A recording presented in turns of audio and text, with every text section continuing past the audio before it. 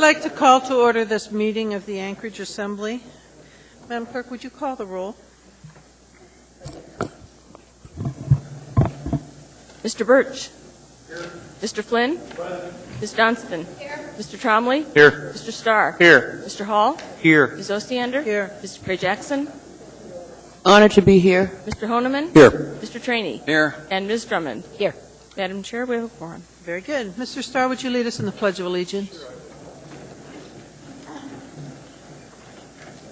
I pledge allegiance to the flag of the United States of America and to the republic for which it stands, one nation, under God, indivisible, with liberty and justice for all.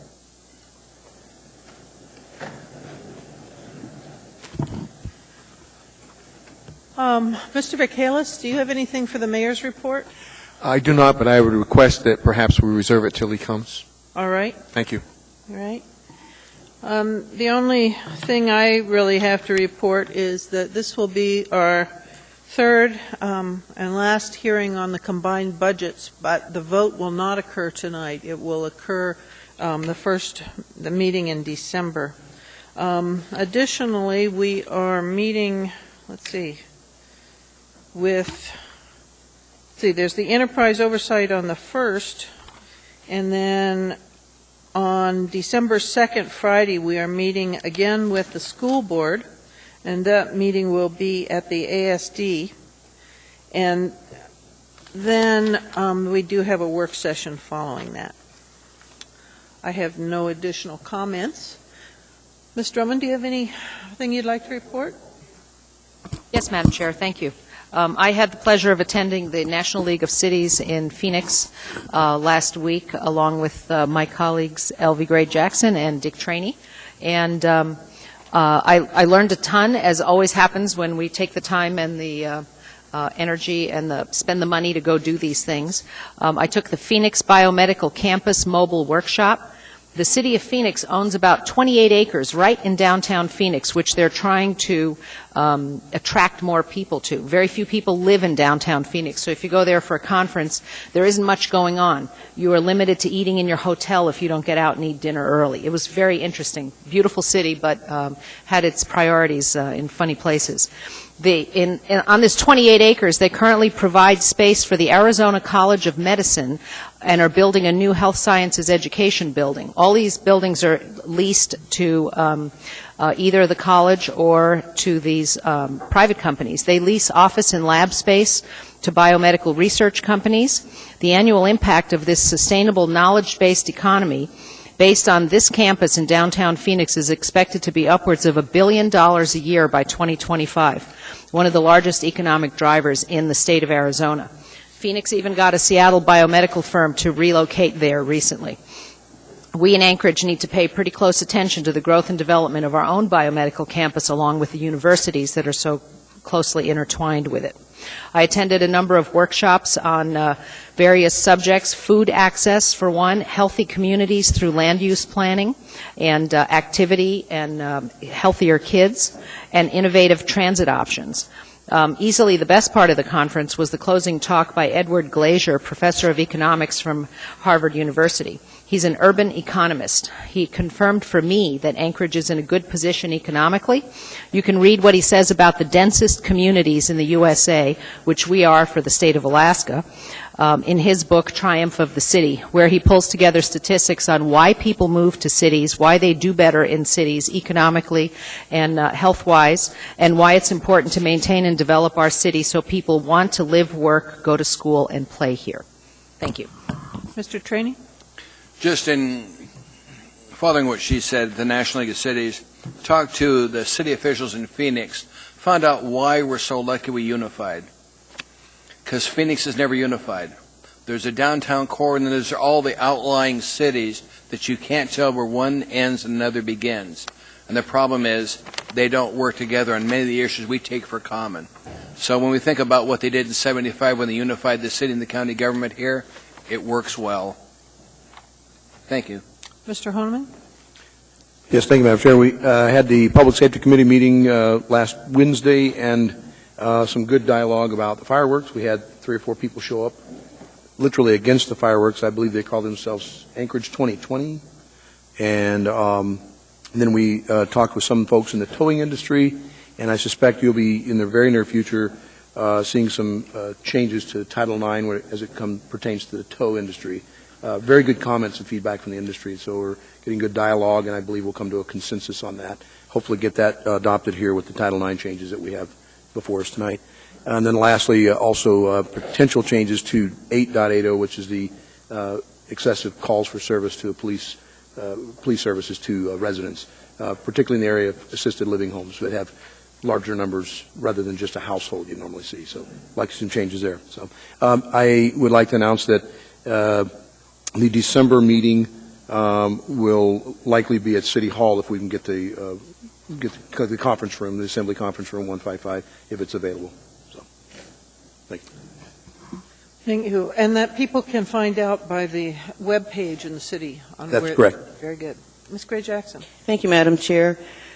Just to give a little bit of history on the Audit Committee meeting that we had yesterday, it was to review the E911 internal audit report. And originally we had met on October 13th, and at that meeting there was a lot of discussion, but the internal audit staff disagreed with some comments that were made by the administration regarding legislative intent. So I then asked the internal audit department, or internal auditor, to provide whatever research was available on that legislative intent. And we were provided a 7-page memo on that issue on October 19th. Yesterday, the committee met to review and discuss what the internal auditor had provided. And after the internal auditor staff summarized the memo, I asked Mr. Askins, because one of his responsibilities as internal auditor is to present findings to the administration and to make some recommendations. And the internal auditor said that no, he didn't have any recommendations at that point. Well, then Mr. Wheeler came to the meeting and summarized a memo that he had written on behalf of the mayor on the subject issue. And we got a copy of that memo yesterday late afternoon. And I was really pleased to see that memo because there were some comments in that memo based on the internal auditor's memorandum that were really interesting, so much so that our auditor didn't have any recommendations to the administration, but I'm certainly going to have some by way of making some revisions to the code to make it clearer what the E911 responsibilities are all about. In terms of the Police and Fire Retirement Medical Trust audit, I met with Ms. Mahoney and Mr. Robbins, and they were reviewing the trust, and the trust has come up with some recommendations and some ways to make efficiencies. And where we left it is the administration is going to continue to work with the Retired Medical Trust Board on this issue, and therefore the ad hoc committee that was established to review this has completed its work and is now disbanded. Very briefly, Madam Chair, I'd like to talk about the National League of Cities because, as Ms. Drummond mentioned, I was also there. And what is on your desk here is a copy of the executive summary of the policy recommendations and resolutions from 7 committees. And it just shows you how really, really hard people, mayors and council folks from across the country work to make a difference for our communities by taking their policies and resolutions to Washington, D.C. I'm also, as you know, on the Energy, Environment, and Natural Resources Committee, and that committee was really successful in lobbying the EPA regarding the changes to the MPDES requirements.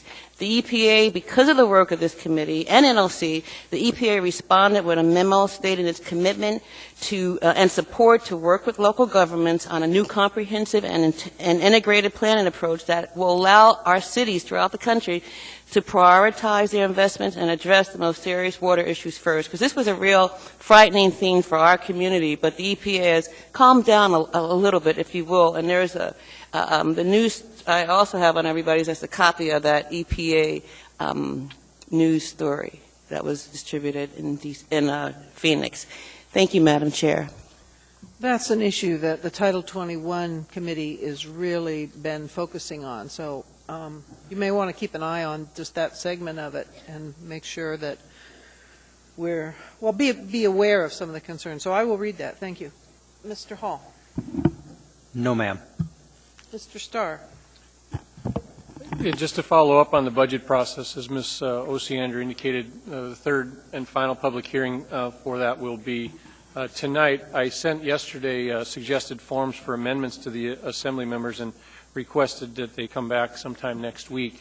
The idea for that isn't to preview them or to get advanced debate. It's to kind of organize the summary of the amendments. We're going to take that up in committee, the process of sort of sorting through duplicates and organizing them by department, as well as give the administration a little bit of heads-up coordination, if we can, on funding sources and things such as that. So what I would hope is that we can start to process those amendments and send them through the clerk's office for committee discussion next Wednesday.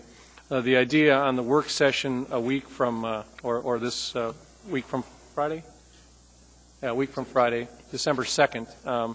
That is to again have a little bit more opportunity to expand on Assembly members' amendments, and the idea with that is that we give you a few more minutes to state your case. I don't want to start debate, and that wouldn't be the intention of the work session, but perhaps to have any department inputs and things there. So the format there would be speak to your amendments in an introduction form at the work session on that Friday the 2nd, and then take action on the operating capital for sure on the 6th. So that's hopefully what happens. Thank you. Mr. Trombley? No report. Johnson? Yes, I won't completely discuss the education forum that Mr. Hall and myself and the mayor's staff were at, but I want to say that it was, I feel, a very effective and worthwhile event. It was 2 very, very long days with some fantastic presenters, and I understand it's online if anybody would like to look at it. There's going to be a community dialogue in February, and then another implementation discussion in June. I just, one of the aspects of it that I'd like to address is the fact that education reform or education discussion is not a municipal discussion, it's not a state discussion, it's really a national discussion. And I just feel that we're very fortunate to be out in the front end and having this discussion now in Anchorage. And the way this discussion was presented in a dialogue form, it allowed all of us to be there without our fire hydrants or without our own personal agendas, and actually discuss things as 100 individuals, all with the same intent to have a very exceptional education system for our youth. Other than that, we had a committee meeting of the Solid Waste Services where we discussed the tipping fee, which you'll see on your agenda tonight is just being introduced, and as far as the tipping fee for recycling. And we've asked Solid Waste Services to come back with 3 different budgets with 3 different scenarios. We'll be having a meeting with ML&P at 1 o'clock down in the ML&P building on the 1st, and look forward to anybody who'd like to participate with us. Thank you. Mr. Starr?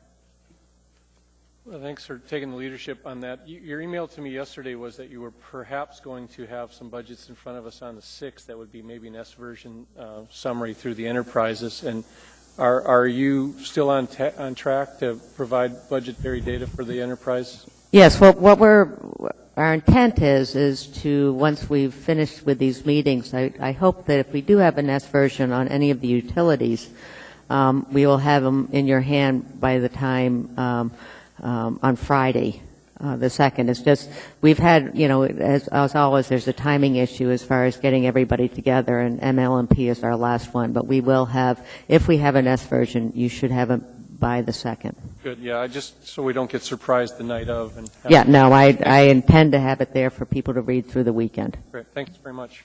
Mr. Flynn? No report. Mr. Birch? I just wanted to briefly mention that I was able to participate in the Resource Development Council annual conference last week, and it was actually a very exciting time for, I know several had an opportunity to participate, but it was a very exciting time to talk about energy and resource development in Alaska, and actually to hear some of the good news and some of the breaking oil and gas research that's happening in Cook Inlet. And I think there's certainly more to come on that, but it's I think it just shows if you have a favorable tax climate that you will see that type of investment, and that's a good thing. So, thank you. Thank you very much. The addendum and the late on the table are before us.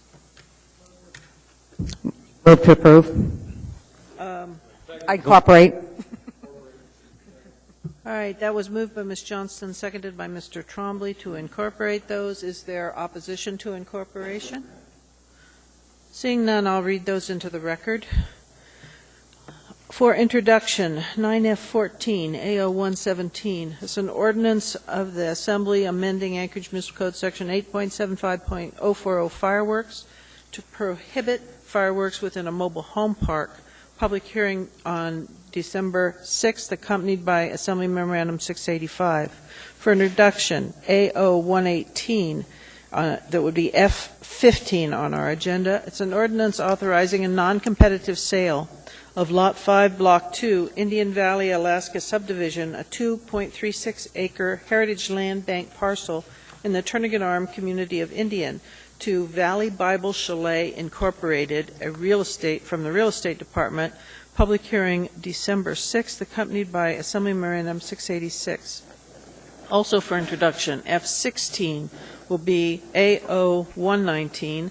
This is an ordinance providing for the submission to qualified voters of Anchorage, Alaska, the question of the issuance of not to exceed $59,077,000 of general obligation bonds of the municipality of Anchorage to pay the cost of educational capital improvements, career and technical educational upgrades, design projects, and district-wide building life extension projects. The election to be held in the municipality on April 3rd, 2012. This is from the school district, and public hearing, contrary to what's printed there, will be on 12/6, which will be our next meeting. Also for introduction, excuse me, is F17 AO120. This is an ordinance amending Anchorage Municipal Code Chapter 26.80 to increase the tipping fees for solid waste disposal. Public hearing 12/6, accompanied by Memorandum 687. Also for introduction, F18 on the agenda will be AR323. It's a resolution confirming and levying special assessments for Special Assessment District IPO3, which constructed street improvements to Marston Drive and Forker Drive, and setting the date of assessment installment payments, interest on unpaid assessments, and providing for penalties and interest in the event of delinquency. This is accompanied by AM 688 and is set for public hearing on the 13th of December. And for new public hearings tonight, 14J2, there is a substitute version of AO113. This is an ordinance amending Anchorage Municipal Code Title 9, Vehicles and Traffic, and Anchorage Municipal Code of Regulations Title 9 to provide a comprehensive update and rewrite, and repealing Anchorage Municipal Code of Regulations Chapter 9.06 regarding traffic engineering regulations. It's accompanied by Assembly Memorandum 644, and it's an A to differentiate it from the previous. On the late on the table items for the consent agenda 9A3, we've got AR 325. This is a resolution of the Assembly recognizing and celebrating November 25th, 2011 as Alaska Native Heritage Day.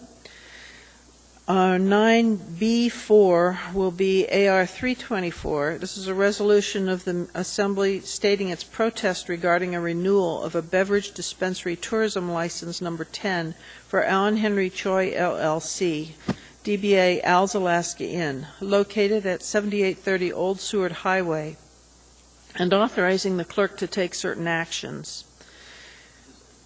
9B5 will be AR 326. This is a resolution respectively seeking and supporting selection of the Port of Anchorage by the Honorable Ray Mabus, Secretary of the Navy, for the September 2012 commissioning ceremony of the USS Anchorage. And I'm actually assuming that all Assembly members might want to sponsor that, if there's no objection. I'm seeing only thumbs up there, but we can deal with that when we get to it.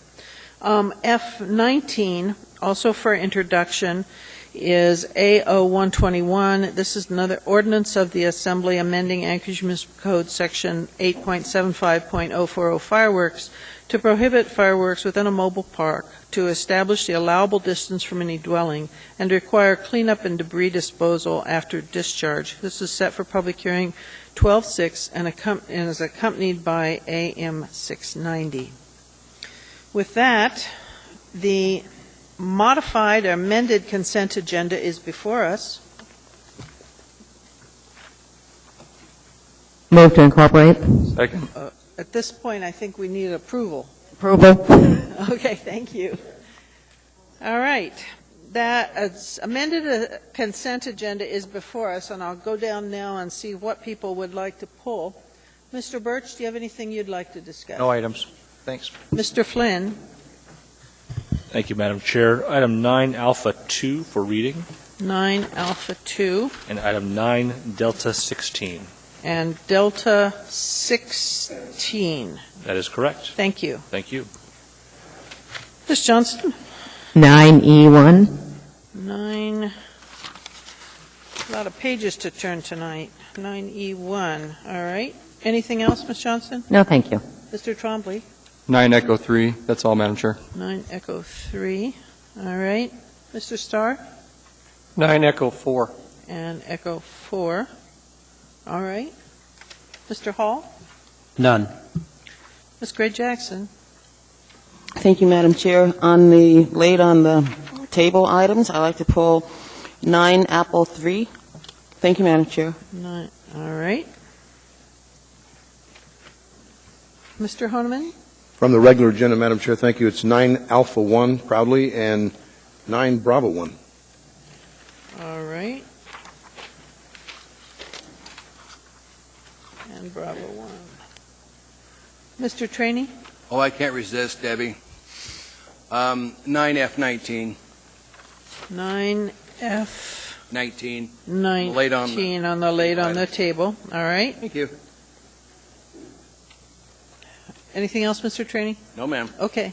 Ms. Drummond? Nothing, Madam Chair. Everything I've wanted to pull has been pulled. Very good. Thank you. All right, I'll do a quick recap. A1, 2, and 3. B1, D16, E1, 3, and 4, and then F19. All right? Okay. Please vote on the rest of the consent agenda, less those items.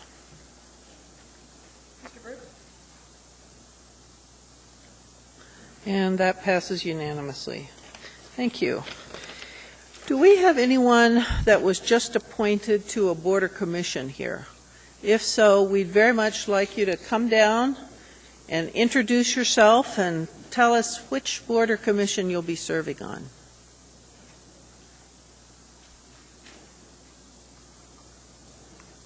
Hi, I'm David Cole, and I was reappointed to the Geotechnical Advisory Commission.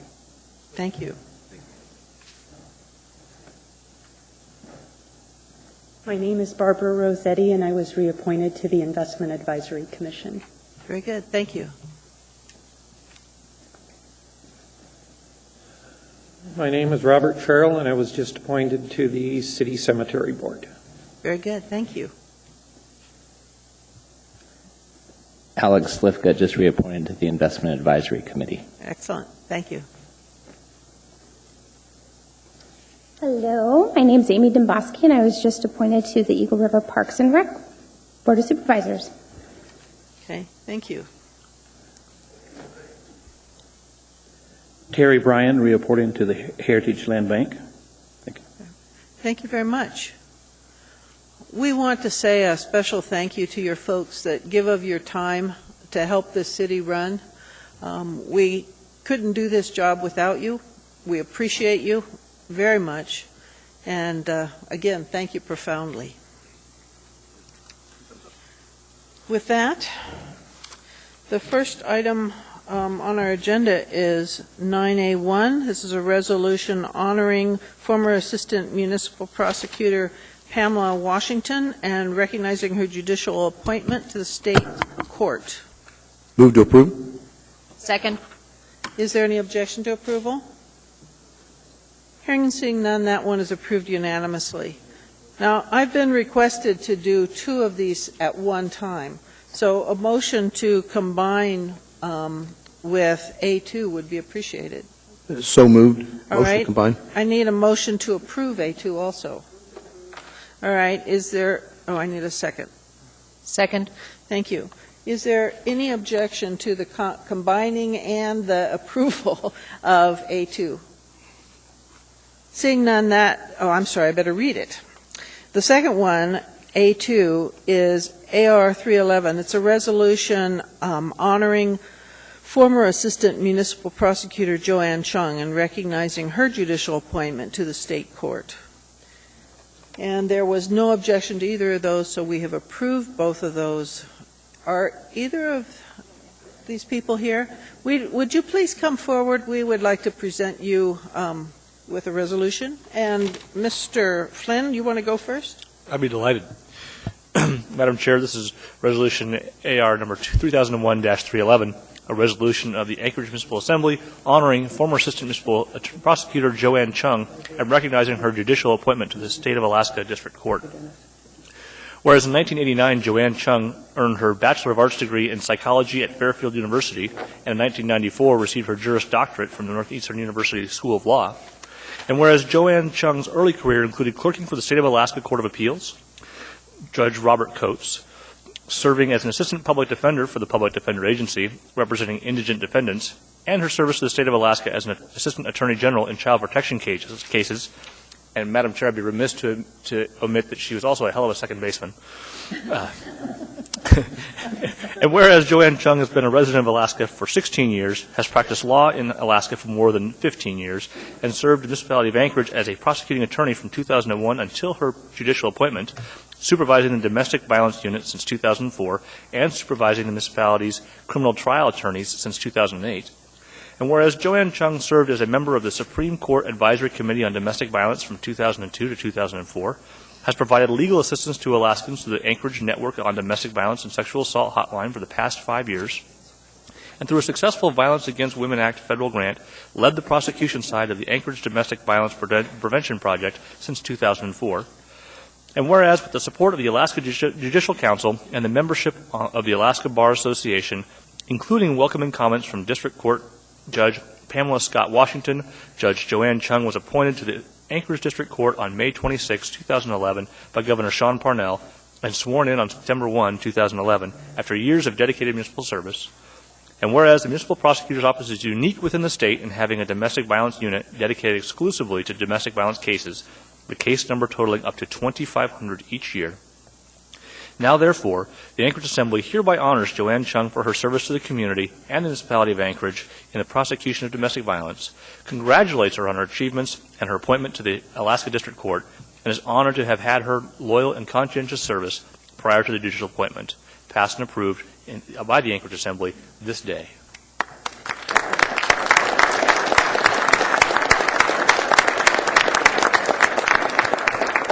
Mr. Flynn, do you want to read the other one too, and then we'll I have that take one, Madam comments? Chair. Oh, I'm sorry, Ms. Drummond is reading I'd that hate to one. steal the whole spotlight. So.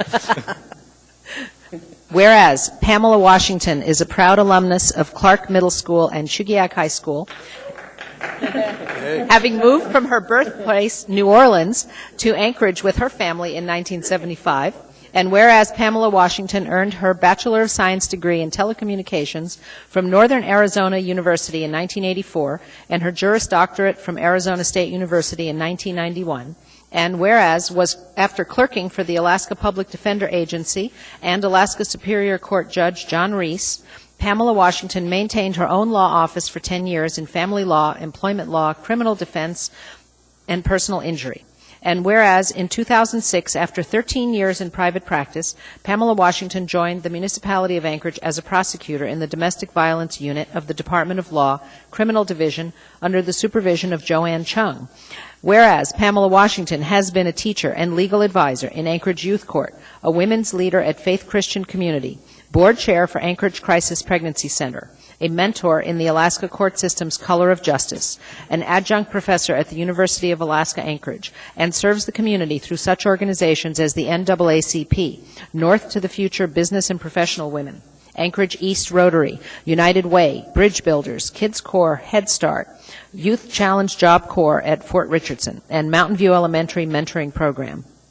And whereas, with the support of the Alaska Judicial Council and the membership of the Alaska Bar Association, including the encouragement and support of then supervising attorney Joanne Chung, Judge Pamela Scott Washington was appointed to the Anchorage District Court on August 9, 2010, by Governor Sean Parnell, and sworn in on November 5, 2010, becoming the first African-American woman to join the Alaska judiciary and the second African-American judge in the state's history.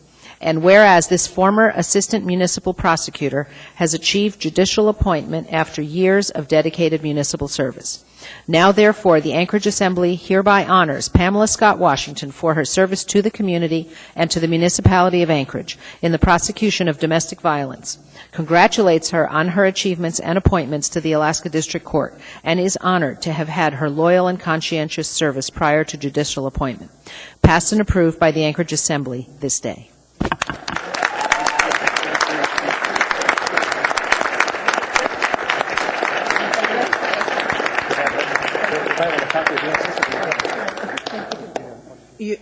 You're welcome to.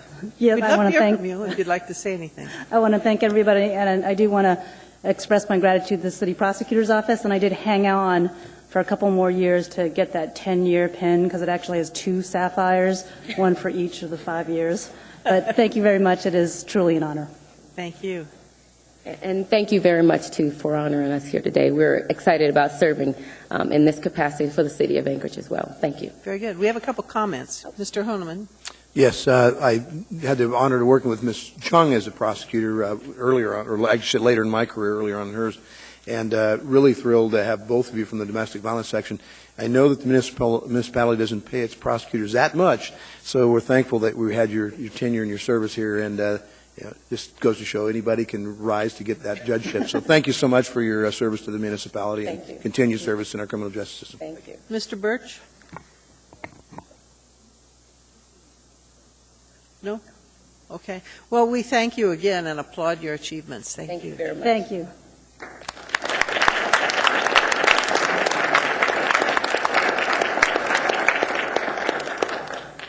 The next item before us is 9A3. This is AR 325. It's a resolution of the Assembly recognizing and celebrating November 25th as Alaska Native Heritage Day. Move to approve. Second. Is there any objection to approval? Hearing and seeing none, that matter is approved unanimously. Is there a presentation here? All right. I don't have a clue who's reading this. Presenting and who's reading? All right, here we go. Please come forward. Go ahead.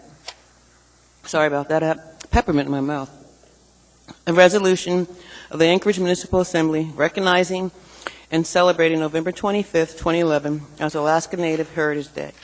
Whereas, in proclaiming November 2011 as National Native American Heritage Month and Friday, November 25th, 2011 as Native American Heritage Day, President Obama called upon all Americans to celebrate the rich heritage and myriad contributions of American Indians and Alaska Natives and rededicate ourselves to supporting tribal sovereignty, tribal self-determination, and prosperity for all Native Americans. And whereas the Alaska Governor, Sean Parnell, proclaimed November 2011 as Alaska Native Heritage Month in recognition of the immeasurable value added to our state by the wealth of knowledge and traditions passed down from generation to generation through our Alaska Native families. And whereas innovative in its corporate approach in lieu of the reservation model, the Alaska Native Claims Settlement Act created history in 1971 as the largest land claims settlement in U.S. history. And whereas the Alaska Federation of Natives has elevated the issues, concerns, and interests of Alaska Native people since its founding in 1966, and with 4,000 to 5,000 attendees, the AFN Convention is the largest representative annual gathering in the United States of any Native peoples. And whereas this October 2011, Anchorage again had the opportunity to serve as host city for the AFN annual convention, offering our community exceptional opportunity to highlight and appreciate additional discussion on current events and issues. And whereas in the 2010 U.S. Census, 19.5% of Alaska's population identified themselves as American Indian and Alaska Native, the highest percentile reporting under this category of any state.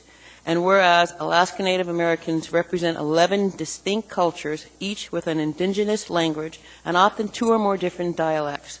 And whereas Anchorage is exceptionally enriched by the cultural legacy and accomplishments of Alaska Natives as survivors, teachers, artists, authors, scientists, soldiers, tribal, corporate, and political leaders, outstanding members in all vocations.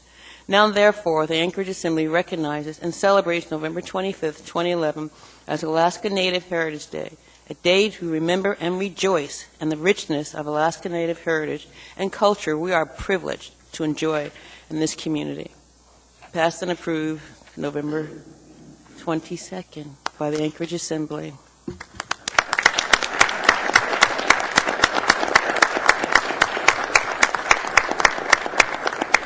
Would you like to say anything? Just wanted to say thank you, and it's such an honor. Thank you very much.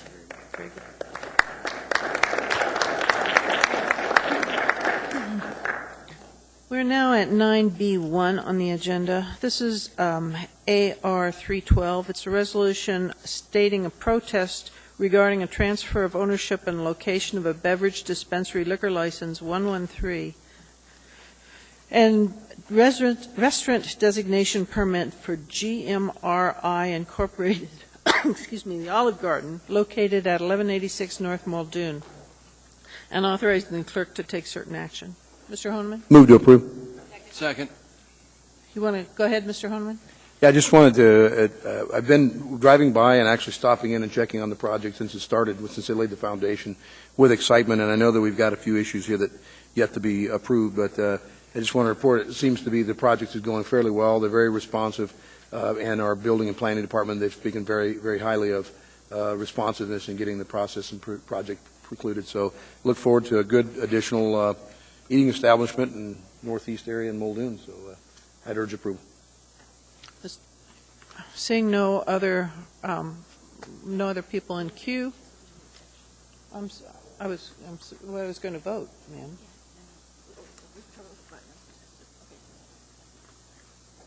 Excuse me. All right. The clerk would prefer that we try to do this by voice vote to check the system. Very good. So, I'm sorry, not voice vote, to see, I'm going to ask, is there any objection to approval? No. All right, is that what you want, Madam Clerk? Are we fixed? No, we're not fixed. We're not fixed. All right, I won't be asking that anymore tonight.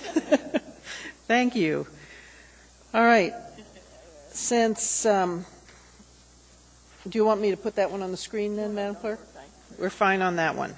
All right. Moving on. The next item before us appears to be 9 Delta 16. Oh dear, this is quite a mouthful to read, Mr. Flynn. I don't know if I thank you or not. Waive reading? I don't know if I can. No. Can I? I don't think I can, Mr. Flynn. My apologies.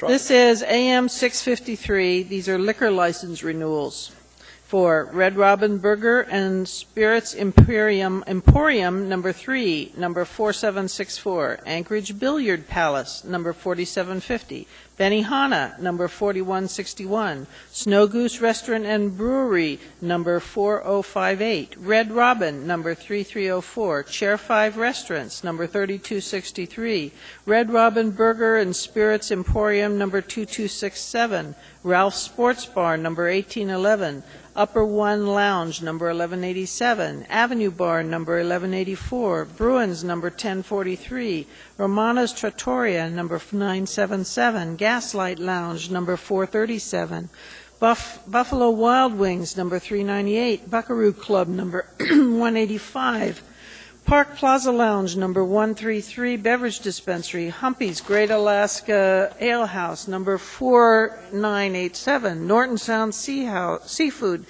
number 4988. The Summit, number 5004. Embassy Suites Anchorage, number 4774. Legends, number 4404. Chili's 2, number 4403.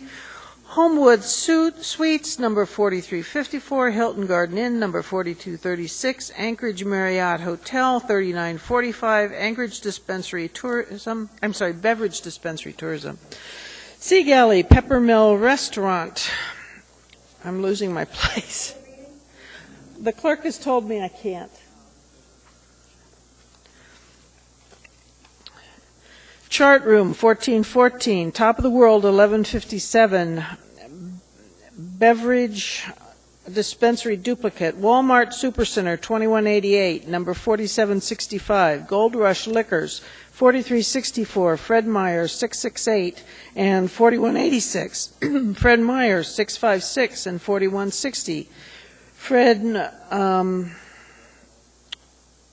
Meyer Muldoon, 18 and 4108. Fred Meyer Diamond, 71 and 3906. Shoppers Cash, 2535. The Liquor Store, 469 Package Store. Kinley's Restaurant Cafe, 3831. Siam Cuisine. Whoops, I dropped a line. I'm sorry. Okay. Oh boy. Kinley's Restaurant, 4664. Shine Sushi Restaurant, 4345. The Barbecue Pit, 4255. Snow City Cafe, 3831. Siam Cuisine, 3484. Restaurant Eating Place. Fraternal Order of the Eagles, 4207 and 3439. Loyal Order of the Moose, 1534. Also 750, Post 1, number 51, Club. Snow Goose Restaurant and Brewery, 4059 Brew Pub. That's it. Move to approve. Second. Mr. Flynn. Thank you, Madam Chair. First off, I think many of you know I'm a vocal silent partner in one of the establishments on this list, the Snow City Cafe. So I should probably be excluded from consideration of that specific item. We can note that for the record, sir. Thank you. And unless, are you going to move to divide this question? Not yet. Okay. So. All right, so it's all the Snow City ones? No, there's only one Snow City one. The others are Snow Goose, and that's a different animal. All right, Snow City, you will be excused from that vote, and the record will reflect it. Yeah, but if we ever elect Gary Klopp for this body, then he's out of those. Okay. If I may, Madam Chair, may I invite Bob French, the President of Government Hill Community Council, to the podium? It would help if you could specify which license. This relates to the liquor store, 469, all right, which can be found on page 225 of your packet. All right. Go ahead, Mr. French. Thank you, Madam Chair. Mr. French, welcome. Could you tell us a little bit about the community's relationship with the liquor store and how that's manifested itself for the past few years? We have noted that there have been some problems with selling to inebriates in the neighborhood. And another thing came up last year, actually at the same time, when we allowed a conditional use permit for the Tesoro station, which is also located on Government Hill, under some certain conditions. And we thought that we would extend the conditional use permit requirements that are in the downtown area into the new Tesoro package outlet on Government Hill. And at that time, we said that we would extend those same conditional use permit requirements to the liquor store when that came up for renewal. So we would like to have that those additional conditional use permit be given to that. And I've got both a copy of our resolution from last year and then also the recommendations that we have this year that I could give to the chair, if that's all right. 1 second, Mr. French. Was Mr. Ham, the owner of this establishment, present for part of that discussion with Tesoro? Yes, he was. Okay. And so he understood that what your intent was, you believe? Yes, it was. I discussed that with him back last year in November, and then also discussed with him over the phone that we would be putting these same conditions on his conditional use permit. Have you had any recent conversations with him? I think it was last Friday. And what did you discuss then? Actually, I believe it was Saturday night because I delivered that to the liquor store on Saturday. Mr. Flynn, your mic is not picking you up very well. My apologies, Madam Chair. Right. Okay. I have no further questions for Mr. French at this time. Okay. Right. Can I get these two? Thank you. Go ahead, Mr. Flynn. Well, Madam Chair, I'm a little disappointed, and I'll accept some of the responsibility in the breakdown of the process here. My memory of the discussion surrounding the addition of the Tesoro store on Government Hill is similar to Mr. French's, in that the intent was to add those restrictions to this store. You all have a copy of APD's response to my question, and I will publicly thank APD for their investigation about the concerns that the Community Council raised, and the fact that they did in fact cite the owner for inappropriate sales to an inebriated person, in fact illegal sales. I am a little skeptical that the contrition was real that they cite here, given that he was aware of the community concerns long before the citation was issued. Nonetheless, the court apparently agreed that was appropriate. And it appears, based on process, I don't have an opportunity to make the changes to the conditional use permit tonight. So I'll recommend the body approve this, but this one, in my mind, does not get a pass, and we're going to spend more time on it in the future. I may ask my colleague, Mr. Honeman, to spend a little time on this in the Public Safety Committee. Thank you, Madam Chair. Thank you. Mr. Trombley. I'm just curious, is the owner here to, has the owner been talked to? What has he said? Is there any conversation with him? I would defer to Mr. French if you have questions for him about the conversations that have taken place. I've witnessed some of them, but not. I was just more curious if he was here or not, but if he's not, no worries. I don't believe he is. All right. Seeing no one else, please vote on this matter, noting that Mr. Flynn is excused from the Snow City vote, portion of the vote.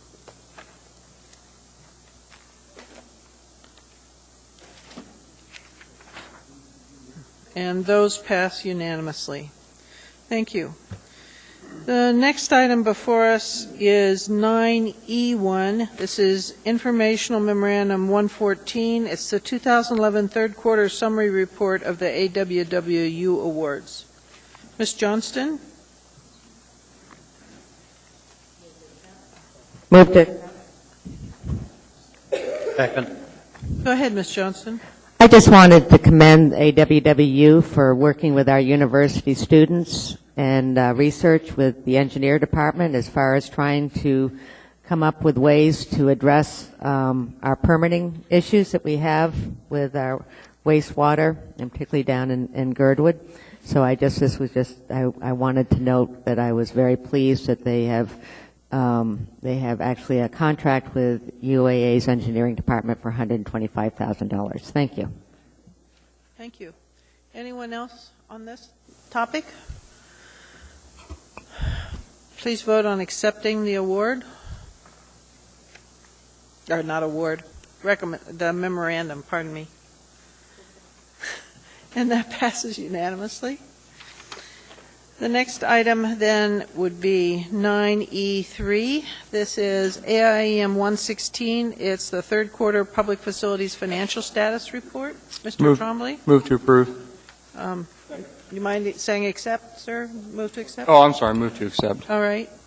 Go ahead, Mr. Trombley. My question would be to most likely the administration on this. When you look at the numbers for the facilities, you see a lot of numbers in parentheses, which I'm assuming means a loss. And one that concerns me in particular is the Egan Civic and Convention Center. And one of the things you notice is continual month-to-month losses of $700,000+. How does the facility continue to? Now, if I'm reading this wrong, please correct me. How does the facility continue to operate at such losses? And really, all of them, except for the Sullivan Arena, seems to operate at a loss on a continual basis. Yes, sir. Would you like to talk to the management from the Egan Center? They're here. Would you rather talk to the contract administrator? Whoever can answer the question. Why don't we ask the management to come up and address that? Thank you.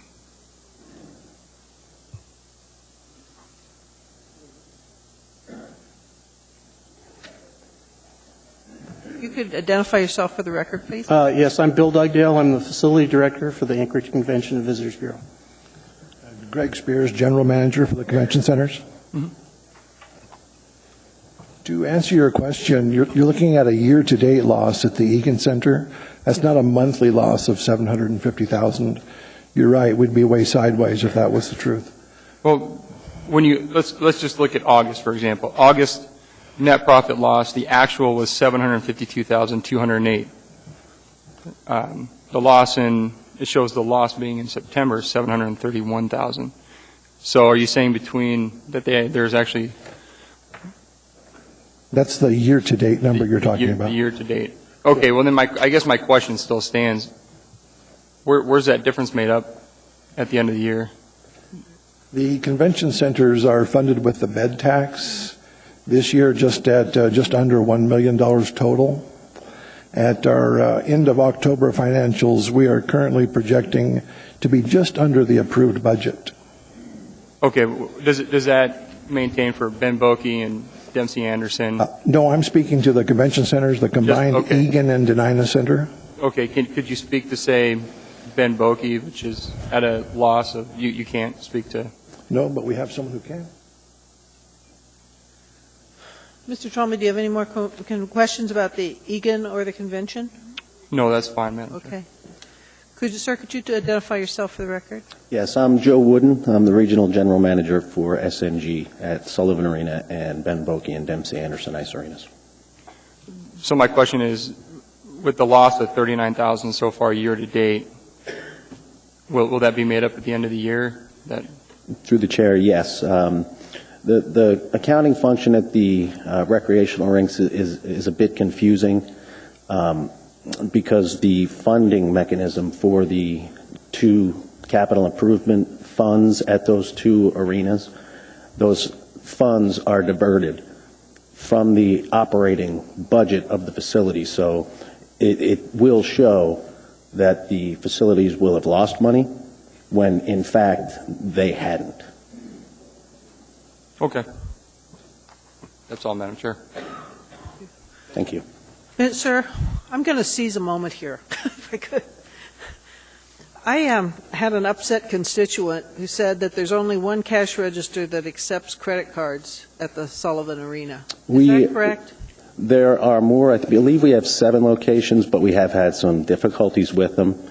And, we're trying to work the kinks out with the internet routing and things of those natures. But I just want to share with you that people are upset enough they're talking to assembly members about it. Thank you, and you can assure them we are working on that. Can I seize the moment, too? I went to a hockey game the other day, and some gentleman went all the way out of his way to ask his fiancée to marry him. Well, don't laugh, because it was actually embarrassing, because he put his request on the scoreboard, and there were so many lights burned out on the scoreboard you could barely read her name. Yeah. And that was unfortunate for that group. So, we've tasked this SMG group to do over and above management, as you remember the debates on the contract letting. Yes, sir. So, those obvious ones are embarrassing for me as well. As a public official sitting down in the front, I bought my ticket, but even so, it was still frustrating for me to have that arrangement. So let's just seize the moment, not try and embarrass you as well, but let's put our best foot forward. So thanks. Thank you. Mr. Strumman. Thank you. That's an interesting request, Mr. Starr. Does the person who makes this marriage request on the scoreboard at the Sullivan Arena pay for the privilege? No, ma'am, I don't believe so. Those requests would go through, which I'm not sure which game you were at, Assemblyman Starr, whether it was an ACES game. Those requests would go through the ACES. If it was a request to the university for a UA Seawolves game, it would go through the university. Okay. Do the other people that advertise on the scoreboard pay for the privilege? Certainly. Okay, then I would suggest that you look at if there's going to be special announcements like that, and if they're going to be embarrassed by the condition of the scoreboard, it would make sense to charge for it, just like you charge the advertisers. I'm surprised the advertisers aren't complaining about the condition of the lighting on the scoreboard. But that was an interesting. I would be upset if I was that person, and the lights didn't allow me to be able to read my fiance's name. So thank you. Mr. Trombley. Did she say yes? Did she? Anyone know? Oh, well, let's hope she did. It didn't affect that bad. But anyway. You want to finish it? Anyone else? Thank you. Thank you. Please vote on accepting.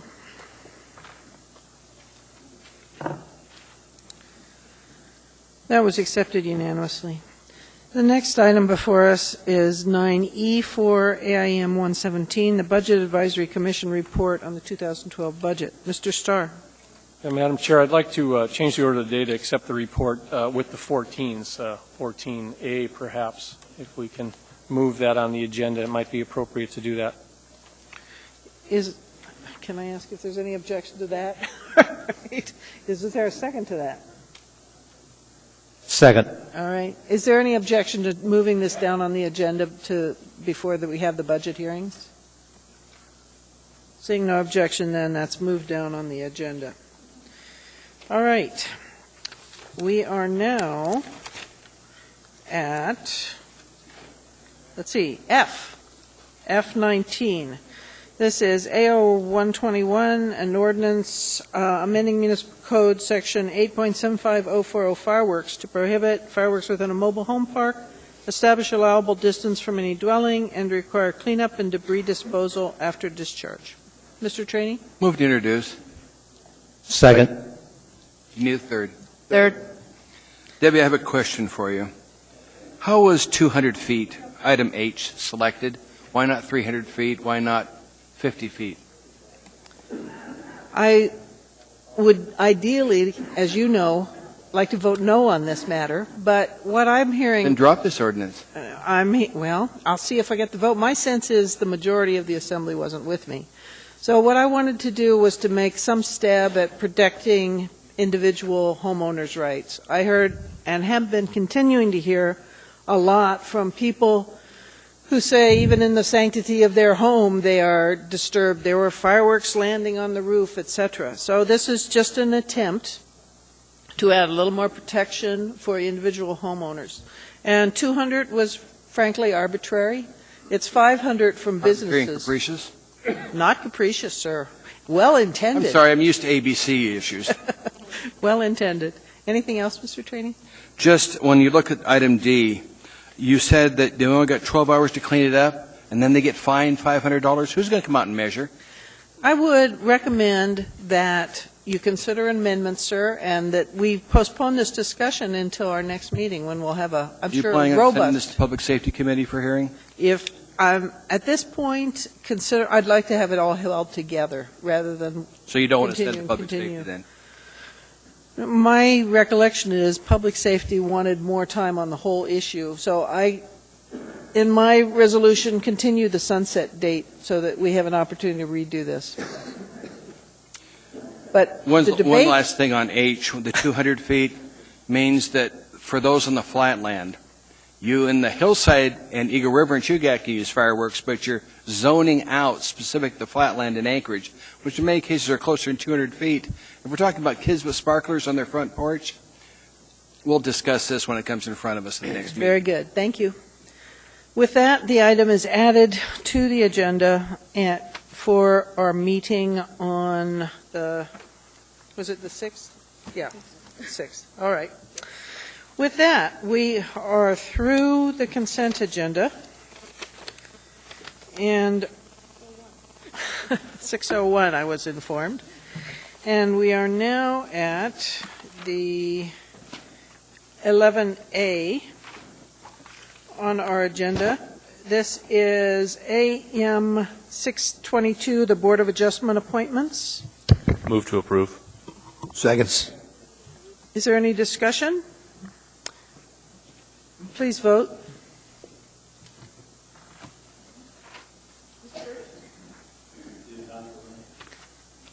That was approved 10-0.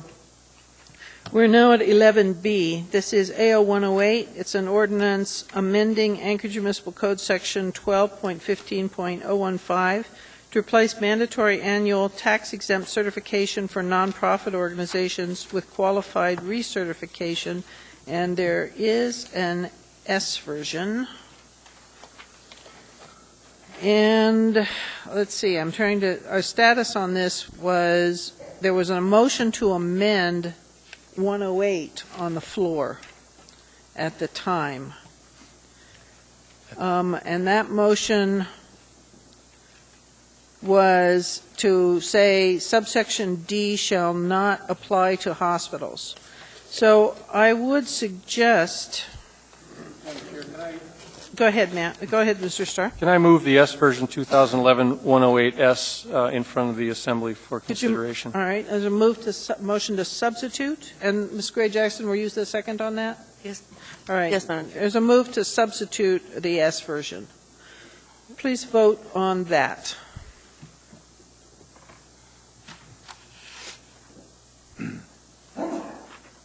All right. The S version is now before us. Madam Chair, I just also laid on the table an AM, an unnumbered AM. I was hoping to get that added to the record in some formality. I'm looking for that. Do we have? It's just to your left there, ma'am. It's just there. It is. All right. Is there any objection, Mr. Starr? You want to just move to add this to the agenda? I thought I did that. All right. So. But I was waiting for a second then. And Ms. Johnson seconded. Is there any objection to adding the AM to the S version? Seeing none, that is also before us. Mr. Starr, we moved to substitute, but I think I need a motion to approve still. Yep. The S version. That would be my understanding, but do we have some discussion on that? Well, to approve the acceptance of the S version? Yes, sir. Into the debate or into the... Well, to begin the discussion. I got it. Okay. Then whatever your motion needs to be there to stop by moving the S version, that opened the debate. Well, maybe so. I was trying to be persnickety, I guess. So at this time, the S version is before us, and we're open for discussion. Ms. Gray Jackson. Thank you, Madam. Whoops, sorry about that. I was on the phone at the last meeting when this ordinance that I brought forward was discussed, and we had a public hearing and also debated. And I'm just real thankful that our attorney stepped in and took some time away from the auditorium to draft an ordinance that was really clear and did what Mr. Starr recommended, and I supported that, to take hospitals out. So I'm glad to have this clean ordinance in front of us, Madam Chair. Thank you. Mr. Starr.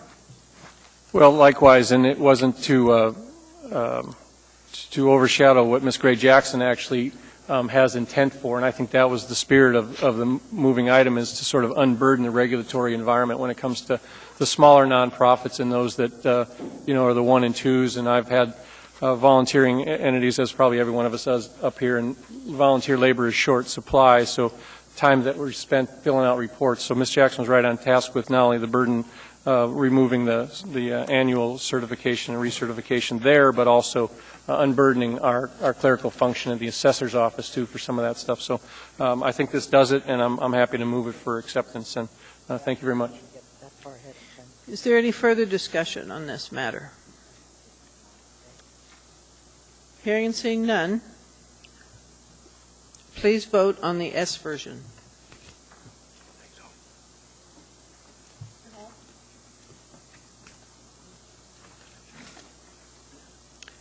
And that matter was approved 10-0. We are now at 11C. This is AIM 102. It's for the E911 surcharge. And I'm looking, and there is a motion to accept on the floor. Second. Is there any discussion?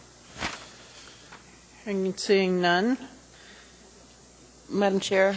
Just a moment. The clerk wanted to clarify. All right. Ms. Gray Jackson, you want to say something? Thank you, Madam Chair. Just real brief, because I said everything I had to say just about during my audit committee report.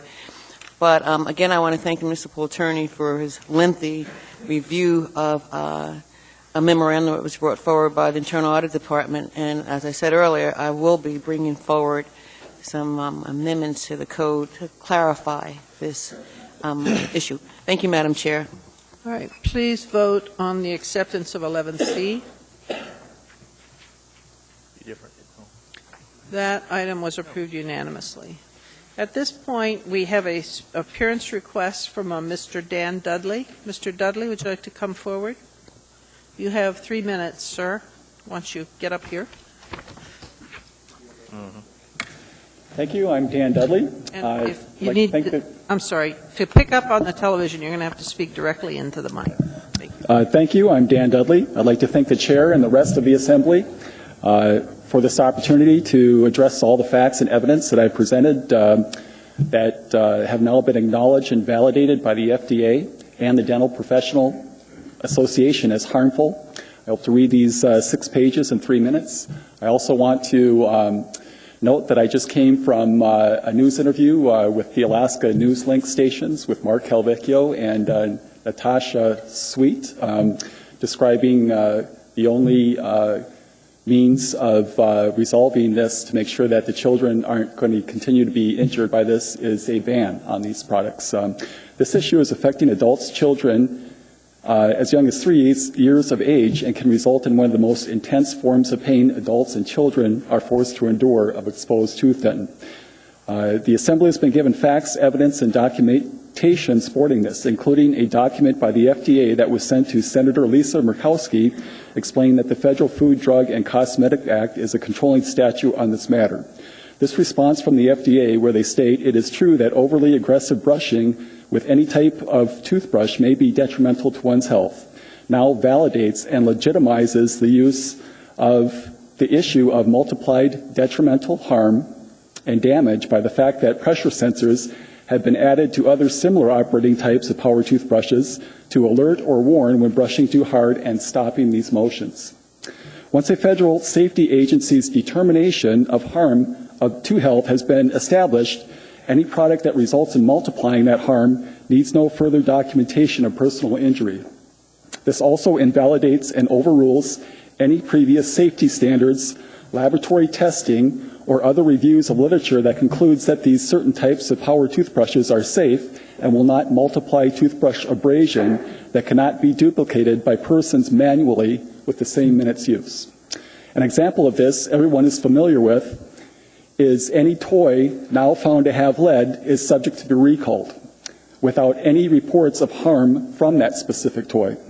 This example is additional proof that no reports of injury are necessary for these specific types of power toothbrushes that will multiply this detrimental harm.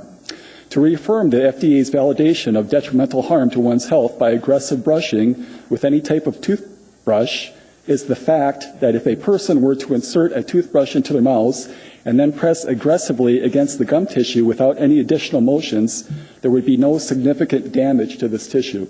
For any significant damage to the gingivital tissue, there must be motions made against the tissue. Some people may be able to make from 1 to 300 motions per minute while brushing teeth manually. The Assembly has been given evidence that these specific types of power toothbrushes that operate at approximately 5,000 to over 8,000 more motions than adults or children are able to accomplish manually per the same minute's use. You're going to have to summarize, sir. Pardon? You're going to have to summarize. Your time is up. Okay. Madam Chair. Ms. Gray Jackson. Thank you, Madam Chair. I really like to hear what he has to say, as long as it's not too much longer than maybe 3 more minutes, but I think this is an important subject. Thank you. Thank you, Madam Chair. Go ahead, sir. I would like to begin again at after many correspondences describing the issues and presenting documents to Procter & Gamble, one of the suppliers of these power toothbrushes, they sent a written apology for experiencing a problem while using their product as directed. They recommended to discontinue using this product. and offered to pay for treatment not covered by personal insurance for it. The Assembly has also been made aware of the dental professions having recognized the harm from this issue as toothbrush abrasion.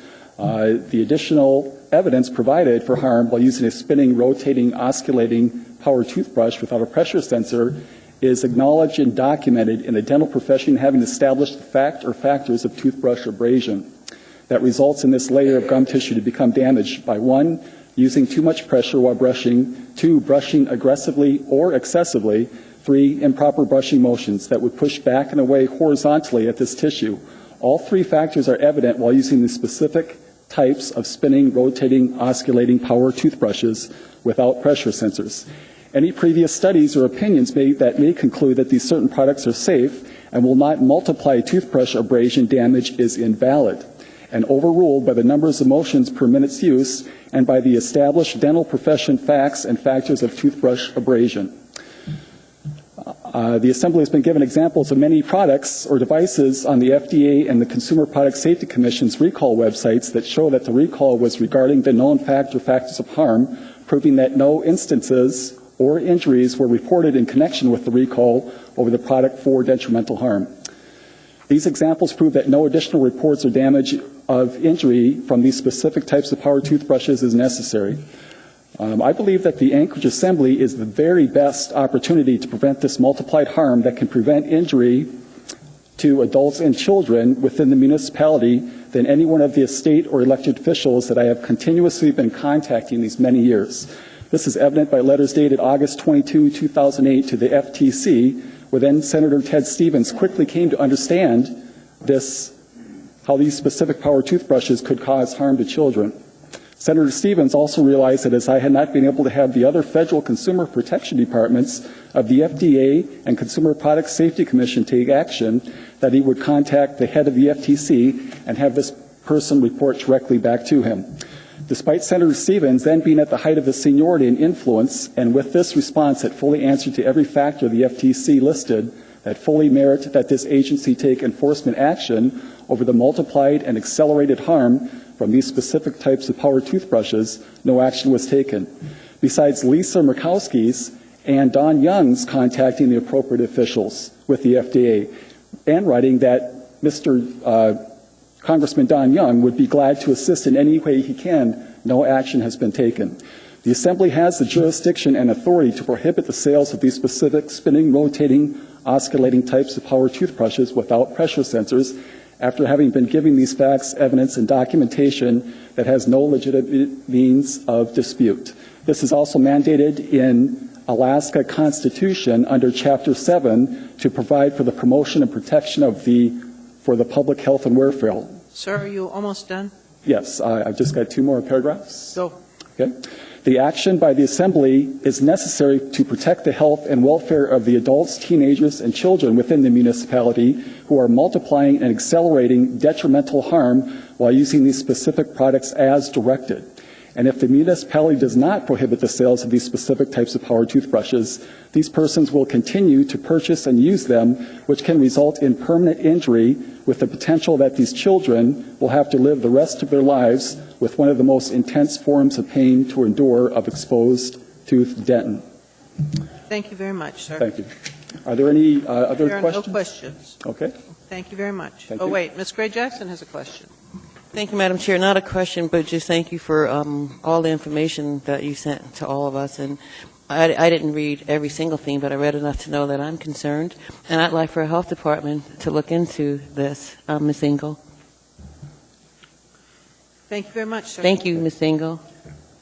At this point, then, the Assembly is going to take its dinner break, and when we get back, we'll begin with the budget. We are in recess for about 20 to 25 minutes.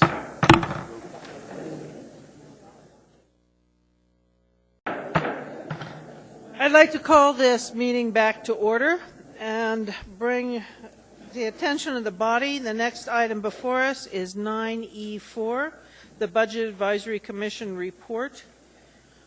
Mr. Starr, did you want to make a motion? Yeah, a move to accept. Mr. Starr, anything else? No, I'd like to see Mr. Cleary. I have some specifics, but Mr. Cleary, as chair, did you have a reason to speak to us on the delivery of the report for any purpose? But I do have some specific questions on the contents of the report. Oh, well, thank you. Yeah, it won't be that long here. For the record, my name is Andy Cleary, chair of the Budget Advisory Commission, and you've all received the report on the agenda tonight. First of all, I'd just like to thank all of the municipal workers and everybody that we interviewed. It was a tremendous response again, answered all our questions, provided all the resources we asked. And a big thank you goes out to all of our commission members as well. We literally put in, it's in the hundreds of hours into this, including all the interviews and prep time and follow-up. But as we went through and have now completed all of the departments that we were able to get to, some common themes show up, and I just want to highlight a few of them. Most of them center around staffing. And first off, one of the biggest things we saw in multiple departments was vacant positions. There are some key departments especially where positions are staying open longer than they probably should be. Purchasing, employee relations, and ML&P. ML&P in particular has lost some key, very executive level staff in recent months. And you can see the effect, especially in purchasing. We got the impression from the purchasing department that they really have no capacity to look forward, and it's just basically treading water to, keep things going. Next was succession planning, was another area that we saw that definitely needs some attention, especially in APD.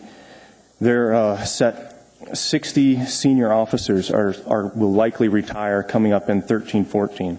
So there's a lot, there's going to be a big gap there if all of those end up retiring then. And then labor negotiations came up.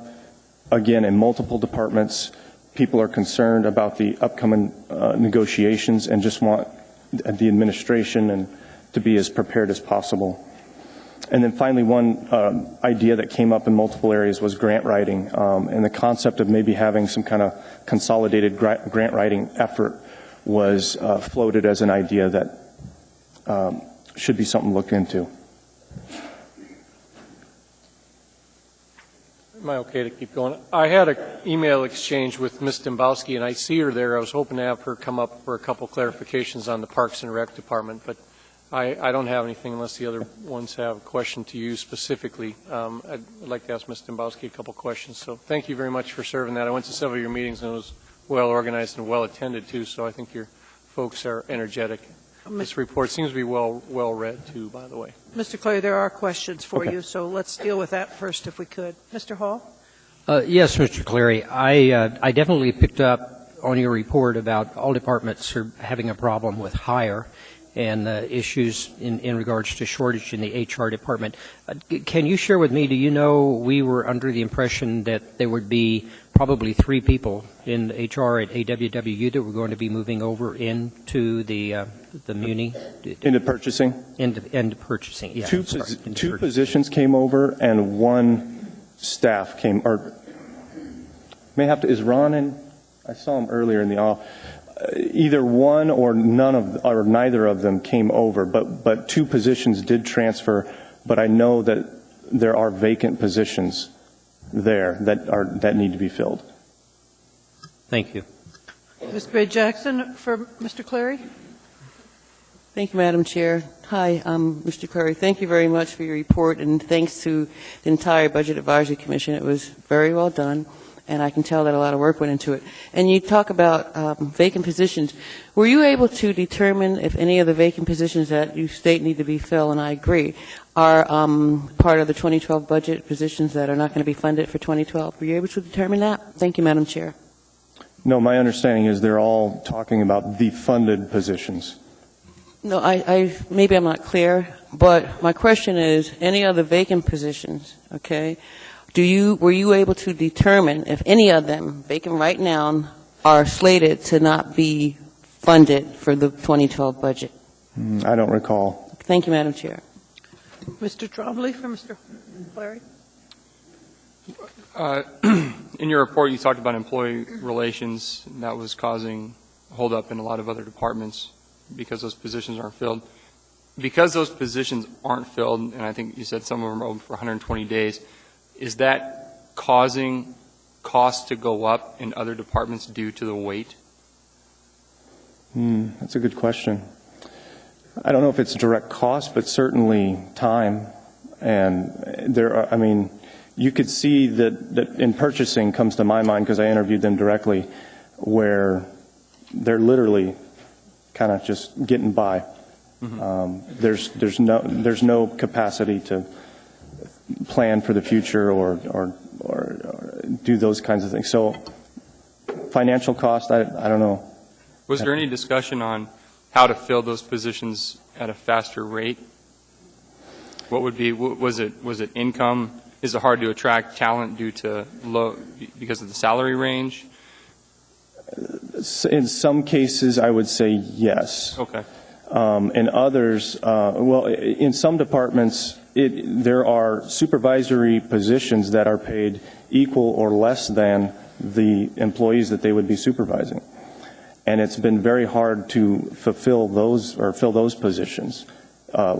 Promoting within, those that already, are there, there's no incentive to promote, really. Okay, and then one other question, Madam Chair, is under the, I think it was community development section, it said that it used to be that department was completely self-supporting with Fund 181, which was revenue generated by building permits, fines, fees, and that's no longer the case. Was there any discussion as far as what would the building permits have to be raised to in order for that to be a self-sustaining department? Is that possible? I wasn't part of that interview, so I wouldn't be able to answer. Okay. That's all, Madam Chair. Thank you. Mr. Bosky, would you come forward? Thank you, Mr. Clary. Welcome. Go ahead, Mr. Starr. Thanks, Ms. Dombrowski. I had a question in your Parks and Rec, several questions, in fact, about your Parks and Rec summary. And there's been a fair amount of testimony on the reclassification. In particular, there's one employee that's now testified twice. I saw you at our last meeting here as well, and you've heard that testimony and had a chance to do that. What I'm asking is, in the comments on your report, it's on page 315 in our packet, which speaks to that. I guess it's a policy shift, a policy statement to do that. Is that still of your opinion? Your comment here, I think you wrote it, was we support this model as a fair reflection of employee being paid for the work that is being done. Is anything changed since, did we get it right? Through the chair, Mr. Starr, that's exactly right. We talked about it. That was our assessment with full knowledge of the reclassification and the implications thereof. And it's a real world solution. It would reflect what's done in the private sector. It reflects what's done in the municipality and other departments. So there's no reason, though my heart goes out to the gentleman because his income will go down a little bit, but for the city, for taxpayers, it makes more sense because we're actually paying for the services that are done.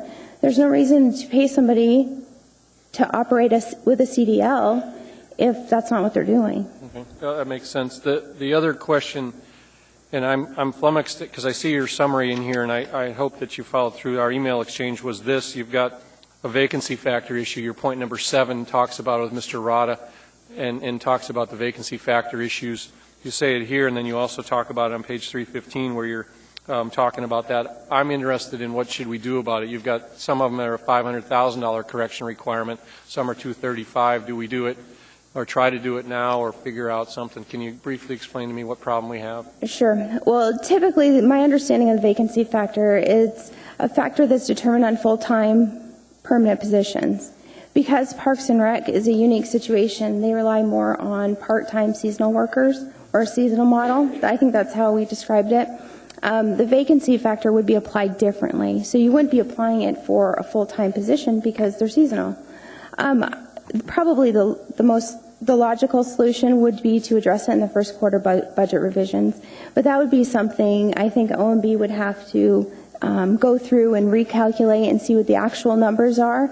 It's not something that was necessarily part of our review. So the range we discussed when we were doing the Parks and Rec review, it was a broad sense of numbers. I wouldn't say it was down to the penny. So, but I think it was probably best addressed in the first quarter budget revisions.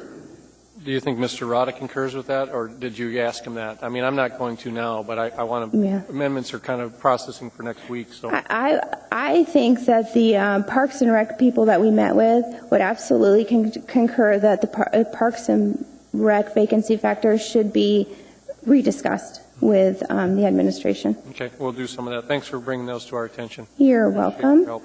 Thank you. That's all. There appear to be no other questions. Thank you. Is there any further discussion on this report? Hearing and seeing none, please vote on acceptance of the report.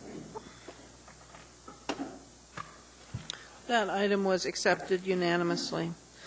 We are now moving toward public hearings. I'm hoping I could get a motion to combine. Mr. Move Starr? to combine the public hearings on the items, what are they, through A G, through I think? G. Yes, sir.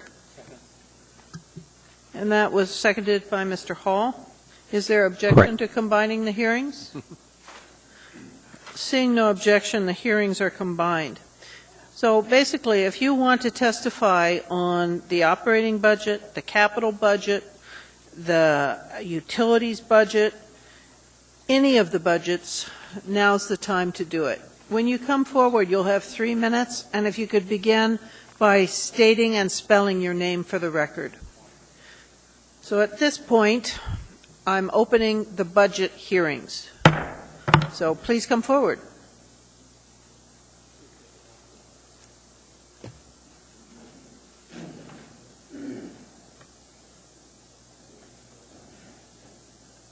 Go ahead.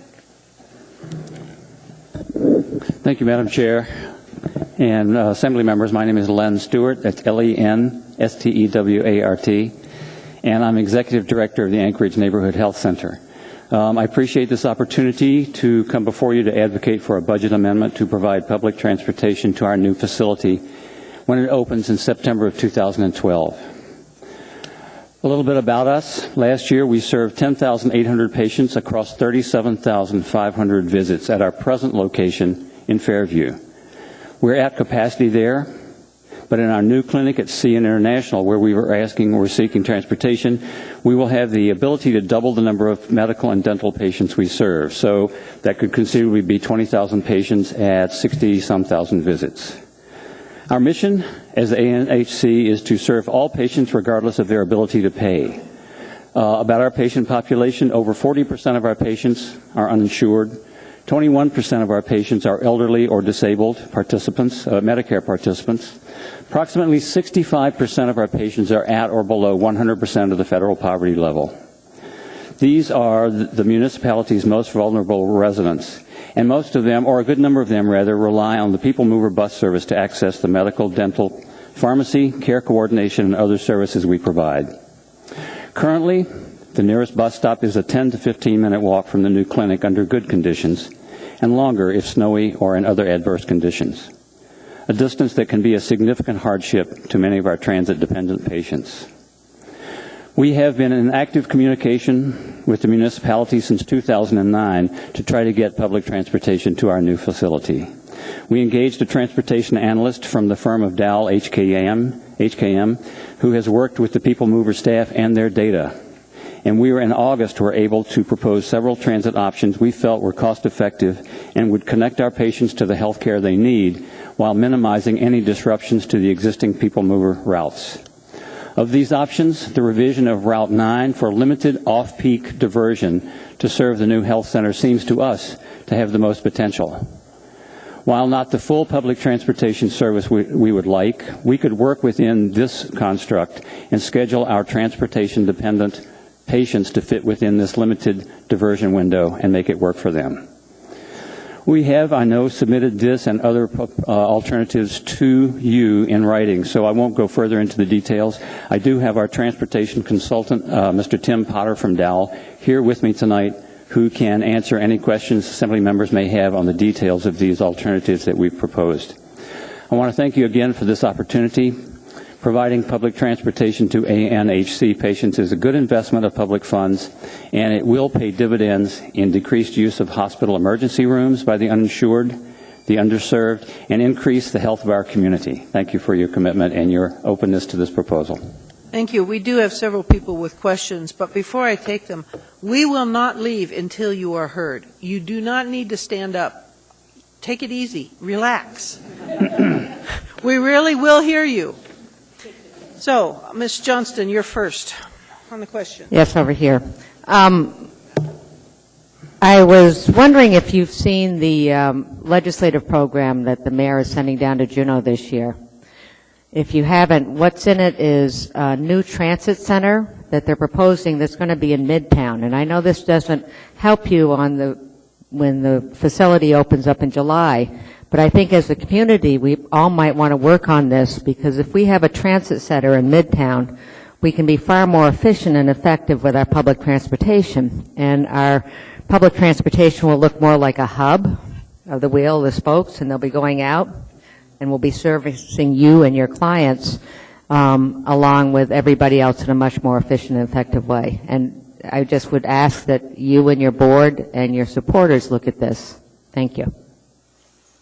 Mr. Trombley, question? Yes, Madam Chair. Is it correct, and I think I'd heard this at one point, that the Rasmussen Foundation is willing to contribute a certain amount of, I don't know the exact amount, a certain amount of dollars if the municipality kicks in? And if that's true, is it a matching grant, or how is that determined? It is a match contingent upon us being able to procure public transportation, and I forget the proportion, 3 to 1? 3 to 1. So $500,000 from Rasmussen, requiring a 1% match, 3 to 1. Thank you. And is that year after year, or is that just an initial dollar? I'm pretty certain it's an initial investment for public transit to our health center. Okay. Thank you. Ms. Gray Jackson. Thank you, Madam Chair. I have a question for Mr. Potter, since you're the consultant. I'm sure you've seen the different alternatives that were offered by the Transit Department. Which one do you think is the best? We have been in communication with Lance Wilbur and his transit section, and in reviewing all of their data, it seems to me that there's several levels. One is an initial interim opportunity, and that's what our study really looked at, is at what opportunities do we have to identify a bracketed window of time or times that Route 9 has either no pickups south of Tudor or south of International, and could be diverted so that they would come back up C Street or down C Street, so they'd be on the correct side of the street, and not have any interruption on Route 9 and Arctic. Now, it's very important to note that the comprehensive plan calls Arctic Boulevard from north to south a transit-supported corridor, and we're not trying to dislodge or dislocate or damage that program. But this would be an initial interim approach to take a window or two when there's either no riders currently getting on or off in that area, so that bus could be diverted. The distance to Diamond Center to the transit center is the same depending on which way you go. So up and down C Street is the same as going down Arctic. It's just different legs of a rectangle. So that's the first initial one that we believe that you could initiate transit at a very low impact. Now, there's been a concern, and People Mover seems to analyze things in 8-hour blocks of time, and they look at that as if there's a diversion, it takes about 5 minutes. And what the Transit Commission looked at was they'd actually like to have the bus kind of detour, go to International, and then go back to Arctic. And Transit indicates that that's about a 5-minute delay in headway per hour. So when they look at an 8-hour block of time, a full day service of that diversion, you're looking at about a 40-minute upset, which means the people trying to utilize it on our transit-supported corridor are getting a delay, and there's a little bit of a domino effect. One of the ways to counter that is to indicate that we don't necessarily need full-day service. We're looking for being able to have targeted times where we could have that bus service to and from the facility to either go to the transit centers or to link up with other services so that they could schedule their specific transit user clients in those time periods. And that's what the initial one would work for. Midterm and long term, especially as a result of a transit center being moved from downtown to midtown, I really believe that if you want to create a transit-supported corridor on Arctic Boulevard and enliven midtown with all the drivers that are there, I know our office, I own a company within the midtown area, and we have lots of people that would love to be able to get on a transit ride and go to where they want to go for banking, lunch, whatever, during the lunch hour. Especially. To do that, I think that mid and long term, you should be looking at an intra-midtown loop that provides very quick, it can be a smaller vehicle, and very quick routes running basically from Fireweed to International, include Arctic Boulevard, so you're actually improving the head time for the people that are trying to use it within this transit-supported corridor. And that gives a greater benefit to increased mixed use or residential development along Arctic Boulevard. So I think that's where the long-term plan should go. And with the money going forward in the legislative request to look at moving the transit center, I think it's absolutely mandatory that the community, everybody, looks at. And when that transit center does get moved, there'll be a full relook and reevaluation of all the routes and how they move through Midtown. So that long-term is the way to go and tie it in at that time. But we need an interim fix. Madam Chair, can I follow up with another question, please? Go ahead. Thank you. So I hear you saying that the diversion of Route 9 is probably the best solution for now, and when the Midtown Transit Center study is complete, to then look at some new routes. And I happen to agree with you. But my question is, how costly do you think that would be to divert Route 9? Just an estimate. How costly? Mm-hmm. I believe that if you targeted the time periods when there's very low or no ridership at this time, the time period, I don't believe that there's going to be any change in the headway. The distance is the same. There really won't be and don't need to be any stops further south on C Street, but there could be.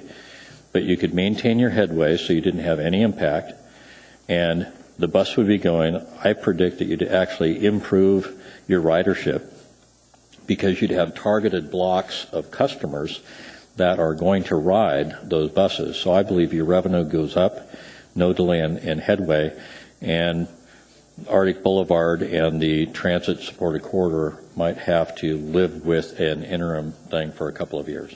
Okay. And so, and maybe you can't really answer this question, but, you know, when we bring forward budget amendments, usually there's a cost involved, some type of cost, and that's what I'm trying to determine, because I've heard some numbers from the Transit Department, but I want to know what you have to say.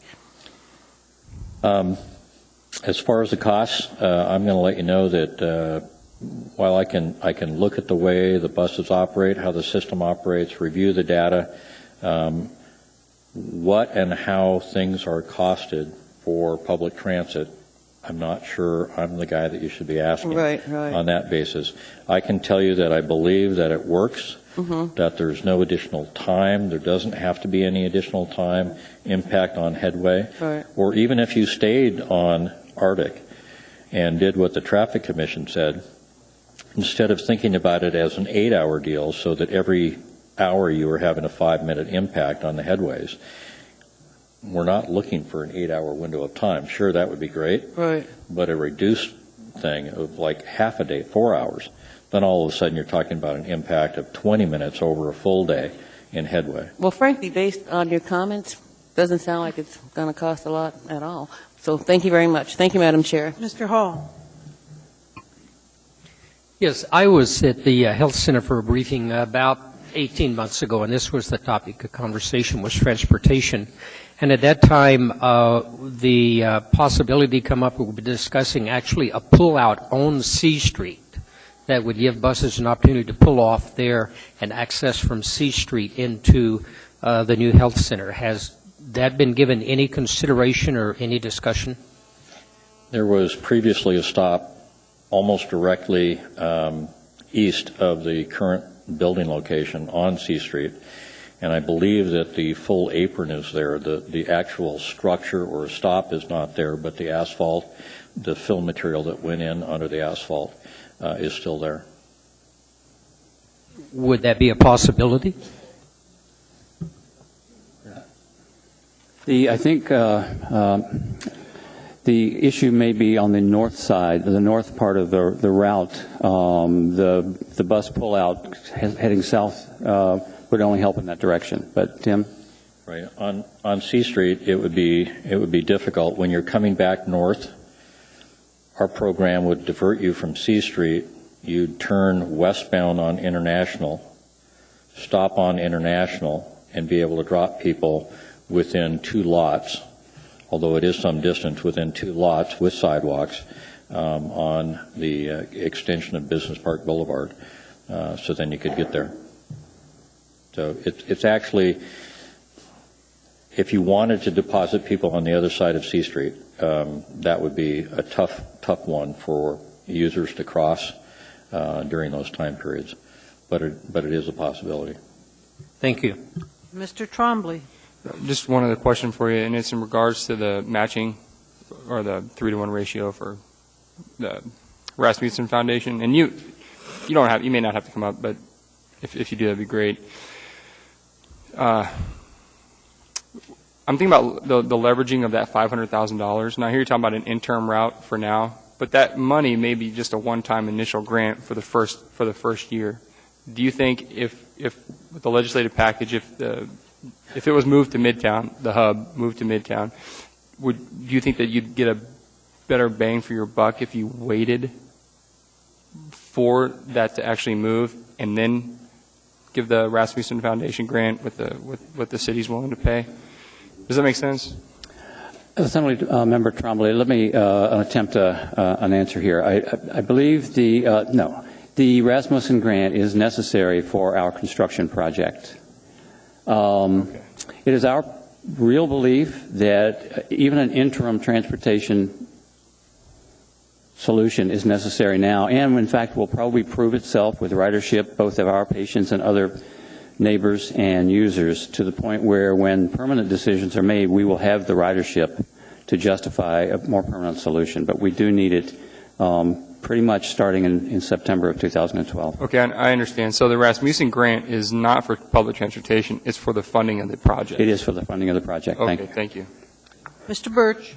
Just a question on we've only have, I think, one bus route south of O'Malley. I think Route 60 is kind of loops down through Johns Road, and so there's not a lot of bus traffic south of O'Malley. I think there's only 2 routes south of Diamond.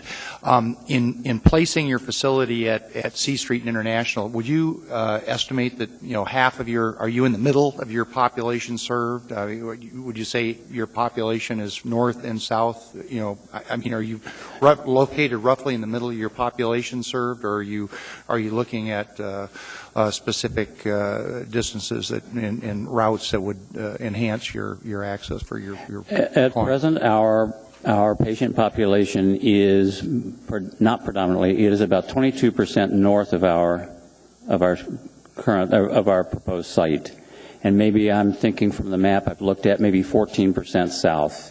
I mean, we draw patients from all over the area, as far up as Eagle River and south, but 22 to maybe 40% of our patients are in the north and northeast part of town. Okay. It would be good, however, to provide an alternative to those patients who south of our site are probably not able to access us now. Mm-hmm. And then, if I recall, was it around 20% of your existing population arrived by bus? We, in a recent survey, I think 13 to 15%, but that, of course, that arithmetic changes when we change locations. Mm-hmm. Thank you. I'm going to ask Assembly members to be succinct in their questions. I see this line, and I see people in the audience that want to speak. So, thanks, sir. We think we're done on the questions. Thank you for the opportunity. Thank you. Please come forward. Hello, I'm Sally Speaker, and I'm representing the Public Transit Advisory Board. And first of all, thank you to the Assembly and to the Mayor for supporting public transit here in Anchorage. Our charter says that we should make recommendations to do with routes, fares, and schedules and levels of service. We review budgets. We assist the Mayor and the Assembly to support and promote the use of transit. We also ride the bus along with the people who ride the bus to work, to doctor's appointments, school, and recreation. Tonight, we passed on a resolution to you this week that we, based on our discussion as an advisory board, and also the blueprint that is to guide public transit was actually published in 2009. We believe that transit can improve through incremental change and are asking you to consider increasing the mayor's budget in order to support three things we have in the resolution: transit to serve the neighborhood health center, Eagle River service, and support for the bike plan. Thank you for your time and service, and Jed is also going to add. Hi, thank you. Jedediah Smith. I'm also a member of the Public Transit Advisory Board. The board does support access, providing access to the Anchorage Neighborhood Health Clinic. In light of our discussion on this topic, we do not support a diversion of the Route 9. Route 9 is one of our few efficient routes that runs on half-hour headways, and anything that would make that route less efficient potentially jeopardizes ridership. What we came to a compromise with was recommending the support of a contract for a shuttle to the neighborhood health clinic from the existing Route 9 stop. We realize this is a very temporary solution. We hope to find a more long-term solution in the future, one that includes sensible and efficient transportation options, also options that are reliable, not only to the neighborhood health clinic, but to other destinations, such as in Midtown, as well as in South Anchorage. The board is also recommending the restoration of regular service to Eagle River, which was lost in 2009. We gave up approximately 35,000 rides when we lost that service. While this route does not have the highest ridership in the system, the board believes it's important to maintain regular transit service and connections to these residents who may not have any other options or choose to ride the bus on poor weather days. Further, this service is recommended in the long-range transportation plan for the municipality. The board is additionally recommending upgrading some bus stops to include better bicycle infrastructure, as per the recommendations in the Anchorage Bicycle Plan adopted by this body in 2010. So in your packets, you should all have a resolution from the Public Transit Advisory Board that lists more specific costs on these recommendations. And we just want to thank you for the opportunity to speak, and thank you for your consideration. Thank you. Mr. Honeman has a question. Yes, I'm kind of intrigued. I know that was also a discussion. I attended the same briefing at the Fairview site of the Neighborhood Health Center. As to the shuttle from the existing site stop over to the new site, is there a cost estimate to that, and would that come out of the transit budget, or how's that going to work? How's that proposed? Or what does it look like conceptually? My understanding, and I don't have the memo directly in front of me, but I believe it was approximately $100,000, and it is not currently in the proposed budget, is my understanding. Okay. And then is there enough space at the current stop to have a shuttle waiting for a transfer option? Do you know? Has that been studied for safely being able to transfer? I don't have an answer to that question, but I'd be happy to get back to you. I do know that stops along C Street, the northbound stops would be a potential safety hazard if the bus were to stop on the northbound on C Street. Okay. And then lastly, I understand you had the Eagle River consideration and basically recommending restoration at least of the service to Eagle River. Has there been discussion on Girdwood ridership or potential ridership? There has not at this point. We have all kinds of things identified we think need to happen, and that's not one that's come up recently. Thank you. Thank you very much. Please come forward. Good evening. Trevor Storrs, here in two roles. I'm the Executive Director of the Alaskan AIDS Assistance Association, and over 100 of our clients access the services for Neighborhood Health Center in their new building. I also represent the Anchorage Coalition on Homelessness. Over 50 organizations are part of that, and hundreds of those clients and people that experience and or are on the verge of homelessness also access their services. And want to support you guys looking at the transportation plan and encouraging looking at doing an alternate and making sure that there's access. And one of the things I want to encourage you to do is look at this as not a change but as a true investment. It is going to come down to dollars and cents. We understand the budget and we understand the economy that we're in, and there may be a little bit of a cost. But if you only look at that cost, it seems like it's an increase. But one of the things we know in our community is the number of underinsured is going to increase. The number that are disabled is increasing. And the number of people without a medical home are also increasing. The most vulnerable populations are increasing in our community. If we don't ensure that they have access to medical care, we're going to see other costs increase. We're going to see emergency room access become medical homes and increase those costs. Those come back to us. We're going to see emergency medical services access increase because people won't be going because of the barriers that exist.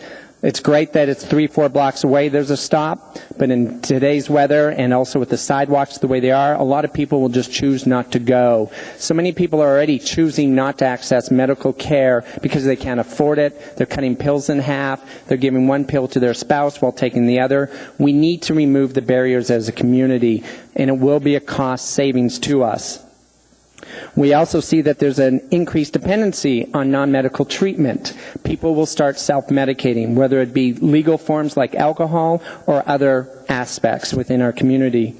We also will see a dependency on overstrained community supports, our safety net. A lot of our nonprofits are providing the supports. They can't always do the transportation and so forth. They're already strained. Donors are strained. We're going to put a lot more onto this.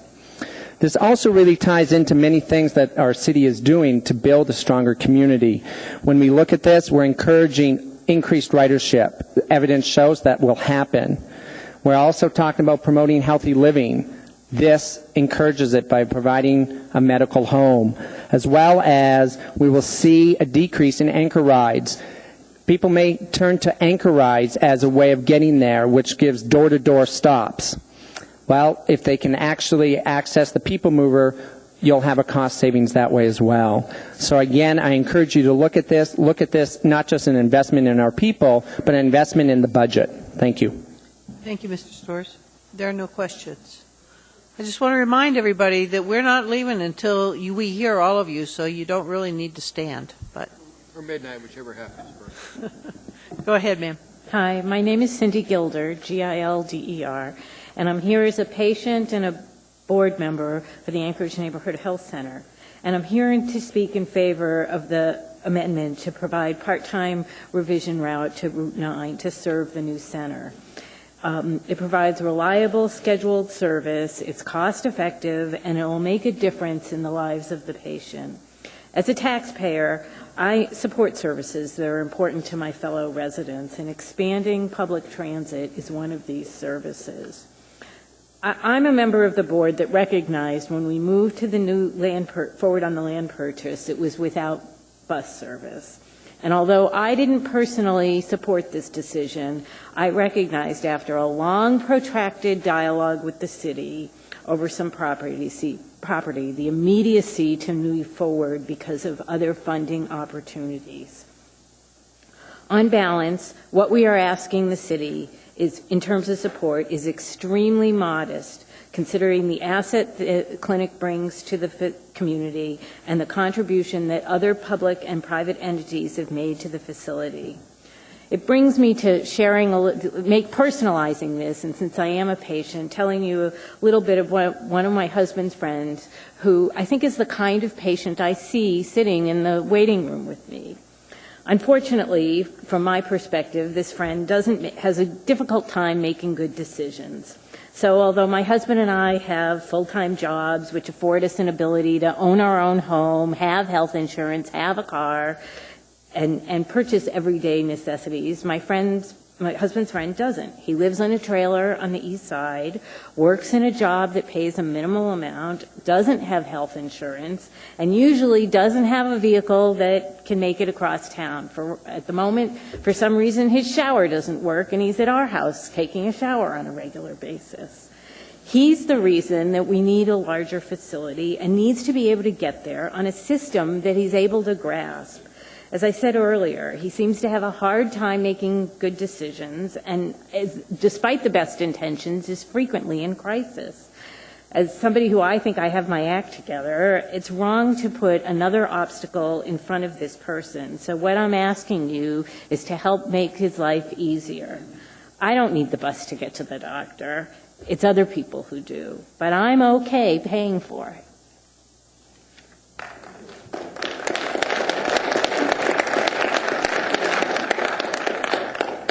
Hello. Thank you for the opportunity to speak. My name is Brenton Veldkamp. It's Veltkamp, and I speak for myself and Shelley Schwenn, Schwenn. She's had to step out with our baby.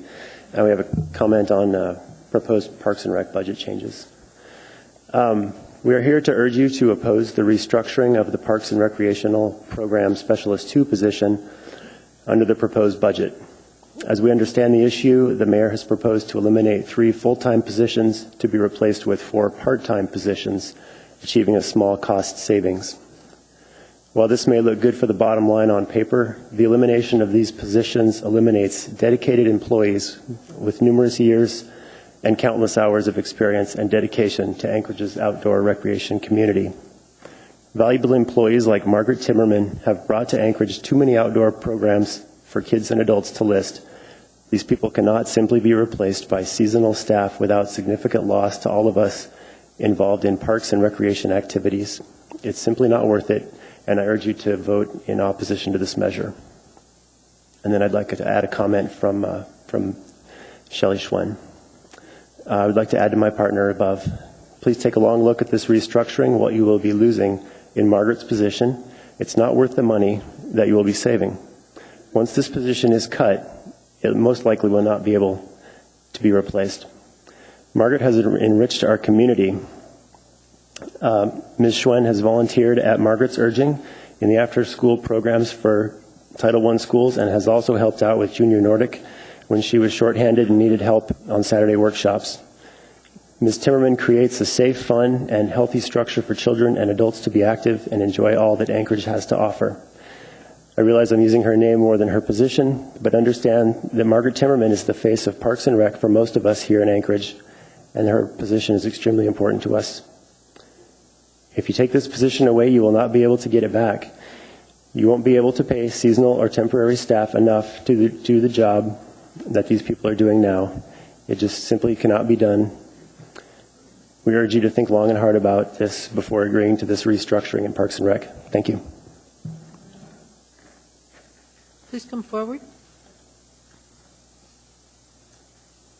My name is Elizabeth Manning, Manning, and I'm speaking on behalf of myself and also my family. And I'm also speaking on the similar subject, the Parks and Rec proposed cuts, as I understand them. Just first, let me begin by saying how much my whole family has appreciated Parks and Rec programs over the years. To me, and I'm also, I have to admit, I'm a big Margaret Timmerman fan. Those programs, and Margaret in particular, have made a real difference in the lives of many Alaskans. I learned to skate ski through Muni programs when I first moved here, and that helps keep me sane in the wintertime and keeps me in Anchorage and not moving elsewhere.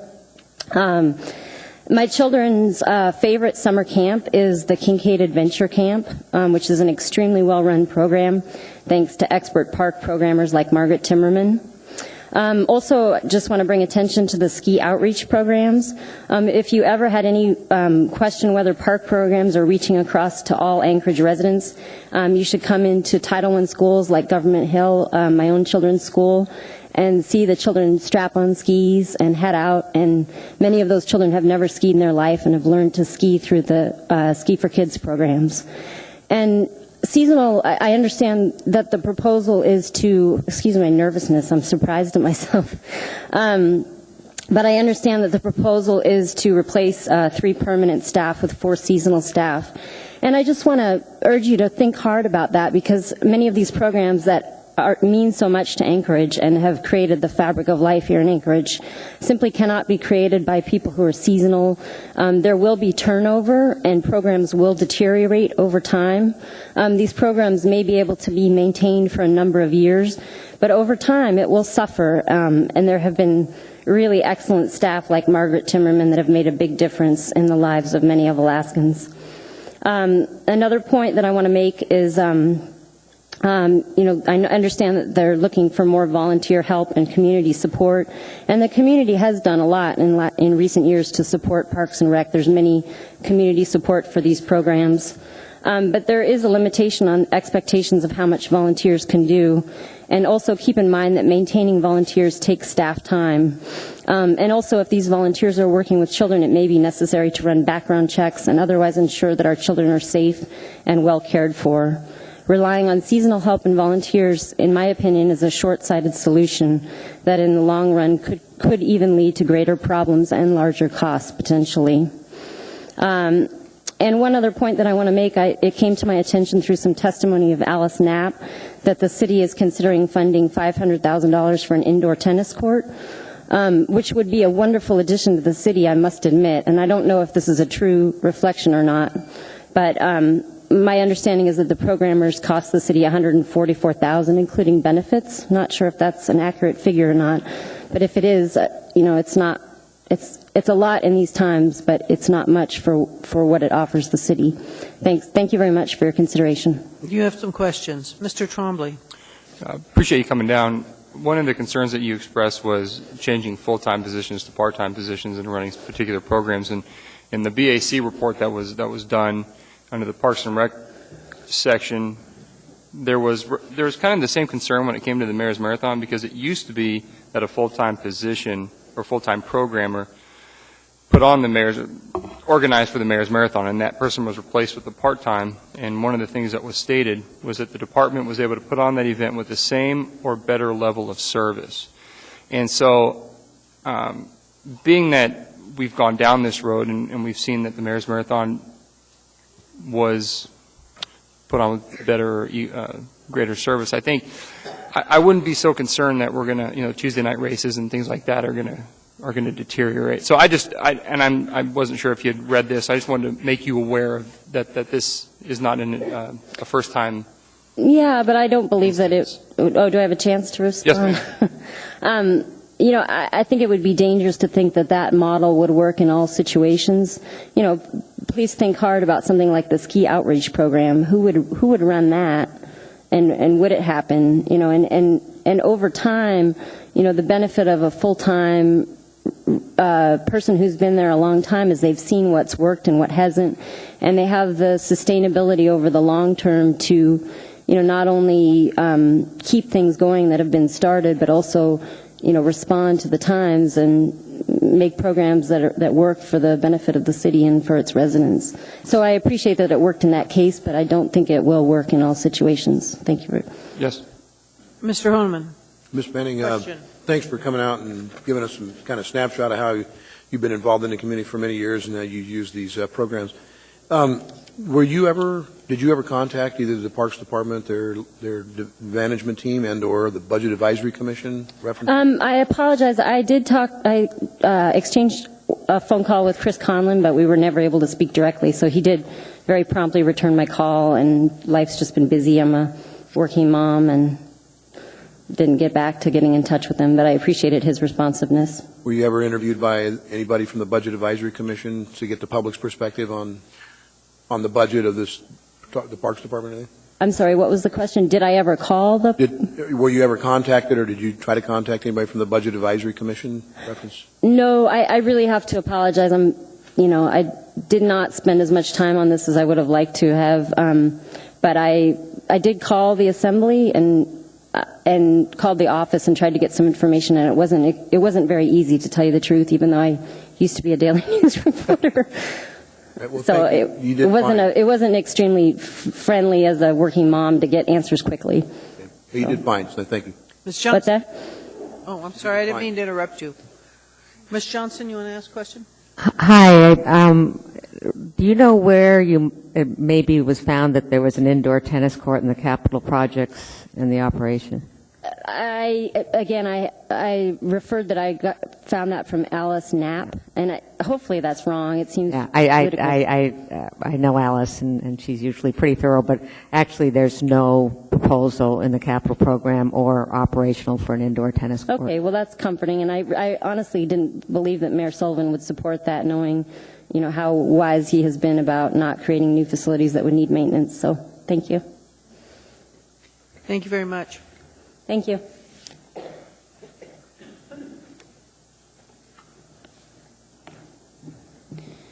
Hello. My name is Linda Kellen Beagle, and first off, I really wish you hadn't combined this because 3 minutes just isn't enough time for all of the budgets. But I picked one, and that's the enterprise budget, and it's regarding the port money. I'm actually offended that they're getting any money right now at all, considering the questions that there are. In response to Paul Honeman's request for the resignation of Bill Sheffield as the director of the Port of Anchorage, Mayor Sullivan provided this response to the Anchorage Daily News. Mr. Honeman apparently does not understand that the expansion project is managed by the federal government under the direction of the Maritime Administration, not the port director. As Mr. Honeman sat on the Enterprise Committee, as did many other Assembly members for a year, I'm sure he's just confused because of the conflicting stories. A few years back, at the same time that Governor Sheffield was recommending the port expansion fall under federal control in order to better acquire funds from then Senator Ted Stevens, he was telling this body, the Anchorage Assembly, that they should not worry. The Muni, including Sheffield, would still have control. Well, which is it? Do we have control or not? I was an employee for the U.S. Army Corps of Engineers for about 13 years. I worked directly for the Deputy Chief of the Construction Operations Division, which was ultimately in charge of port maintenance across the state. When I started at the Corps, dredging the Port of Anchorage required that one dredge work for a few weeks of 8-hour days to remove the silt buildup. When I left the Corps, as a result of coastal erosion and other factors, they had to bring in a second dredge to work around the clock for as long as there was open water. A port upgrade was definitely needed. However, I believe the original intent of the upgrade jumped the track a long time ago, and the problem is far from fixed. I have even heard accusations now that, allegedly, there may be off-the-books dredging going on per Bill Sheffield to hide how bad the situation has actually become. At the time I was at the Corps, I knew there were major issues with the port management, but I did not bother to discover the exact nature at the time. I was actually doing my job. All I knew is that the only time I ever heard my boss curse at the office was when he was either on the phone with Bill Sheffield or when immediately after he got off. It was only within the last several years after I left the Corps that I learned through sources how, because the Maritime Administration had never done a project like this before, and because the Corps was in a backseat position, Governor Sheffield was, allegedly, allowed to basically call the shots. Like I said, which story is true, Mr. Mayor? There should be no more money given to the Port of Anchorage until these questions are answered. And I also understand that there are allegedly some federal investigations going on, and I know that others are requesting, just 2 more sentences, Governor Sheffield's resignation or firing right now, but Mayor Sullivan, I have a different request. I hope that you keep Bill Sheffield in his position for a few more months, at least until after the election. Thank you. Please come forward. Hi, I'm Corey Hines. I'm with the Solid Waste and Recycling Advisory Commission. I'm here to testify on the solid waste services operating and capital budgets. Part of our charter of our commission is to review the budgets, and we've done so, and we support the 2012 capital and operating budgets. We've sent a letter to the Assembly indicating that support. I guess just in general, building and operating landfills is expensive business. You've got to manage the incoming waste per various environmental rules and requirements. You've got to manage the leachate. You've got to always be looking ahead to see where your next cell is going to be built and make sure that you have everything lined up so things run smoothly. You also have to make sure that you fund your closure at the end of the landfill life. So it's expensive business. So I'll say that I support the budget, and I support funding the budget so that the enterprise operates so that its costs equal are offset by the fees that it takes in. I'll also say that extending landfill life is worthwhile and important, and it saves money in the long run. So we on the Advisory Commission support continuing the recycle surcharge. I think that may be a future topic of a future meeting, but we support the surcharge and we maintain that it's a good management decision. Thank you. Thank you for serving on that commission. We did get that letter. Thank you. Mm-hmm. No questions. My name is Leo Bustad, B-U-S-T-A-D, and I'm speaking on behalf of myself and the providers at Anchorage Neighborhood Health with respect to the need, not necessarily the solution, for transportation to the new neighborhood health clinic. Personally, I'm a cardiologist. I work on a part-time basis at the Anchorage Neighborhood Health Clinic. I see the patients that need transportation. Some of these patients come to the clinic because they can't walk 2 blocks. And the patients that we see there, or many of the patients we see there, particularly the patients I see there, need transportation to the front of the building. A walk of 200 yards is out of the realm of possibilities for many of these patients. That's why they're coming to see me. And so I'm not proposing a solution, I'm just emphasizing a need, and I appreciate your time and attention. Thank you, sir. Please come forward. I'm Alice Garrity, Garrity. I'm a patient at the Anchorage Neighborhood Health Center, and I am disabled, a lot of difficulty in walking. I can get to the bus stop on Arctic. It's 3/4 of a block. I can get there in most weather. But for me to try to walk the distance from the current bus stop to where the clinic will be, that's not possible, even on a good day. If, for example, I can use Anchor Rides. I have to call a day in advance. Anchor Rides is a wonderful service. It's a lifesaver. If I get sick on a Thursday night, I have a lung condition. I can't get Anchor Rides for a Friday, so that means I wouldn't be able to be seen until Monday. I could be in the emergency department or admitted by then. And it's not just the elderly and disabled that will benefit from having close access to the center, the clinic. Picture a mother with 2 young kids in tow. One's pulling one way and one's pulling the other way, maybe towards a busy street. For health and safety issues, I would really ask you to please consider improved access for everyone to the clinic for public transportation.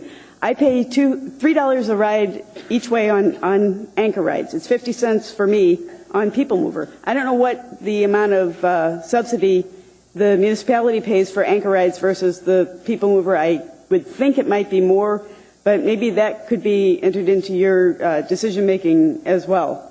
And I very much appreciate that you would take the time to listen to us all, and for letting me sit down and do that. Thank you.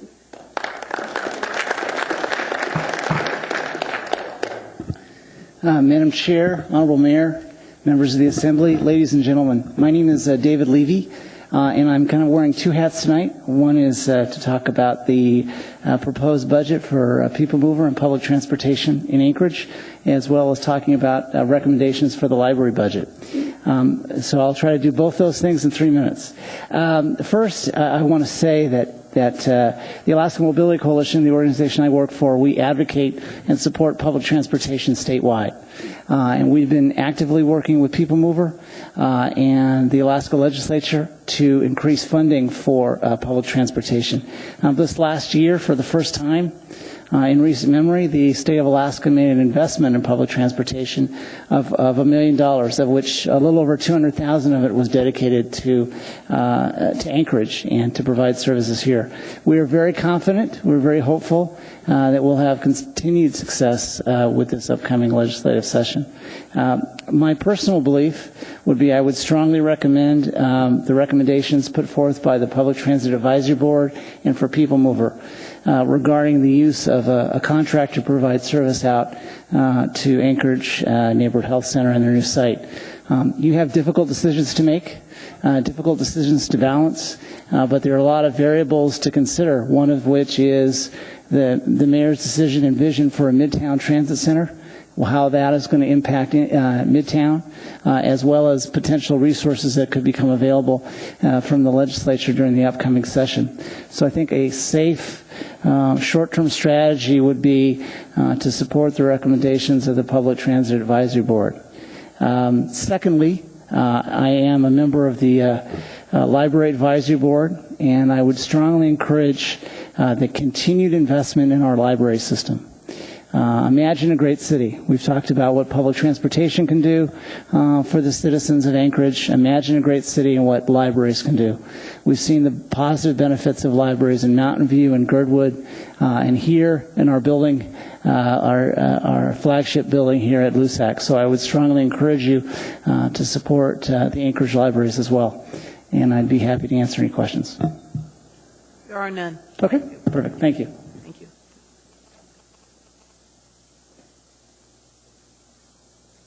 Hi, my name is Ebony McLean Owens. McLean Owens is spelled McClain-OWENS.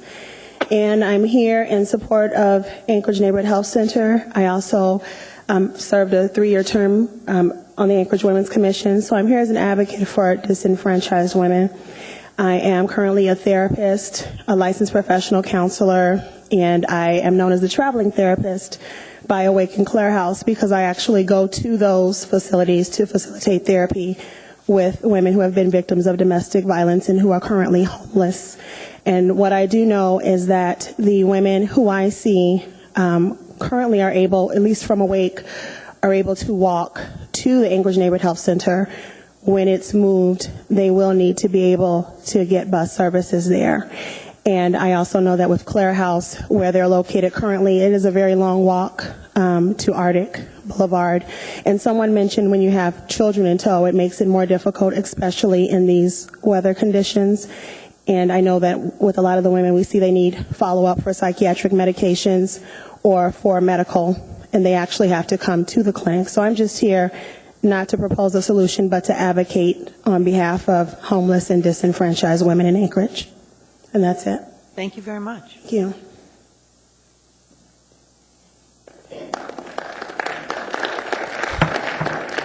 Folks, the applause doesn't really make a difference one way or the other, but go ahead.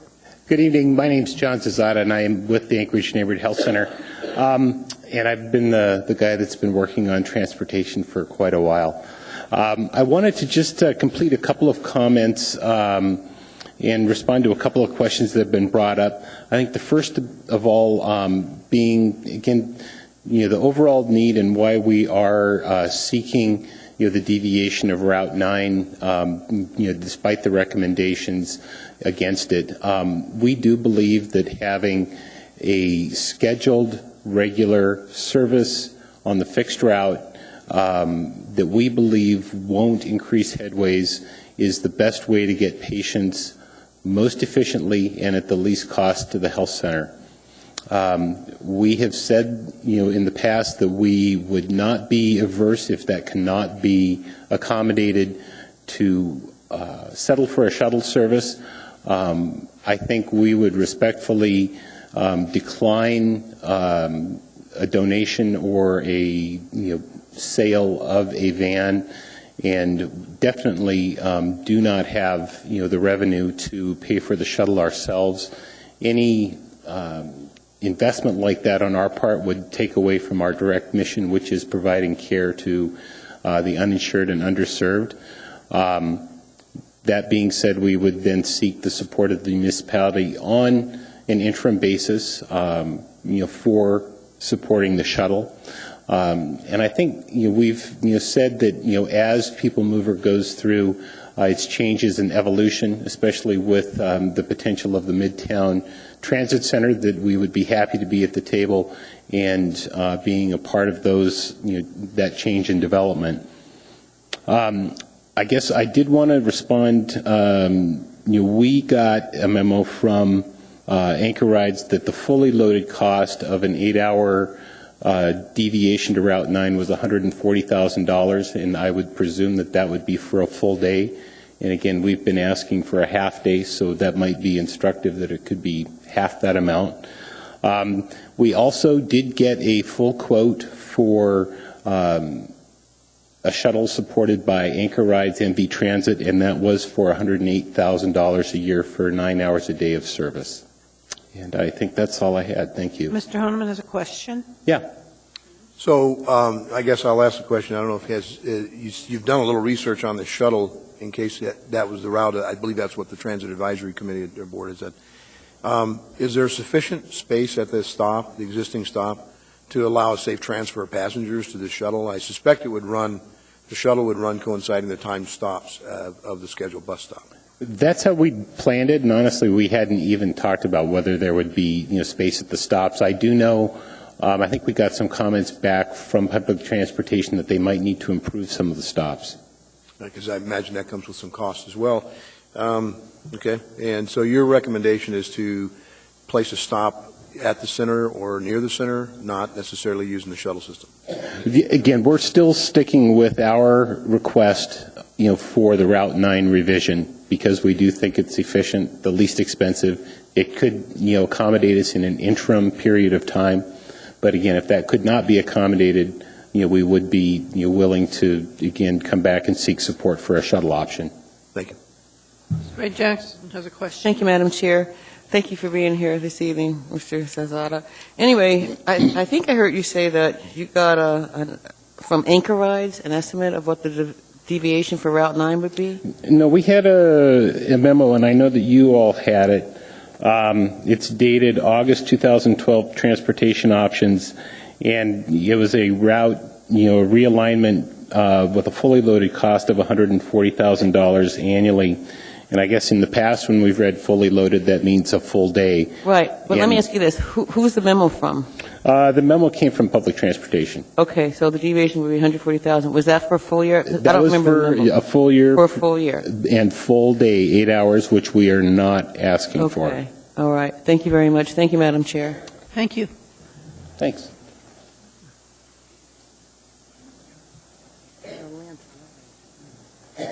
Madam Chair, members of the Assembly, my name is Arla Sturgielewski, Sturgielewski. I'm worried about my son going to school and spelling that name. I was here a year ago. We were faced in with some library cuts, led to the closure of the Sampson Diamond Branch Library, which had been serving for some 33 years.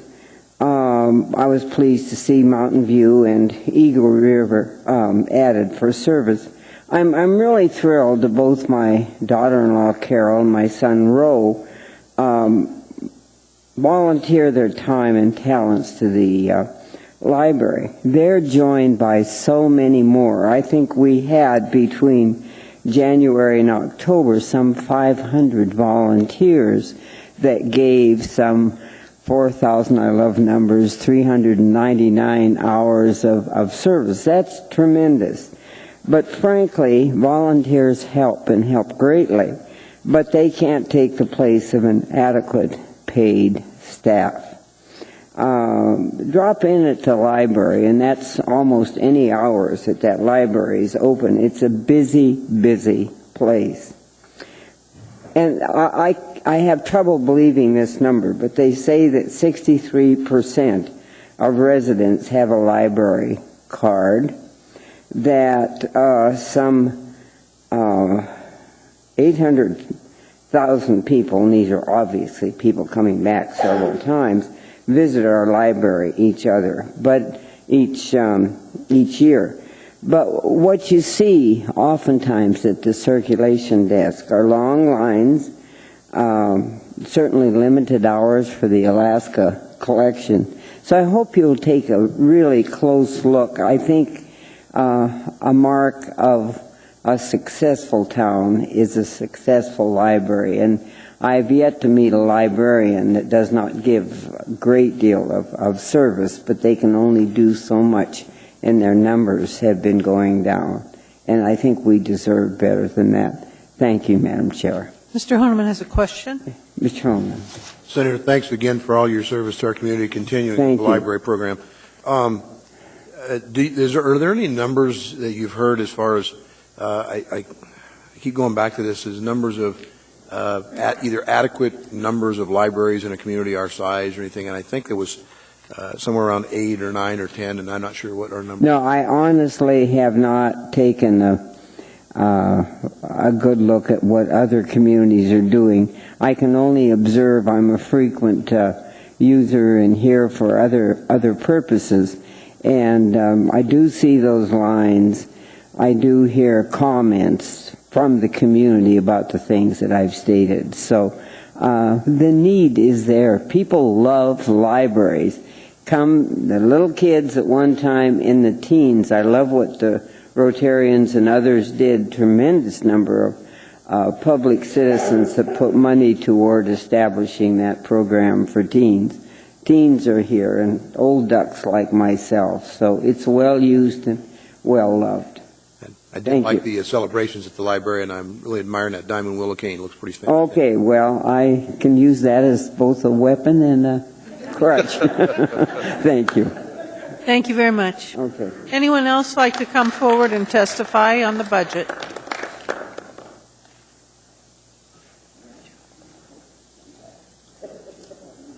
I'm Lisa Maxon, M-A-X-O-N, and I'm here to advocate the bus system to get to the Anchorage Community Health Center. I am a client there myself.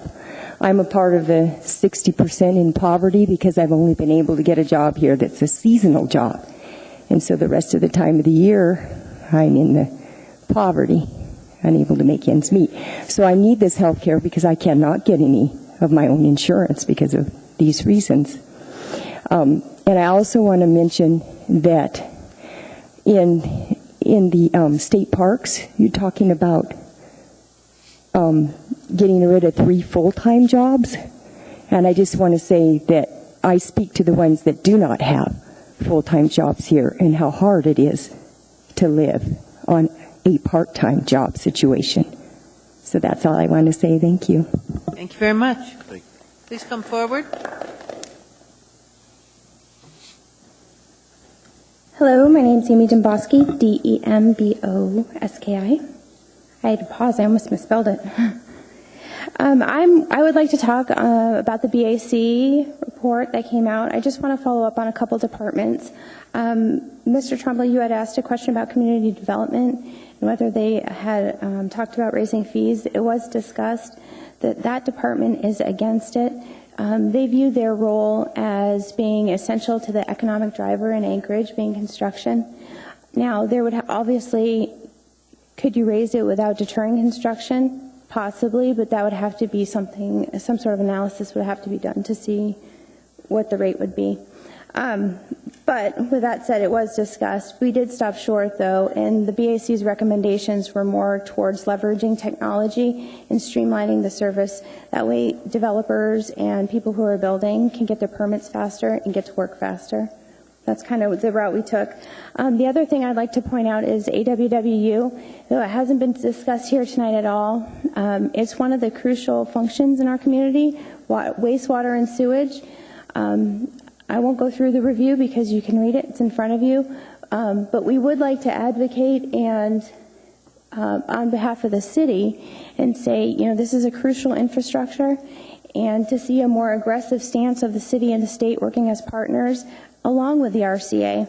Because their regulatory environment is so strict, it takes a long time for AWWU to recoup the costs that they put into projects, sometimes as long as 2 years.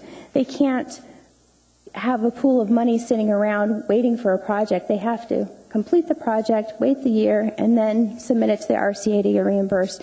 So that's something that, as a legislative body, we can advocate with the state to kind of change maybe how fast they can recoup costs and get that money back from ratepayers. That's one avenue we can look at. The last thing I want to touch on is Parks and Rec. There's been a lot of discussion about reclassification, and I just want to point out that the Tuesday night races in Margaret, I don't know Margaret personally, but I do know the Tuesday night races happened before she came. She was instrumental in advocating and implementing that program. Now, just because her position is she is not being eliminated. She won't be fired. She's going to be reclassified. So with that said, there's going to be, it's not like part-time people or seasonal people are just going to take over her job. There are long-term Parks and Rec people that are going to step in and be the mentors for that role, just as they were before she was there. And the Parks and Rec Department has assured us that services will not be hampered. In fact, they say because they've switched to a seasonal model, they've actually become way more efficient with their time and their staff. So that's it. Mr. Honeman has a question. Sure. Yeah. Do you know if that Tuesday night run was done by an employee before, I guess, Margaret? Was that a full-time person or a part-time person, do you know? I would assume it's a full-time person. As with many city and state agencies, the model that has been in place for many, many years was everybody was full-time with full benefits. Sure. Does your committee publish for the public to come and testify, to give information, or do you inquire from members of the public, users of any of the systems, the departments, or anything? I know I do personally. Out in Chugach and Eagle River, we often engage the community whenever we have issues. Parks and Rec is often discussed at our community council meetings, as well as personally being on the Parks and Rec review. I asked probably 25 people what they thought of the budget. So I know I did personally, and our meetings are open to the public. So if somebody were to come, I'm sure the chairman would allow them to speak. But we don't get very many people to come visit us. Thank you. Anyone else like to speak? Hi, Penny Burt, BURT, and I'm here to speak about the need for bus service to the new clinic. I'm a patient. I've recently been elected to the board. I'm also a low-income person. I live on Social Security for the most part, and I ride the bus. And I have tried to ride that bus or walk from that bus stop on Arctic over to where the new facility will be. It is impossible for somebody who's in good shape. It would be, really impossible for somebody who had any kind of serious disability and couldn't make it. I just want to add my voice to all the voices that have been asking for you to approve some kind of bus service. I mean, I personally don't know what kind would be best, but we need something. We need transportation, and we're going to need it more when the facility opens. Thank you. There are some questions, ma'am. Ms. Gray-Jackson. Thank you, Madam Chair. I don't have a question, but hi, Penny. During the break, you asked me to find out who your assembly rep was, and it's Mr. Flynn. Okay. Thank you, Madam Chair. Thank you. They're down there. Ms. Drummond has a question. Thank you. Come Ms. back, Burt, please. Ms. Burt, don't sit down. Come back. Hi, I have a question for you. Did you say you rode Route 9 on Arctic? I did it once, just to see what it would be like, and they pushed the snow up on what would be a sidewalk. There's a 5-foot snow berm in the winter. You cannot walk down that street. I know it's. I'm appalled at. I mean, our folks do as good a job as they can, but where the state and the city intersect is not always a good solution. And they do take their time on getting the sidewalks done. Cars do have priority, unfortunately. I just wanted to know if you noticed how many riders there were on that Route 9 the day that you rode. There were quite a few riders on Route 9. I was the only one that tried this adventure that day. Mm-hmm. Okay, thank you. Appreciate it. Thank you. Anyone else who'd like to testify? Madam Chair, Assembly members, Mayor Sullivan, my name is Mary Rasmussen, Rasmussen, And I would like to say I know most of you are library supporters, and you've all often said really good and positive things about the library, and that is appreciated. I'm here tonight because I'd like to see that be financial support, not just moral support. Looking at our library, which has got a lot of needs, and I'll start with the capital budget. Currently, we're working on a facility master plan, and I think this is really important. We're using some money that came from a state grant that we got through the legislature, and this has not been, the contract I don't think has been signed yet, although they are working on it.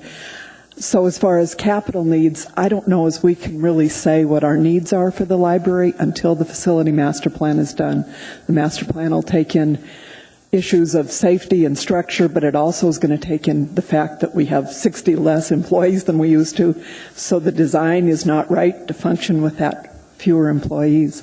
So I think the facility master plan is the first thing to do on the capital budget. For the operating budget, we have some serious problems. As you know, we lost a branch last year, and we have continued cuts, and this budget appears to bring us down 1.5 to 2.5 employees, and I just don't think that seems right, and it doesn't seem like that small of a cut. In the overall budget, that's a small cut, and the library deserves to have those employees, and these are not empty positions. They're positions that have had employees in, and I think it would be a good idea. One of those, that's 1.5. The second position I mentioned is our director of the library, and I'm thinking if we don't have a director for several months of this year, we should come out ahead in money that we could be funding these other positions for next year. But that was just a thought I had as I was sitting here. The costs for staff and materials continue to go up, and so in essence, even if the budget stays flat, we're getting less service. This library opened 25 years ago, and it was with much great hope and fanfare, and everybody had positive thoughts. And since then, things have just deteriorated. If we continue to have inadequate funding, this great institution, something that's important to our community, is going to continue its downward spiral. And the cuts are accumulating. And it's not really good for this community. I'm usually come here and say I love libraries and everything they stand for, and I do. But it's harder and harder to have that positive attitude when I see things being maybe beyond suffering to a level that I don't know if we've done irreparable harm to this institution. Thank you. I'd appreciate any funds you can add back into the library budget. Your questions. Mr. Honeman. Real quick question, Mary. Thanks again for all you do for our libraries. What is our recommendations from either the Library Foundation or Friends of Libraries as concerning staffing? Is it the recommendation to stay where they're at least, or some gains? To stay at least where they are. There was a full-time employee and I think a half-time employee that positions will go away, and one of the ones was, quote, an empty position, but it went empty in August. And it was in the process of, it was to be advertised for and filled. And so, yes, it was empty, but it was a continuous position. Thank you so much. Appreciate it. Welcome. Ms. Drummond. Thank you, Mary, for coming. The facilities master plan that you referred to, is that going to make recommendations on the system as it is, on the system as it should be? What's your opinion, not being directly involved with that? Well, actually, there was a really good RFP that went out, and it's been trimmed down and cut back quite a bit over time. But the concept was, the different prospects, parts of the library. There have been studies here and studies there, and the idea was to bring all those together and have a master plan of what is needed in the community, what the community wants, and how to be most efficient economically so as we can. It's looking at the whole system, yeah, not just this building. No, the master plan is just for the LUSAC, and we're looking at, it's been 25 years, and we look at this as kind of a generational time to do something, come into the next century, upgrade our library. And it is supposed to be forward-looking. Okay, so it's just for the LUSAC library? Yes, it's not for the branches? No. The branches actually are doing fairly well, and now it's LUSAC's turn. Okay, thank you. Thank you. Thank you. Anyone else?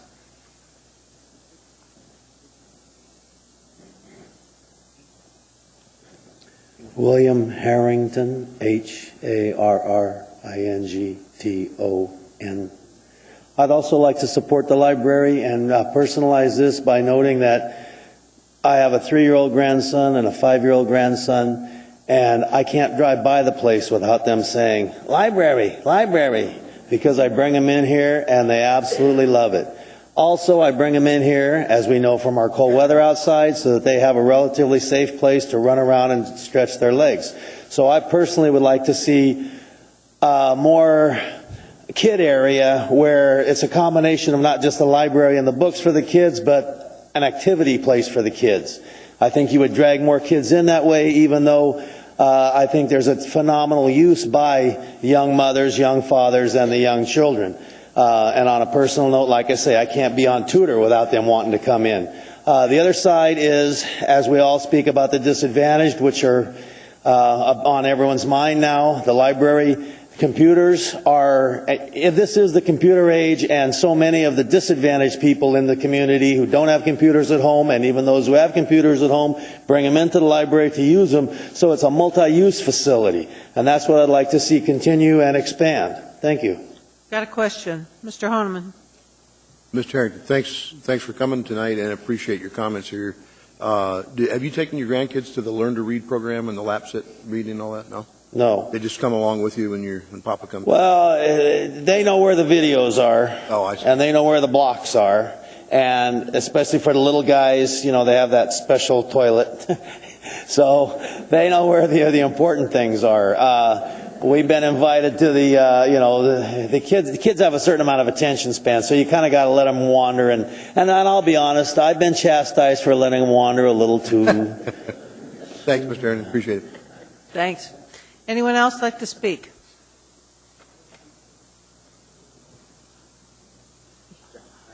Go ahead, sir. My name is Jason Agri, and I basically have an item. Could you spell your last name? A-G-R-E. Go ahead.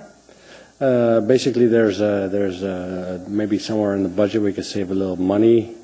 It's in the AWWU budget, and the reason why I'm bringing it up is because a couple months ago, the NOAA study came out and showed that there's significantly higher perfluorinated compounds in the livers of beluga whales in the Cook Inlet.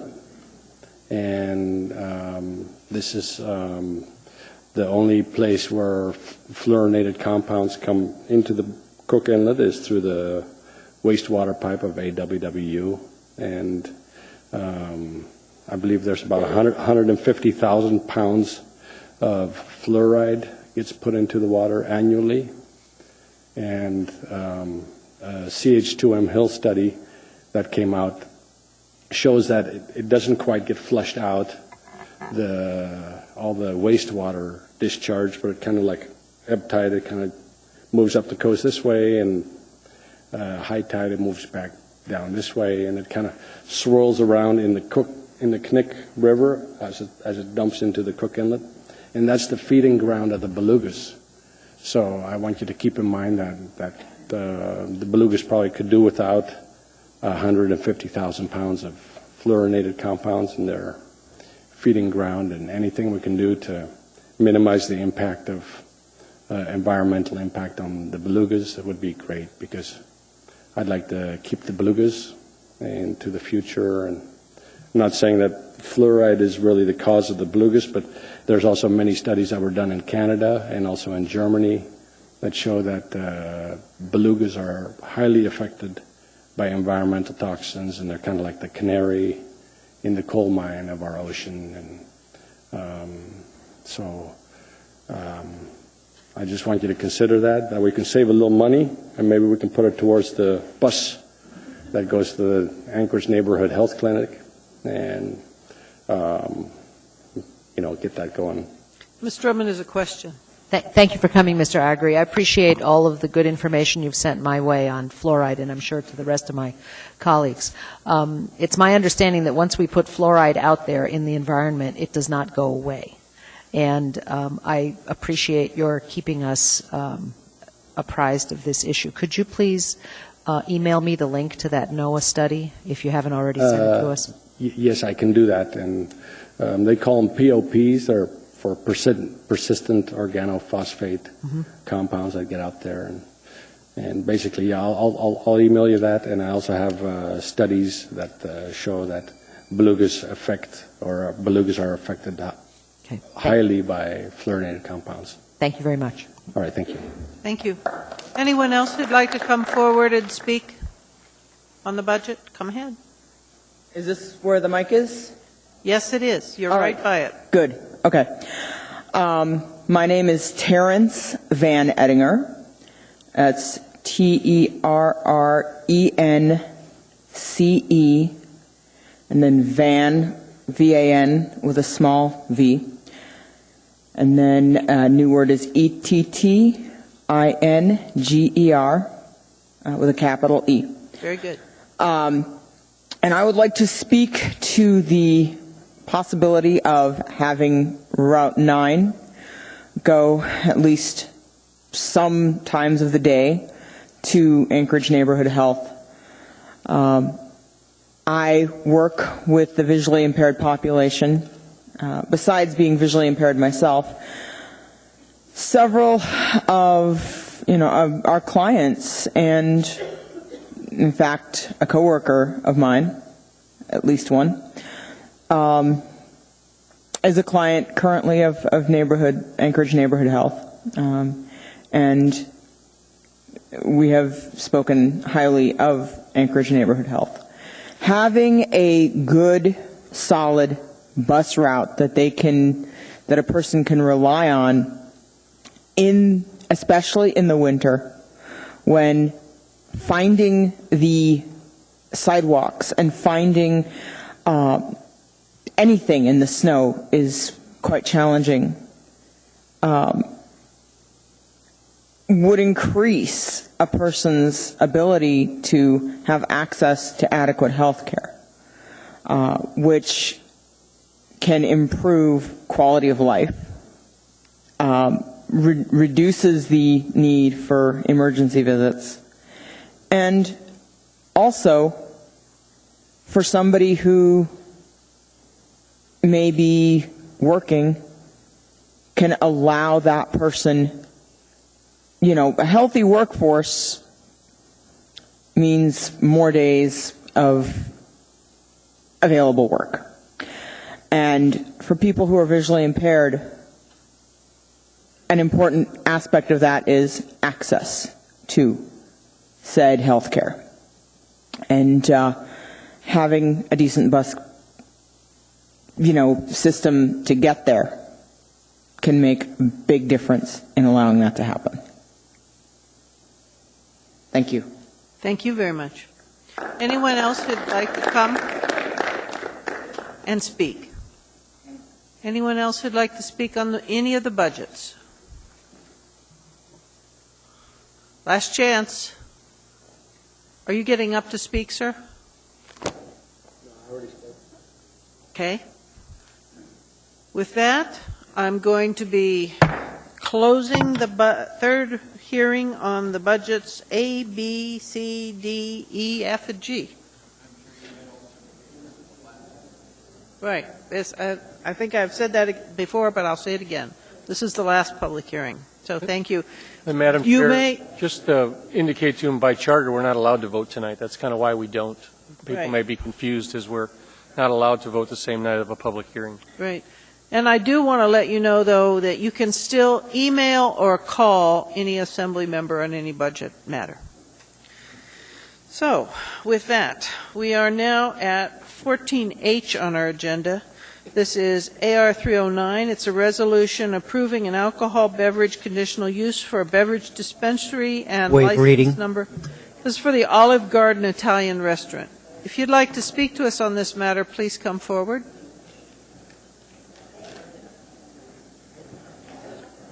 Anybody want to speak about the Olive Garden?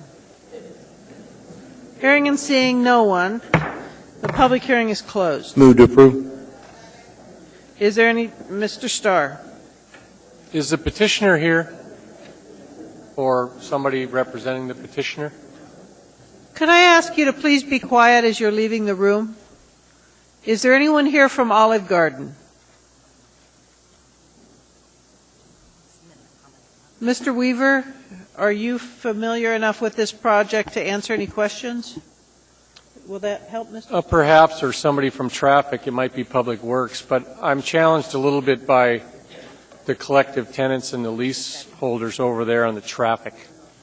And I'm wondering what they're being represented to by the leaseholders, so perhaps you can and can't answer it. But Mr. Weaver, maybe you can tell us where we're headed as a municipality in that quadrant over there. We've got, single lane traffic coming off of Muldoon, and you're going to see an Olive Garden, a McDonald's open up now, and then there's going to be, I understand, a Sam's Club over there next, and then 3 more or 4 more major tenant anchors to go in there yet. What we'll hear from Olive Garden next is that they can't get their customers to the site, do you think? Madam Chair, Mr. Starr, we looked at that in great detail when we looked at the rezoning and the large retail establishment review for the whole property. We required significant infrastructure improvements in conjunction with their development and what the VA hospital was doing with signalization, increased lanes, and they made all those infrastructure improvements. There is considerable traffic there. What might be desirable is perhaps an update to that traffic flow to see if there are any deficiencies that may require mitigation, but I'm not aware of any immediate ones at this time. Yeah, I wanted to just I didn't want to warn off the petitioner. I wanted to talk to him about his menu and a few other things as well, but they also have to understand that the conditional use is in conjunction with the license earlier, so if they're watching on the record, both have to be present before you can operate. So when they're going to open, I don't know. Be another question for them, that they make sure their employees get trained up in any sort of liquor training requirements as specified in their conditional use under the TAM. So I'm hoping some of them are watching. Mr. Ernoff, as your representative, I think you were paid to do that, but I'm still voting approval of it.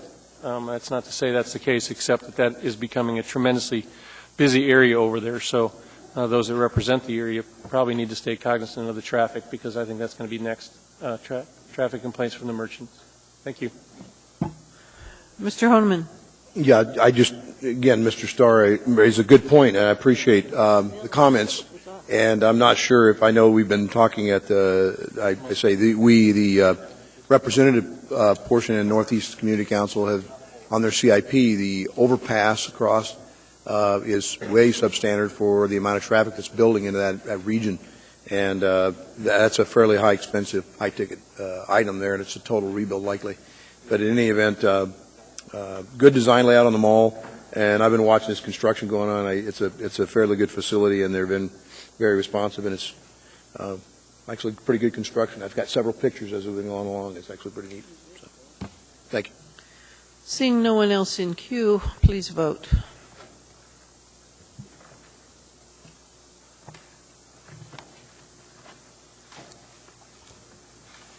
That item was approved unanimously. We're now at 14I.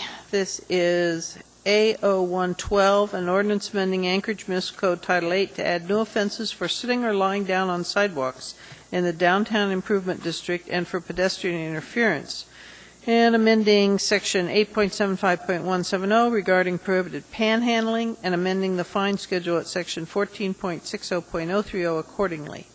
So if you'd like to speak to us on this matter, please come forward.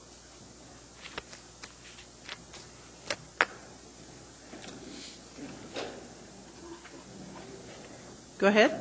Good evening. May it please the Assembly and the Chair, my name is Joshua Tucker. I'm a student at the University of Alaska Anchorage.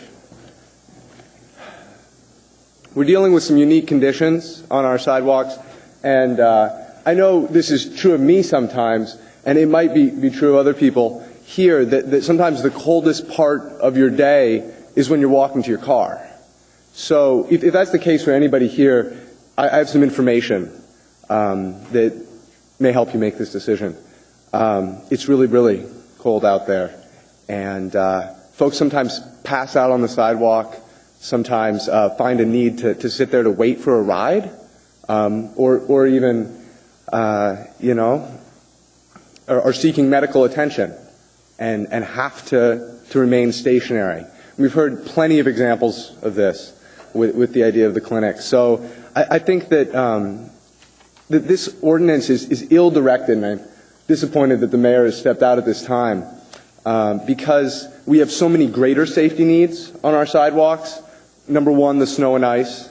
And number two, bringing them into full compliance with the Americans with Disabilities Act where appropriate and making them more handicap accessible. So I believe that once we've taken these productive solutions, then we can look at the other safety things. And basically, you know, what I see with this is what we have been seeing with the mayor's Right Now homelessness plan is that symptoms are attacked while the root causes aren't examined.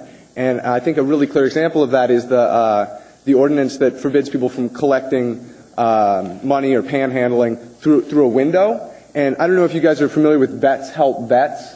So organization of homeless veterans that are self-organized over on Muldoon. And they would line up with their flags and the flags of their unit and the POWMIA flag, and they would request donations to support themselves and help each other run their little community center.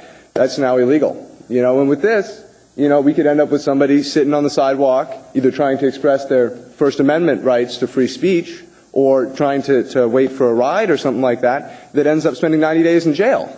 So it again seems to be attacking the symptom. And, you know, if you guys aren't familiar with the snow issue out there, I shoveled snow off my friend John Martin the other morning and had to shovel the ice off too. So we need to address those concerns first. And, you know, when we're cold in Alaska, we go to shake each other's hands. We say, you know, cold hands, warm heart. And I wouldn't want that to become cold hands, cold heart. You know, with this cleaning up the downtown business district for the tourists or whatever. I think that we can take care of the least amongst us better by protecting their constitutional rights to free speech, and really how we treat the least amongst us defines us as a society. So please consider. Thank you, sir. Thank you. Please come forward. Right on. It was really great testimony by Josh. My name is Tina Robinson, and I wanted to speak today. I've recently moved to Alaska from Pennsylvania, and growing up in Pennsylvania, a lot of times there weren't programs for kids, and we had homeless issues as well. And you know, one of the places where people would meet and should be able, I think, to assemble peacefully, whether it's for a political cause or for a social cause, on the sidewalks. I know I've spent plenty of my life sitting on the curb of the sidewalk, talking with friends, playing guitar, not panhandling, but enjoying myself, and a public space. There's not always places to go indoors, but the fact that this is being construed as a safety concern, I think is completely absurd, since there are so many sidewalks in Anchorage that are covered with snow and ice. I realize that there's been programs to try and clear out more snow from different sidewalks, but the fact remains that it's still really difficult to go on these sidewalks by foot. I'm sure on a wheelchair, because on some sidewalks I've tried to ride my bicycle because it's very dangerous to ride bikes in the streets in these conditions. And what I really think needs to happen is, if you want to address safety concerns, you should address safety concerns. There aren't people blockading the sidewalk. This whole idea of this new misdemeanor for public interference is really ridiculous, that you can get fined and put in jail for apparently blocking the sidewalk. I don't know of anybody that, if asked nicely, would move out of somebody's way if they were in the way. Also, I worked in Seward this summer. There's hundreds of tourists there, and there's hundreds of tourists here that come to the summer, and believe me, tons were sitting on the sidewalks in Seward. So if tourists there are any like tourists here, tourists like to sit down. There's not always benches around. You know, there's only so many city benches. I'd really hate to see a 5-year-old that visited from Germany get arrested because he was too tired. That's kind of ridiculous as well. And personally, knowing a lot of people that have been struck by economic crisis, and like their one way to live until they can get better situations is to be on the sidewalk, because that's the only place they have to sit or lie down and rest occasionally. I think that's really important. Also, in other cities where sit-lie ordinances have been passed, police have been able to be ineffective because people just move. And it's a waste of police resources when they could be better used in this city, since it is the 5th most violent city in the country. Thanks. Thank you.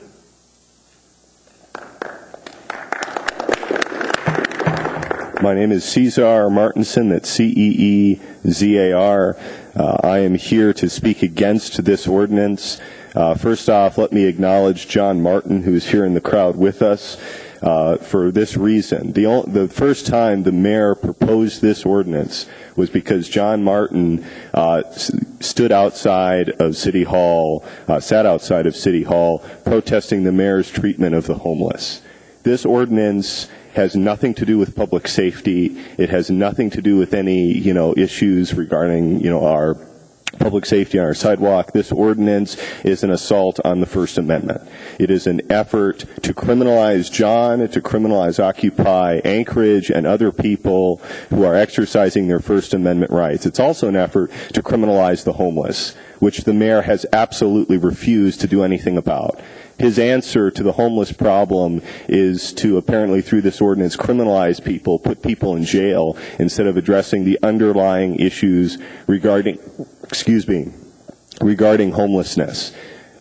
Quite frankly, if this ordinance was about public safety or issues with our sidewalks, it would apply to the entire city. It does not. It only applies to the downtown area because the mayor does not want people gathering in the downtown area or sitting down in the downtown area protesting his policies. I ask that all of you on the Assembly who value the First Amendment, political expression of our citizens, stand against this ordinance and kill it. Thank you very much. Just a minute.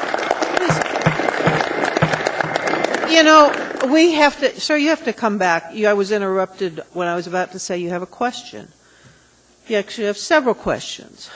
Mr. Wheeler, would you like to go first? Thank you, Madam Chair. The reason I asked to speak is that there may be some misconceptions about what this ordinance does. Go ahead, sir. Number one, it is not a criminal offense. There is no jail time. There is no right to a jury trial. There's no right to a defense attorney.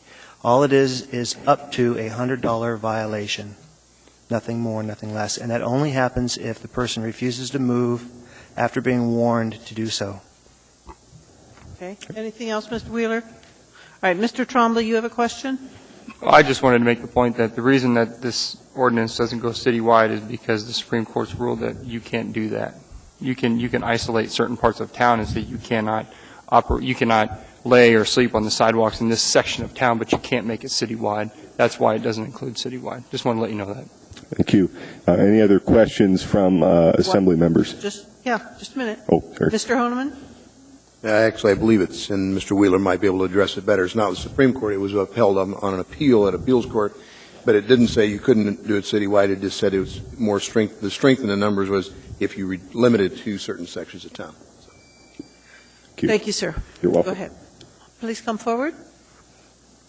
I'm using half of my time to read a statement sent to me by Anchorage resident out of town. Her name is Amy Katz, AMYKATZ. Here's her statement.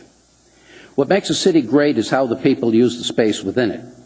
Busy sidewalks are a sign of a healthy city. Aside from Anchorage and other ailing cities, empty sidewalks are in ghost towns. If one or two people or groups out of 300,000 residents are bothering others on city streets, the answer isn't to take away sidewalk rights from all 300,000 residents. The answer is to give more residents a reason to be occupying these sidewalks every day in a way that brings the community closer, makes everyone happier, and brings prosperity to the masses. Instead of evacuating the sidewalks, occupy them. Fill them to brimming, and you will fill the official shops, restaurants, and businesses. You will fill the minds and hearts and imaginations of the residents. The city will then have more money to build architectural wonders, attract more tourists, and deal with other social ills that are plaguing our community. Vote no on this ordinance. Vote yes for sidewalk sharing. Amy Beth Katz, Anchorage resident. I can't answer any questions from her. Your name, sir? My name is Jeff Kennedy, Geoffkennedy.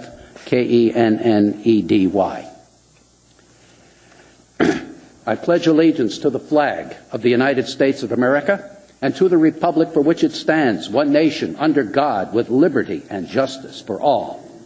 I'm here to speak for liberty and justice for all. On November 11th, we honor those willing to sacrifice their lives for our freedom. It makes no sense to sacrifice for something our politicians are only too eager to take away from us. This proposed ordinance protects people the way the mafia protects us.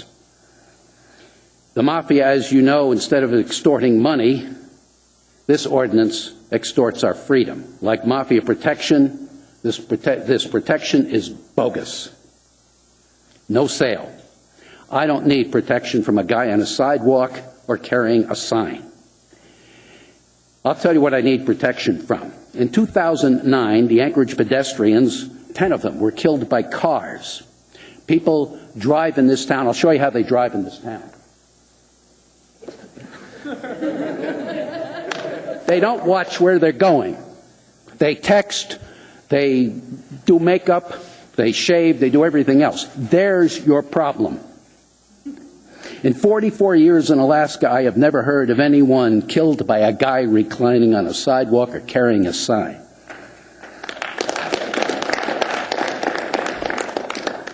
This ordinance doesn't protect me. It's only an attempt to protect politicians from being held accountable for their behaviors.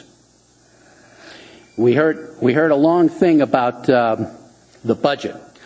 I'm a property owner. I spend about $11,000 a year in property taxes. I don't want my taxes doubled to pay for city attorneys to defend the city taking away my rights from me. That doesn't make any sense. The Constitution forbids you to abridge my freedom. Sir, if you try to take it from me or even limit it, you're a criminal. Sir, your time's up. Can you summarize? Yeah, I just have 3 paragraphs to go. 4 sentences. We don't need laws to protect politicians from liberty. We need to protect liberty from politicians. What the NRA says about the Second Amendment applies to the First Amendment as well. If you outlaw liberty, only outlaws will have liberty. Okay. You do have a question, sir. Mr. Kennedy? Mr. Honeman. Thank you, Madam Chair. Thank you, Mr. Kennedy, for your reminder of Veterans Day, and I was remiss, I think, the last meeting to express my gratitude for that, and thank you for reminding us about our constitutional rights. You say you've been here 44 years, own property, pay taxes? I have lived in Alaska 44 years. Okay. And have you seen a prevalent problem? Do you live or are you living in the downtown area or do you merchant in the downtown area at all? I do not. Okay. How about around the rest part of town, the commercial, shopping, industry, markets? Have you seen any problems of people blocking the sidewalks, sitting on the sidewalks? No, never. Thank you. Thank you. I will say one thing to answer your question fully. On Arctic, outside of replacement glass, also on Northern Lights near Arctic, I have had trouble walking on the sidewalk because there are cars parked on the sidewalk. Cars block the sidewalk a lot more than people do. Thank you, sir. Good evening. My name is Matthew Moll. That's spelled M-O-L-L. I come to you as a concerned person here in Anchorage and someone who lives in the downtown area. And as such a person, I have several issues with this proposed ordinance that have to do with my own personal beliefs on what rights human beings have, but also the rights that are enumerated in the U.S. Constitution, as well as the United Nations Universal Declaration of Human Rights, which was agreed to by the United States in 1948. But in addressing the problems with this bill, I first question the reasoning behind it. Why are we even talking about it? With the pressing problems that the city has to deal with, including violent crime, which we all know is awful here, the high rate of rape, the issues of homelessness, our shelters are overflowing, there's a lack of affordable housing for people in this city. Why are we talking about something like this? And it seems to me that it's not addressing any real problem, as we've all stated. None of us have ever seen a problem with a person on the sidewalk blocking traffic, impeding the use of the sidewalk for anyone else, or maybe expressing an opinion that those in high places didn't agree with, but I don't see that as a problem. So instead, in my opinion, this ordinance seems really designed to end the protest of one man who took it upon himself to sit on the corner in front of City Hall to protest the policies of this mayor. He took it upon himself to endure the harshness of the Alaskan elements. Those made it difficult enough for him to continue his protest. He had to deal with arrests and seizures of gear that made him sit outside all night in the rain with no gear. Those were already attempts to end this protest. And I just must say it seems very small, petty even, for those in high places to sit up in their warm offices and push bills like this through to assault the rights of cold people on the sidewalk simply trying to express an opinion they don't agree with. And I would like to end my testimony by reminding the Assembly and the Mayor that you were elected to represent all of Anchorage, not just those with money, not just those with homes.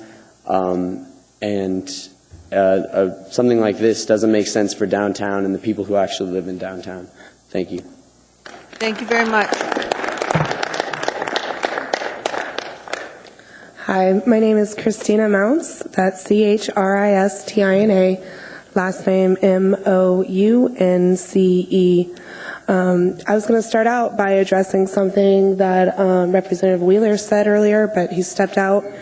He said that this will not be a crime that you can be imprisoned for. I would urge everyone to reread this ordinance, because in Section 2, it adds a new offense, pedestrian interference, which will be a misdemeanor, which does allow the city to fine a person for up to $2,000 or imprisonment for 90 days. So I think that's a misnomer we need to clear up. I also want to state I live off of Arctic and Fireweed, and the sidewalk conditions there are horrendous with the snow buildup and the ice. Based on many people's testimony today, I don't believe that dangerous sidewalks are the issue here. If that were the case, the sidewalks would be properly plowed. And I'd also like to say that the wording of this ordinance frightens me, because it sounds as if Anchorage wants to require that people obtain a permit in order to peacefully assemble. Nowhere in the First Amendment or the Universal Declaration of Human Rights does it say that a permit is required in order to protest. This ordinance is unconstitutional and should not be passed. I am personally embarrassed for the mayor, because he thinks that he has the authority and the ability to stop citizens of this country from exercising their constitutional rights. That's completely outrageous. The mayor is not only making a mockery of that flag that we all pledged earlier today, but also of this assembly. Please do not embarrass yourselves along with this mayor, and vote no when you do vote for this ordinance. Thank you. Thank you. Please come forward. Good evening, Madam Chair and other board members. I'm coming to you also as a concerned citizen, and I believe this ordinance is not only unconstitutional but immoral. It stands to strip people of their First Amendment rights. Sir, you have to give us your name. Oh, I'm sorry. That's okay. Paul Bledsoe, BLEDSOE. Super, thanks. Go ahead. This is not I'll start from the beginning. This ordinance is not only unconstitutional but immoral. It stands to strip people of their First Amendment rights. This is not a positive solution for the homeless problem. It will only further dehumanize the homeless population and waste police resources and time that could be better spent on other problems. A similar ordinance has been implemented in San Francisco, and as quoted by the police lieutenant in their department, the city's new sit-lie law has been ineffective. And according to another lieutenant, despite numerous citations and warnings, I haven't seen any that has done a whole lot. It was also noted by the same officer that when loiterers see cops coming, they get up, leave, go around the block, and sit down again. This proves how ineffective laws and ordinances like this can be, and how they are not only unconstitutional, but a waste of city time and money spent creating and enforcing them. In closing, I'd like to point out how this ordinance only serves to circumvent constitutional rights already in place. There's no place in our government or in our community. Thank you. Thank you very much. Please come forward. My name is Leah Merritt. That's Merritt. I was born in Anchorage, Alaska at Providence Hospital, and I've lived here my whole life. My dad was born in Fairbanks in 1954, and my grandparents came here in 1939 and 1944. Despite that, I'm still not an Alaskan Native, and a lot of the people who are on the sidewalks are Alaskan Native. And I recently read that in the time when my grandparents were here, Turnagain and Airport Heights made laws that made it not allowed for Native Alaskans to purchase houses in those areas, and that's something that happened. So now that we see people on the sidewalks, I don't think there should be any surprise given those kinds of racist history that has gone on in Anchorage. So at this time, I am angry that people in the government would be trying to tell us not to be occupying the sidewalks, which are part of the public space available to any citizen and any resident of our town. I personally walk the sidewalks quite frequently. I've always had a place to live. I'm a student at UAA and I work, and that doesn't mean that I shouldn't be able to go to a nice picnic at Town Square and pull out a little chair and sit on the sidewalk if the town square happens to be overflowing. I don't think I should be punished by the law for doing that, and I don't think my German relatives who might come over for vacation should be punished for pulling out their little chairs and sitting on the sidewalk. I feel that this is a law that is going to punish people for stating their disagreement with the government, just as other members of this movement, Occupy, have already stated. And I will explain why. Imagine if this ordinance was passed in Washington, D.C. Washington, D.C. is where most of the national movements happen. Imagine if you took this area, the area that is proposed to be outlawed to sit on the sidewalks, and to lie on the sidewalks is the very same area you would go to if you were going to protest the federal government for any reason, for any political background that you may happen to have, for any beliefs that you may happen to have. You have the right to go there, to stand on the sidewalk and to disagree with the government and what they do, whatever your background is. And I do too, and that should not be taken away from me in my home. I live here, and I have the right to stand or sit on the sidewalk or lie on the sidewalk in the place where I was born, where the government buildings are. The unions have the right to stand in front of Hilton or in front of Sheraton if they feel that they have been treated unfairly. That is a lot of people in Alaska that are part of those unions. And that's a lot of people that need those jobs that everyone's talking about creating with oil and everything else. And that is my final statement. Please do not vote yes on this. And Adam Trombley, you are my representative in East Anchorage, and I would encourage you and ask you please to vote no on this. Don't go. Question. Mr. Honeman. Right here. I'm the other half of the representation is East Anchorage as well. Thank you for being here. I can tell you're very passionate about it. And since you've been here, longevity in this city and the state, have you noticed that, is there any areas of town that have you seen a real prevalent problem, people sitting or lying, obstructing the sidewalks? No, I haven't, and I've actually found that the city makes it more difficult for me to walk home from school. All through my high school period, I walked home 1 mile. I would have to walk home in piles of snow that were this high in 15 below weather because the bulldozers pushed it on the sidewalk, and I was 15 or 14 years old. This is what you're doing to the kids in this town, and we need more sidewalks. Thank you. Thank you.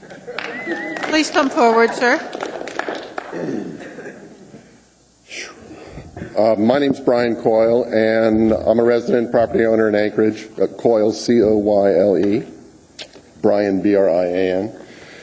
And I wish I could say I lived my whole life here in Anchorage, because I sure do love it here. In fact, I grew up in the South, and that was in the 60s and 70s, so maybe I can offer a little different perspective on this ordinance. And that is simply that it seems clear to me that it's not a health and safety issue. This is the latest in a long series of vagrancy loitering laws that have been passed throughout the history of the United States as well as other countries, and used to move undesirables out of a location where they're not wanted.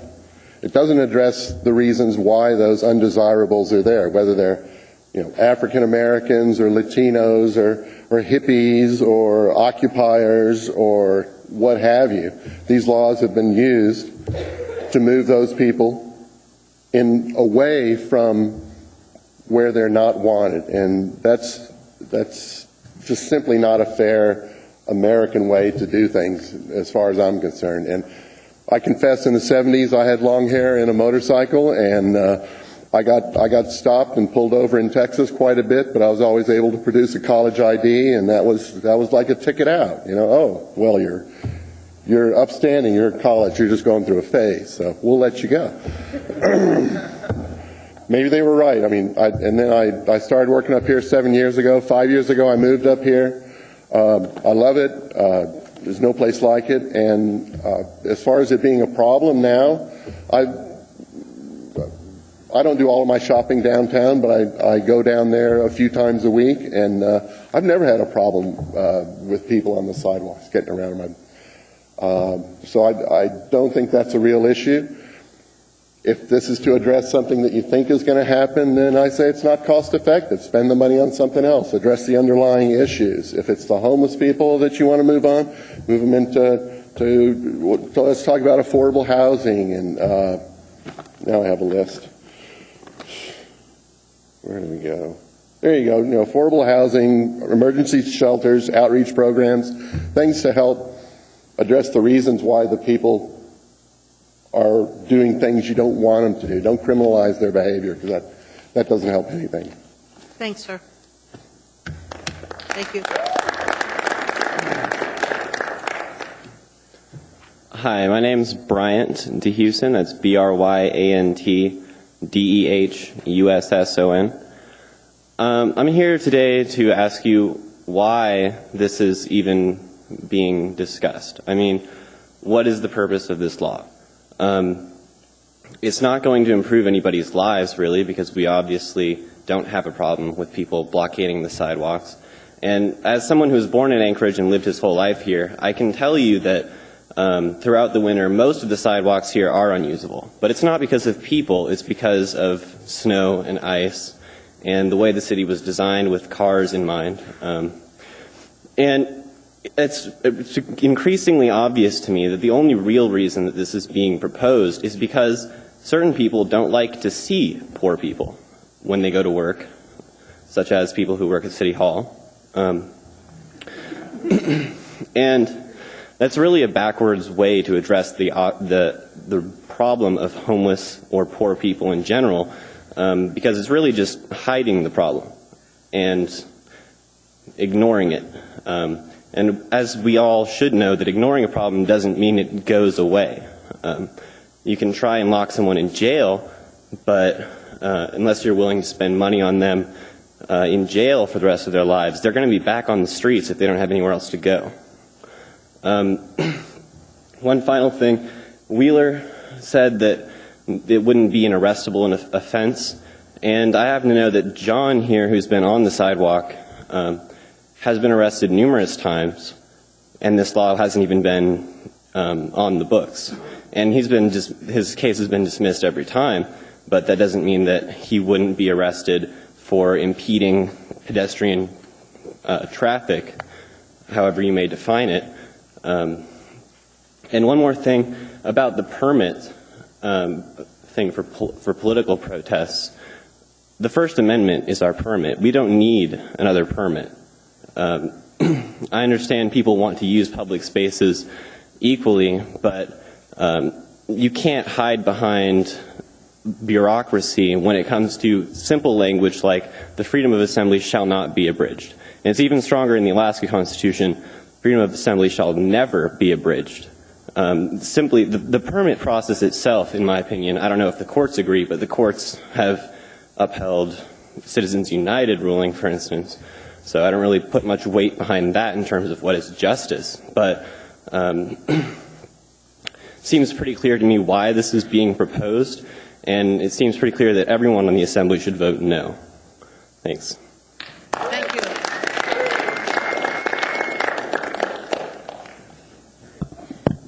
Linda Kellen Beagle again. I testified here this summer, so I'm not going to repeat a lot of what I testified over the summer. But there is one thing I do want to say. Mr. Wheeler, please stop comparing this ordinance to Seattle.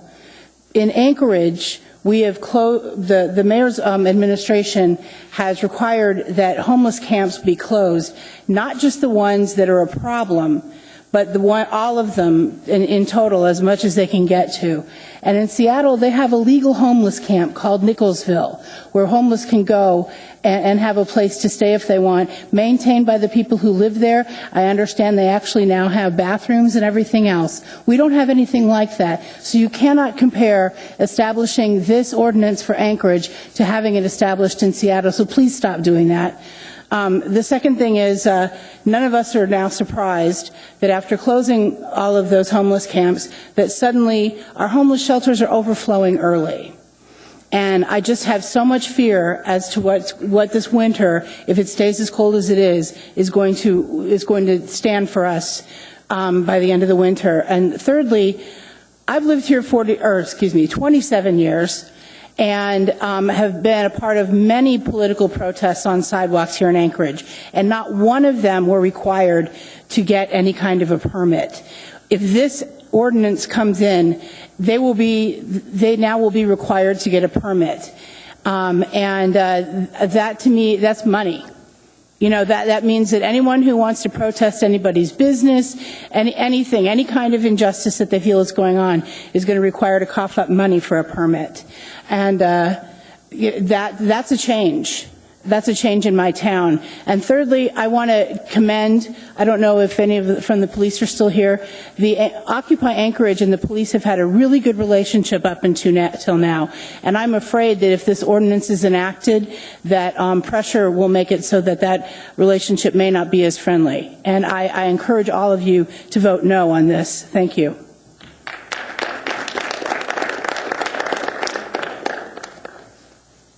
Good evening. Thank you all for your persistence here, and I want to acknowledge the chief of police here as well. I need your name, sir. My name is Carl Wassley, CarlWassile. Thank you. Go ahead. And regarding this ordinance up here, it seems like it's quite a travesty, actually, considering the issues that we're dealing with. I mean, in the paper, this man named Bill Allen, who's, I'm concerned about my safety as well as my children's safety with this man on the street. So when we're talking about pedestrian interference, I'd be concerned about someone like him who is obviously being protected by somebody. I don't know if it's the city, but the city could make a stance along with the state and say, hey, we want this guy investigated for the sexual abuse. I think that's a bigger issue than the mayor trying to single out a person here creating an ordinance that to me looks like it could be a civil rights issue, considering the poorest people are going to the richest part of the town, which is downtown. And the most visible people downtown, I've been here for a long time, long before, I've been in this area. In my relative, my blood, is as long as any of the families here that created this city before this statehood. And this ordinance to me looks like it's a civil rights issue. It's similar to the no natives. I mean, it's really it's almost like an insult. It's a little softer than no natives allowed, but I mean I spend a lot of time traveling through the city. I use the public transit system. We could actually use a better transit system, public transit system, instead of cutting.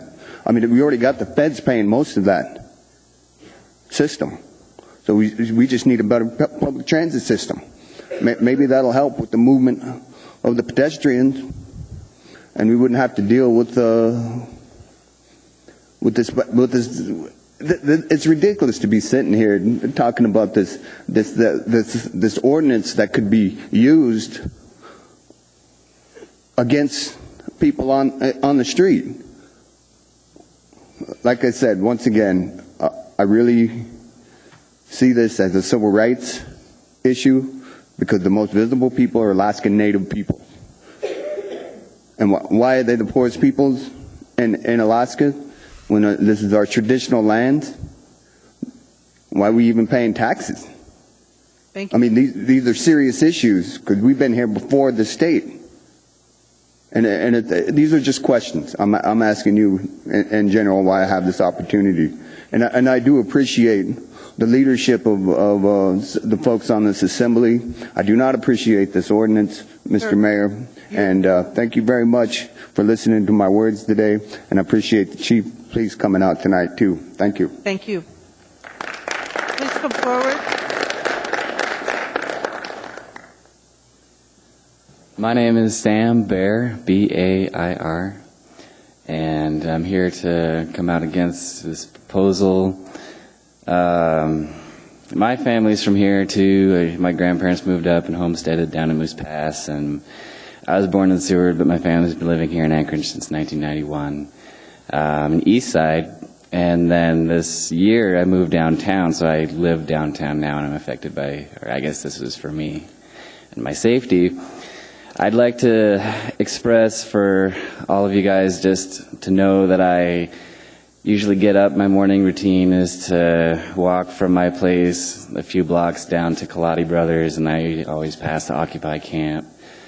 And part of my routine, is to get a coffee at Kaladi's, and wait for my bus if I'm going to work. And sometimes I take my cup of Kaladi's and I walk over to the Occupy people and sit down with them and talk. And that's why I'm wearing one of these shirts now. But, but there's never been an incident where I've been walking by where people are laying down or sitting down and felt impeded or felt nervous or anything like that. Just from personal experience. And I've never seen anything like that. Thank you, sir. Thank you.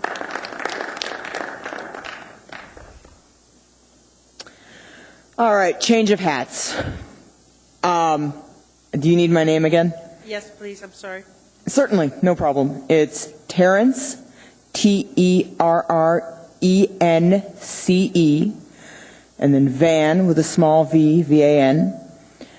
Ettinger is capital E-T-T-I-N-G-E-R. Very good. And I've lived in Anchorage for 4 years. I have taken the public transit system to several places over those 4 years. And in several cases, needed to transfer at the Downtown Transit Center. I have never, in the 4 years that I've lived here, had any trouble with anyone on a sidewalk, blocking passage, standing, sitting, or otherwise.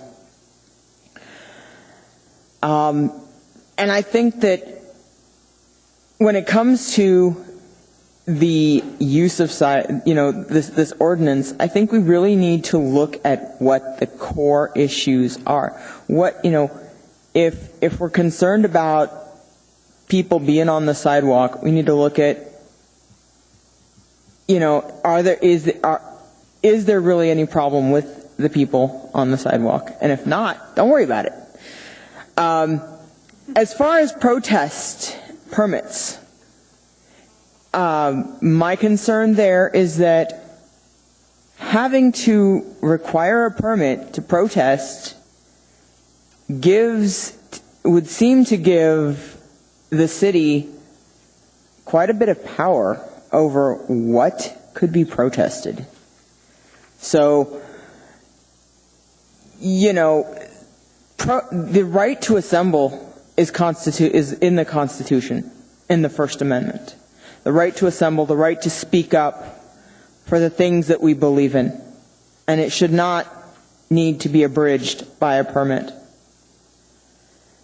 And another thing that I'd like to bring up as well, and this will be the last, is that, frankly, a city where people feel free to use the sidewalks in the ways that they are comfortable using them, to me, seems like a much more personable and habitable and free city than one where the use of the sidewalk is so heavily guarded. Thank you. Thank you very much. Please come forward.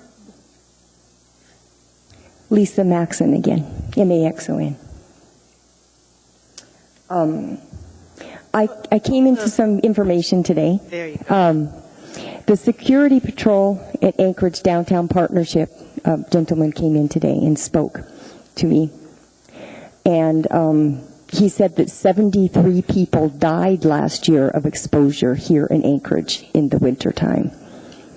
And so I would love to see some more programs put into place to deal with that issue of the homelessness, or and other programs put in, an additional program. I know we have several here in Anchorage, and that would be dealing with that, and also the alcoholism that so prevails in the natives of Alaska.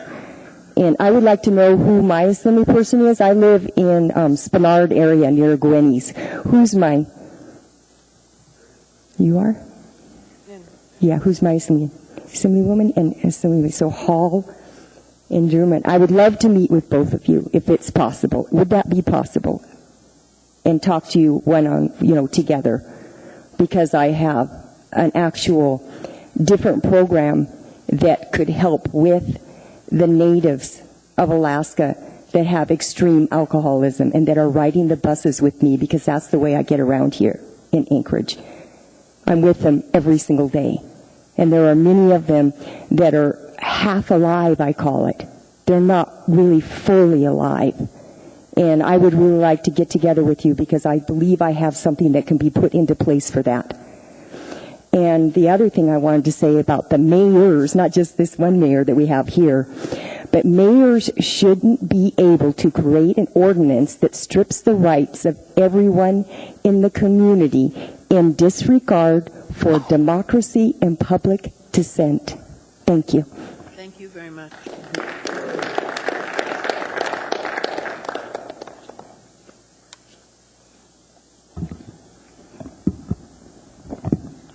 Hello, my name is John Martin, John-Martin. A lot has been said today in support of the right to sit or lie on the sidewalk, and I don't really feel the need to reiterate much of what was said.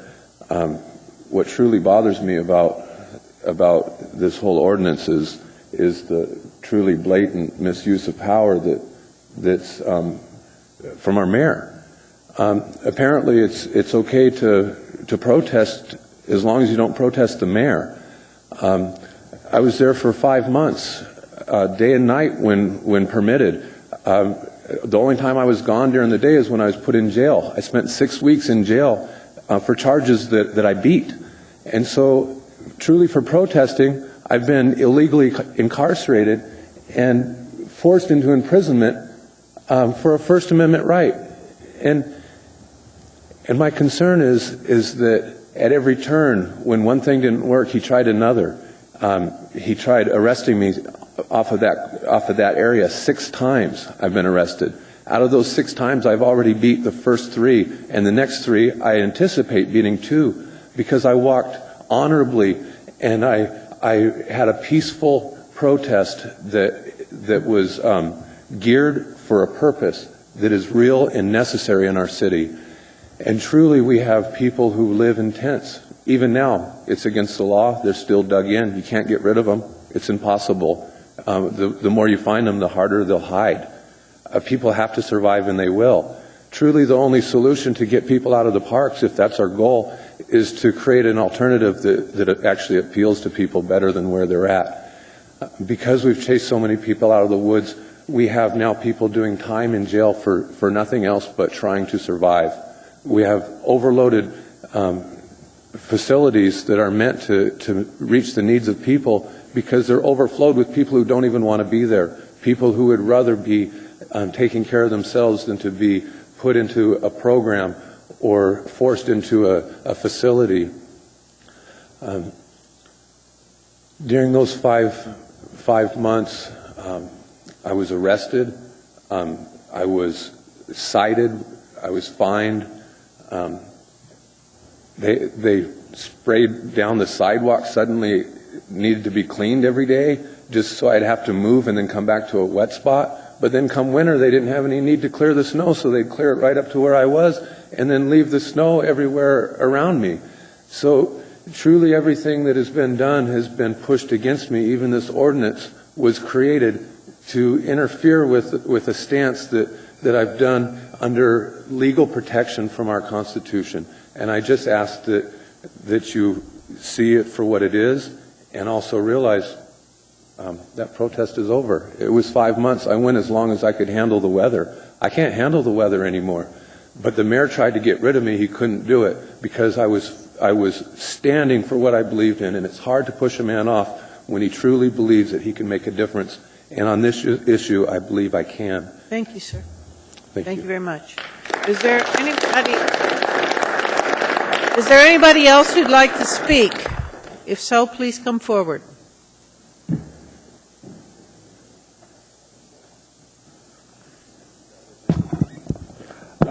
Good evening, Madam Chair, Mr. Mayor, members of the Assembly.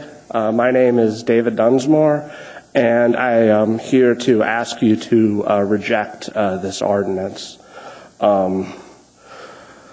I put a lot of thought into whether I was even going to bother to come tonight, because I think you all know my position on the issue of homelessness and my deep disappointment with how, despite the fact that, we have many great people within our municipal government, our city as an institution has done a horrendous job of addressing the fact that we literally have people dying in our city for no other reason than because they live in a city where they have they can't afford a safe place to live.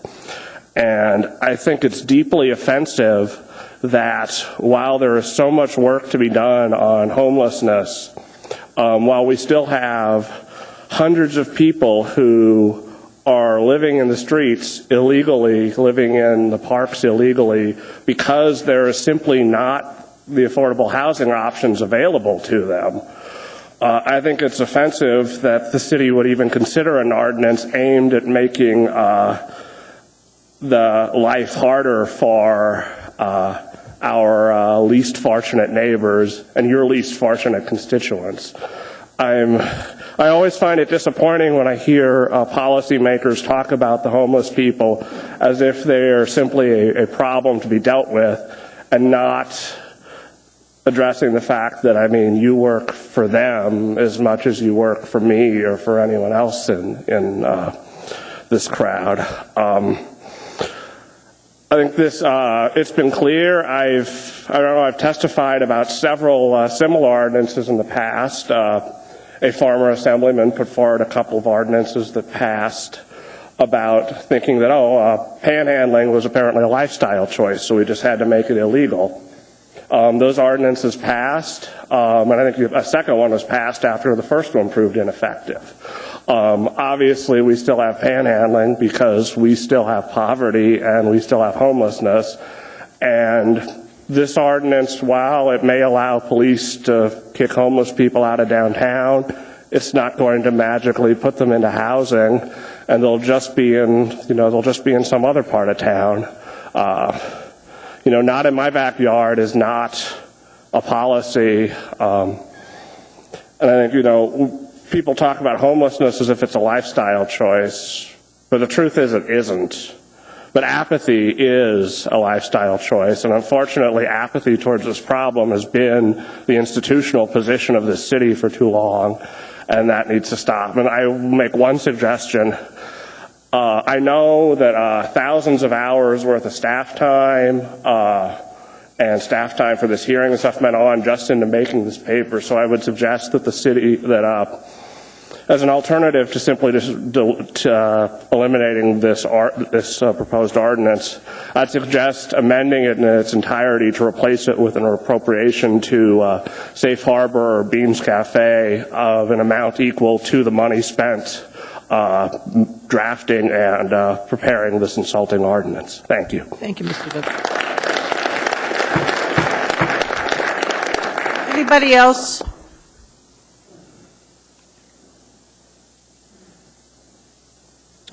William Harrington, Harrington.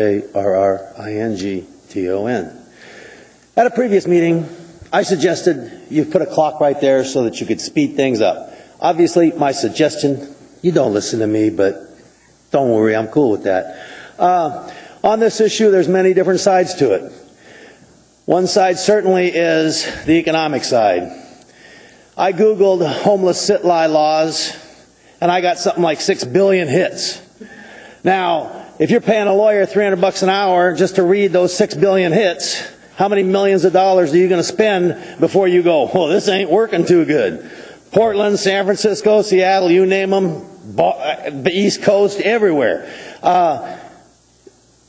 Somebody needs to put a lot of thought into this before they put a lot of money into this. We are a nation of laws, and I'm all for laws that work.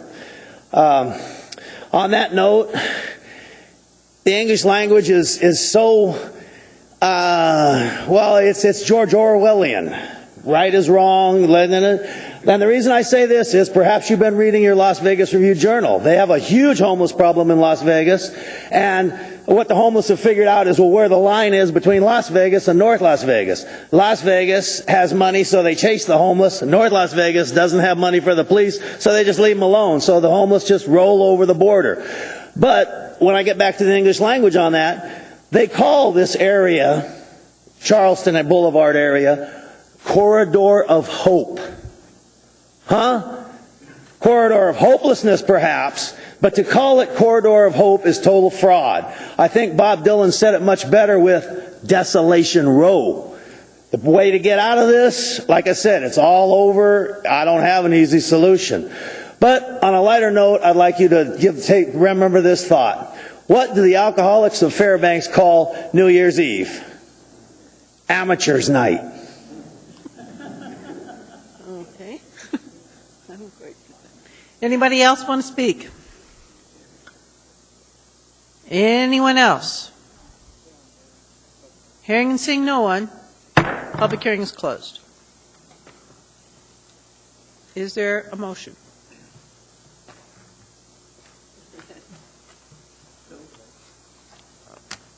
I haven't heard one.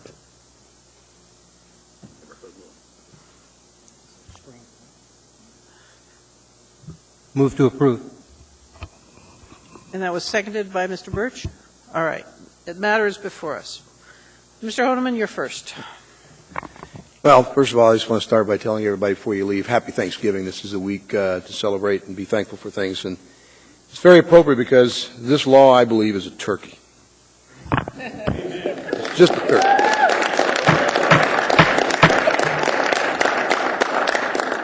Actually, I had another word for it, but it probably wouldn't have been very close. Anyway, you may not know much about me, but I'll tell you this. I'm a person who has been a career in law enforcement, and I'm all about finding the laws that we need, that's adequate, that's appropriate, and that's enforceable, and that makes a difference. I'm also just as a proponent of taking laws off the books that don't make sense. And in this particular case, this law won't do a damn thing. I'm telling you this right now. I see it. It won't do a thing, except particularly put our police officers in a bad position. And it was testified to earlier.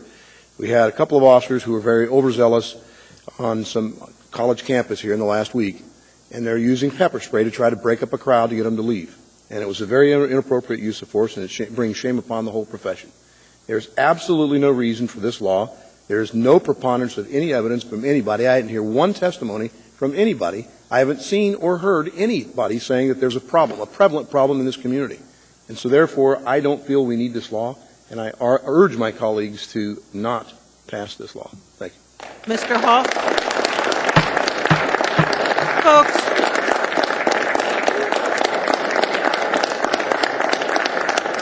Mr. Hall. Thank you, Madam Chair. I have questions of both the chief as well as Mr. Wheeler. I'd like to begin with Mr. Wheeler in giving me a clear explanation of what will be accomplished with this law as well as your purpose for the area that you've encompassed in this. Assembly members, Mr. Hall, what we hope to accomplish are three things. First of all, Could you mic a little closer, Mr. Wheeler? sorry, how's this? Great, thanks. Three things. First, to make sure that we have the tools necessary to take care of an issue during the day. Remember, this first provision applies only to the daylight hours specified in the code. So if someone is lying down or sitting in such a manner on the sidewalk to create a problem, it can be addressed. We can ask them to move along. If they choose not to move along, then we can issue the citation. Number two, if somebody under Section 2 is engaging in aggressive panhandling, where they're intentionally and deliberately and substantially blocking people from getting to their destination, they can be charged for that offense. And then three, deal with certain kinds of panhandling to make sure that the panhandling is not overly aggressive. As one of the speakers spoke to earlier about panhandling and the probability of receiving a citation, remember that if someone wants to have a sign on a street corner and say, please help me, give me money, they can get that money, but they can't do it by stepping into the roadway or receiving money from the roadway. If the vehicle driver wants to pull off into a private parking lot or off to the appropriate parking space, they can have that exchange. There's no prohibition. So the idea in all three of these is to create a safe environment for people using the rights of way and the sidewalks. And as to your second portion, Mr. Hall, I believe is for the location. The primary reason we scoped this to the downtown area is because the high volume of foot traffic in the downtown area as compared to other parts of Anchorage. And when looking at the case law that we described to you in previous work sessions, we noted that in the LA case, one of the reasons that provision was struck down was because it was an area-wide ban. And we focused on Seattle's provision, which was upheld through the Ninth Circuit Court of Appeals, because it withheld that judicial scrutiny and it focused on only certain areas and did not invoke a citywide ban. Thank you. Chief?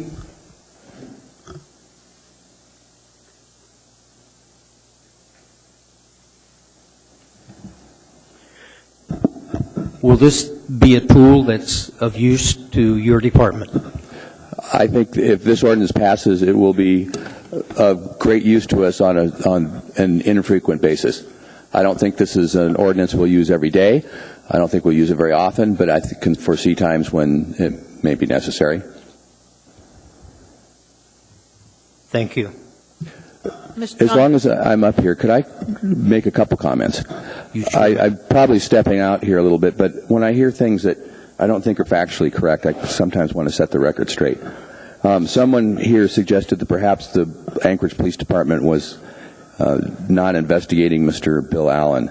I should say that we were the ones that investigated Bill Allen and forwarded that case both to the feds and to the state. Someone suggested that there was never a permit requirement for demonstrations until or unless this ordinance passes. We have always permitted gatherings of more than 50 people. In fact, if memory serves me correctly, at the last minute we made the governor get a permit about last spring when he had his procession here in town over domestic violence. And the other thing that I wanted to comment on is someone made the comment that the reason all the homeless people are in the camps is because the housing isn't available for them. What we found after talking with the people in the camps is that about 50% of them do have places to go, and they went to those places when we closed the camps down. They had family and relatives and friends where they could move in. The other half of them we are trying to place in the shelters and so forth, and I think the soon-to-open Carlac Manor is designed to fill part of that gap. So I'm not certain that you can say that not all the housing is available, and that's why we have the number of homeless that we do here. We may not have all the housing covered, but probably 3/4 of the people do have places to go if we can get them in there. Thank you very much. Thank you. Ms. Johnston. Chief?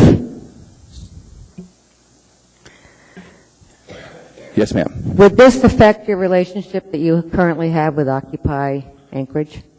I hope not. I've been thinking a lot about that. You know, this ordinance first was conceived long before we knew anything about this movement, so I don't think you can trace its roots to us, anybody in the administration wanting to do anything about the Occupy movement. Whether it would impact them, I think, would depend on what they do and when and where they do it and whether or not they have a permit. I can see for scenarios where they could get by doing very much what they're doing right now and not run afoul of this new ordinance at all. If they moved a few feet or changed a few minutes of the day, then possibly they could. But I think our goal is to work with people first, and I think so far we've demonstrated that's what our intent is with the Occupy people. If we were going to enforce every letter of the law every minute of the day when we could catch them doing something wrong, we'd probably be in a completely different relationship than we have going right now. So I think, every law has discretion about when you enforce it, and that's why I said earlier I don't think we would use it frequently. I think it would be very infrequently that we would use it. I view it as a last resort, but the kind of thing where when you really have run out of all other solutions, then you have that tool available. And I guess either to you or Mr. Wheeler, another case was brought up as far as picketing, and say the picketing at the Sheraton or picketing down at the Hilton. Well, my understanding is that, first of all, if you're standing up walking around with your signs, you're not sitting down, so that's not a problem there. If you let people go by, you don't stop them in their tracks and prevent their freedom of movement, then you're not going to be afoul of the second section. So I think somebody has to work at it to get themselves in a position where they have to have this enforced against them. And as I read this, as far as both new sections, the first section is an opportunity to ask someone to move along. Is that correct? Well, certainly, and we would do that anyway. I mean, we typically get people to do things through, we ask for people's cooperation. They listen to us. They usually just kind of go. We try and finesse things, and probably that's how we solve 90% of the problems we have. We usually don't arrest people until several other things have failed. And then the second section, to me, I'm not sure. To me, it looks like it really is a need of harassment.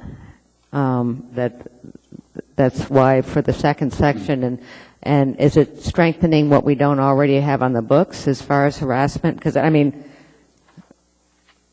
if I read it correctly, the first section, and maybe Mr. Wheeler, maybe I'll turn it over to Mr. Wheeler. Thank you.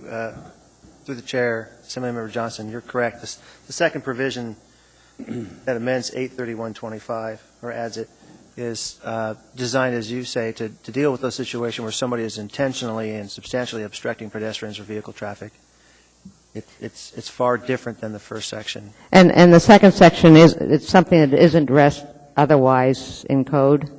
I mean, to me, it does look like a harassment kind of situation, and there's no other place that would address this type of situation. That is correct.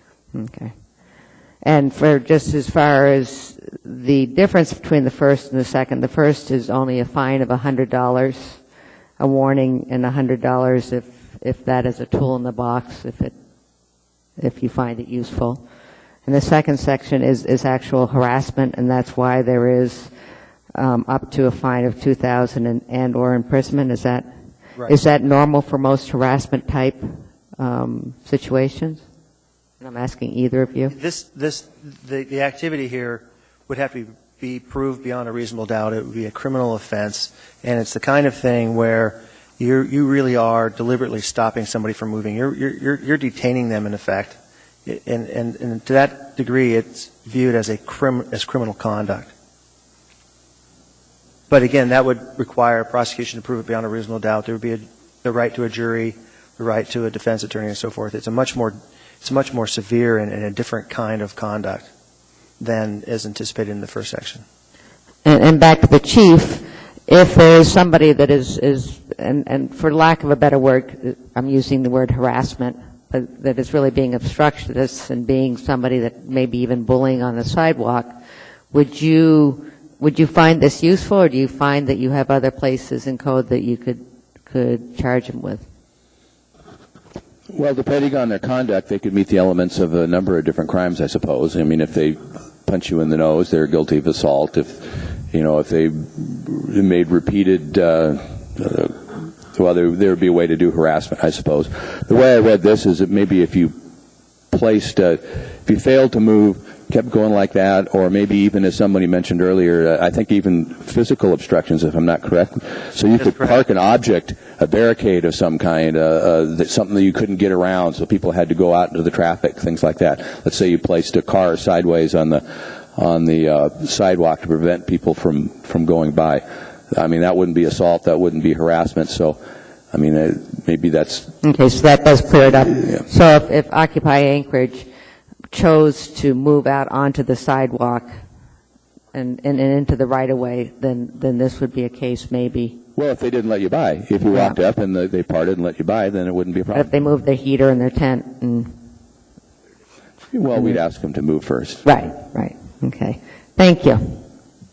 Mr. Trainee. Dennis, since this will end up probably in the court system if it's approved, and the ACLU takes us to court, is this defensible from your point of view?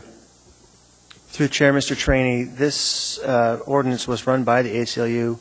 They have any problems with it? They did not have any problems with it, and that's primarily because we crafted it after a law that was already challenged in court and upheld. Because I'm wondering why ACLU is not here. Normally, when something like this comes forward, if they have a problem, they're here testifying, so I appreciate that information. Thank you. Mr. Starr. Feel free to cut me off, Madam Chair, if I pontificate, but, I've stood back and watched a lot of factors, and some of which I'm happy exist. I think the opportunity for our society and our community and our state and our feds to allow social demonstration, protest, campaigns, and civil discourse, and I don't say that in a negative way. I think civil discourse and the signs of public protest and senses that all is not well and you want to be heard is an appropriate and healthy outreach. I don't want to do anything that would discourage that. I think that we have to understand, from my perspective, laws and legislation sort of serve as a social boundaries. It's not a lecture, folks. It's me justifying why I will say these things. But I think you have a social boundary and a social glue of a general expectation of the masses. And I don't find that as overly burdensome. I think we need them, and the facts are the matter that we have them. We're becoming more legislated every day. Therein lies the example from today. I think there's some statements where I find a sad bit of offense from where I sit here. I don't sit in the high place. I don't sit here as judges. I sit here as a servant to my community by choice. And so I take a little bit of friction from that, and we'll push back in an appropriate way. But I spend an awful lot of time debating and engaging my community and my citizens through various means, and we'll usually meet any time or any place or any way. And I think that's an appropriate way. So, when I drive by what I would deem offensive signs, I suppose I could pull over and engage, but I could also take phone calls and emails and the letters and things like that, and I do that. So I think we have a mechanism that allows people to be of mind that are different than my opinion, and I want to continue to culture that. I don't find any situation where I squelch that. I think we're elected to support and address social challenges as they come by us. First and foremost is our charter mandate to address the financial and fiduciary responsibilities of the city. That's, as elected officials, what we do from this legislative body. But the societal challenges therein that require solutions and our engagement, we're happy to do them. And I see attendance. It's not a violent demonstration typically, and I see those as positive signs. I tried to look at history and where we've evolved as a society and sort of tried to put that in perspective to the 60s sit-down strikes and sort of the movement actions that would put out there. And I'm having challenges seeing the similarities from the perspective of where it would become a discriminatory requirement. I will say I don't see us squelching the overall sense of people to have civil discourse and say what's on their mind, whether they agree, disagree, or otherwise with me or the mayor or anybody there. I don't see that the sit-down strikes of the 60s and the outright blatant discriminatory actions are similar to today's situation of that. I don't know that we're effectively discriminating against the homelessness in a sense that it's an outright intentional act. I'm not comfortable with the homelessness solution, but I don't think it's a group of folks that are intentionally saying, please be homeless, or we're disregarding it. It's a very, very complicated social problem. So what I want to make sure is that we have sort of the greater good concept that still holds that societal glue and the societal legislations for that. I'm going to support this law because I believe that it does just what people ask me to do. I'm elected by the populace to support the greater good. And is it a specific one-person statement of protest? Yeah, it probably started that way. I don't think this law will do that. It will add to the social glue and the societal boundaries that are expected of me on the greater good. That's all I have to say with it. I'm open to the debate. I'm open to the discussions, whether they be in the mainstream, the fringe, or otherwise. But as to my vote tonight, it'll be in support of this. Mr. Mayor. Yes, thank you, Madam Chair. Well, first I want to thank everybody that came out to testify. It takes a lot of effort just to get down to the Assembly sometimes and to wait patiently through the budget debate. I thank all of you for having that patience. It is how the process works. And, we've only been in office a little over 2 years. We didn't invent the homelessness problem, but I think there's a little bit of a misunderstanding of the efforts that this administration has undertaken to deal with it in a very proactive manner. And it goes, as I think John Martin knows, far beyond just moving people out of camps. We have worked very, very hard to develop specific strategies that, with the cooperation of the Assembly, we've been able to implement. First and foremost, people have talked about, for example, the cold weather plan for a number of years.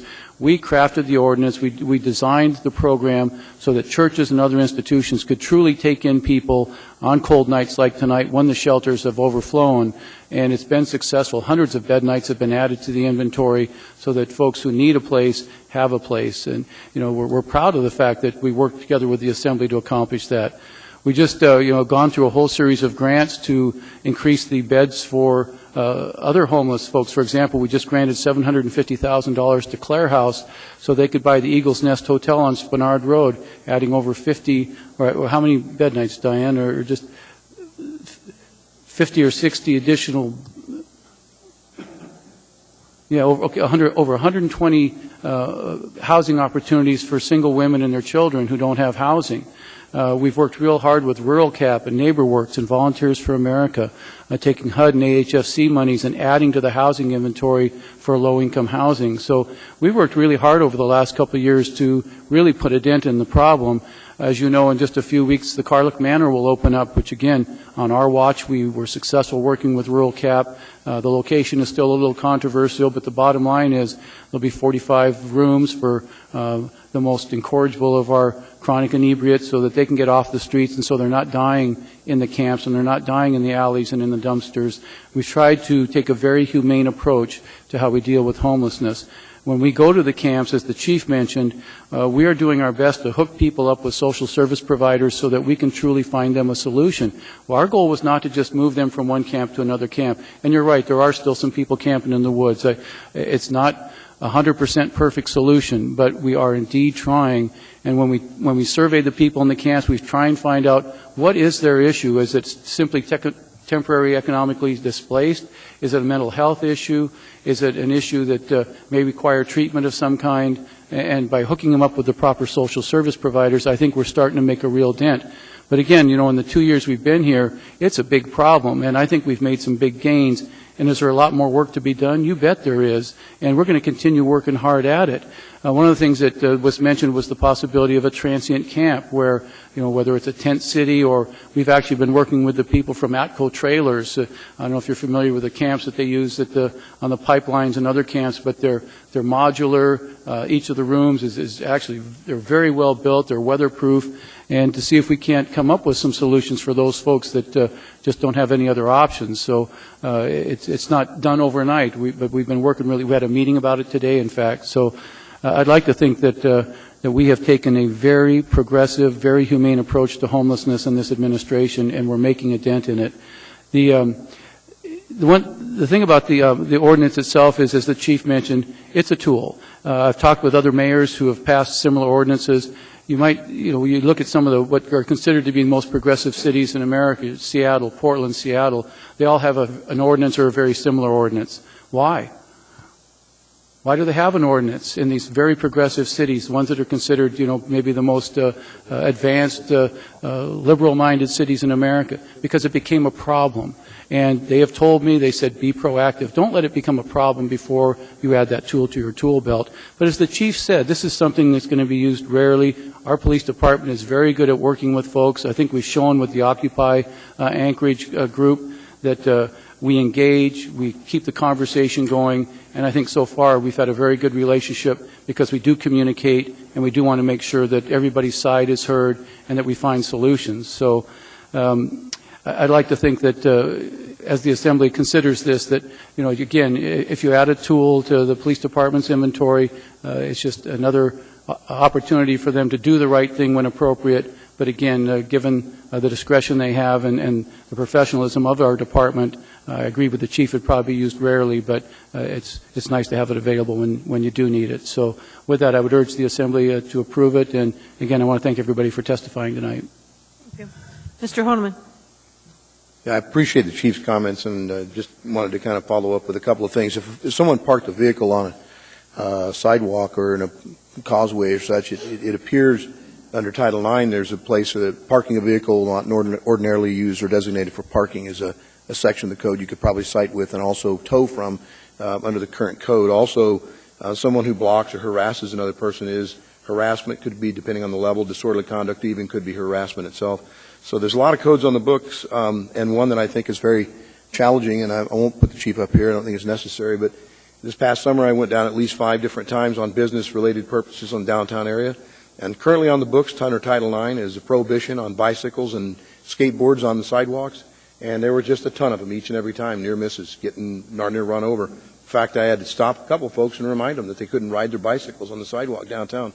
Not a lot of enforcement, and it's a more prevalent problem downtown in the summertime in particular. And I know folks that ride bicycles. I bring your attention briefly to this handwritten note left by Mr. Gil Stokes, who's also a constituent on the northeast side, and possibly an overlap between Mr. Starr and Ms. Osiander. And Gil Stokes was run over by a bicyclist over by Fred Meyer Muldoon as he was stepping off the bus. And his beef is really with Title IX, and why can't we put riding on the bicycles on the sidewalk in the law citywide, not just downtown? And I had no answer for him other than that the Downtown Improvement District had this prevalent problem with the roadways being really tight and the wider sidewalks and the heavier pedestrian traffic. And we're trying to use the same excuse, and yet Mr. Stokes was run over by a young boy who was riding his bike all the way to Fred Meyer to pick up something for his mom. It was clearly an accident. But, I'm telling you, we've got laws on the books that can address these situations. This law is not a very good one. I urge a no vote. Mr. Birch.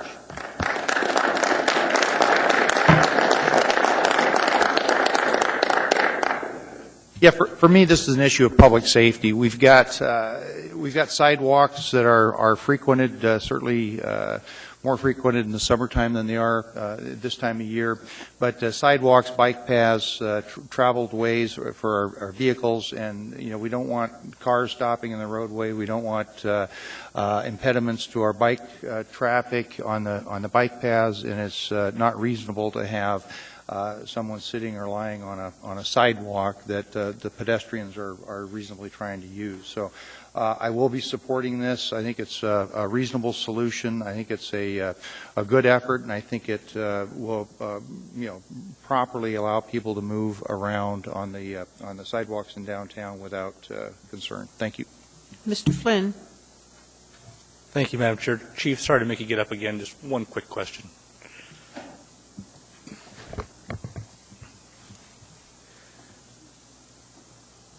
Recognizing that you're not actually a walking encyclopedia of the history of crime in Anchorage, can you recall a circumstance prior to this summer where the first section of this legislation might have been violated under some circumstance where the police were unable to move somebody along for some reason and they would have needed this piece of legislation?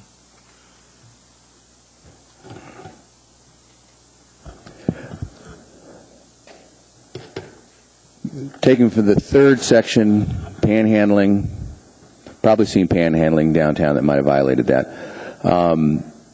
Blocking traffic, the second section, I'm not aware of anybody that's prevented people from getting by downtown that I know of this time. As far as laying down on the sidewalk, well, I guess Mr. Martin there would be the example that would come to my mind. But there aren't other examples that you can recall? I think Mr. Martin had some sympathizers there for a while, so maybe associated with him, there might have been others, but that's the only one that I can think of. And I think maybe in a way our thinking here came when we found that camping ordinances that we thought would cover that conduct weren't maybe getting us where we needed to be. Thanks. I appreciate it. Madam Chair, just quick. Go ahead. Chief, last time you testified, I thought you'd mentioned too, though, that in your experience even as a beat cop, that people passed out on sidewalks. Yeah. That's what CSP is for, though, right? Well, we do have pick 'em people. up. What's the law? Yeah, we have people laying down, both in downtown and elsewhere, all the time. Intoxicated people all the time. And I'm not saying that if we had this law, we'd be using this law for that scenario. We load those people in CSP vans and fire trucks, police cars, and drive them off. So, Thank you, Chief. I appreciate sorry. All right. There appears to be no one else in queue. I was going to wrap up if you don't mind. Oh, I'm sorry. I thought you were done. I Sorry. apologize. I'll beat the drum one more time. I have a problem when we write laws of general application to address a single circumstance. And all the protests of supporters of this legislation notwithstanding, that's what we're doing here. And I can't support it. I will say, I appreciate the Chair putting on the agenda both this and the Merrill Field fee increases, since my dentist's wife complained about Mr. Martin's behavior, and my dentist will complain about the tie-down fee increases, so I can get all the pain out of the way with one visit next time. Thank you. Ms. Drummond. Thank you, Madam Chair. I think the folks who came out to testify tonight put it very eloquently. We have a lot larger problem in this town with the lack of snow removal and making it impossible for people who need to walk to even begin to be able to walk and to reach those buses, which everyone else testified about earlier this evening, which we need more of. I don't need to add anything to this conversation other than I don't think this is a necessary law. I think we need to focus our efforts on getting our sidewalks cleared of snow so people can use them, and work on planning this community better so that people can walk freely, stay healthy, and get to where they need to go. Thank you.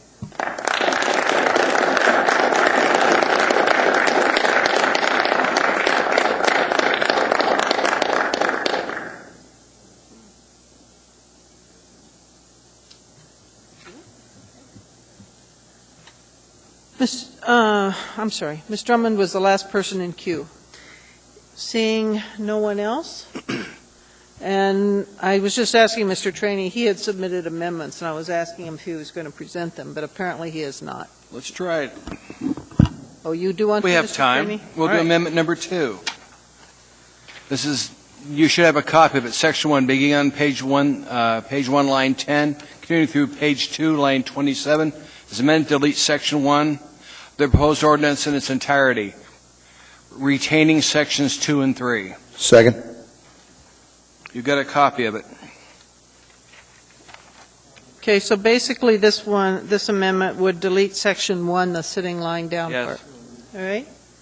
Is there discussion on his amendment number 2? Hearing and seeing no discussion, please vote on that amendment.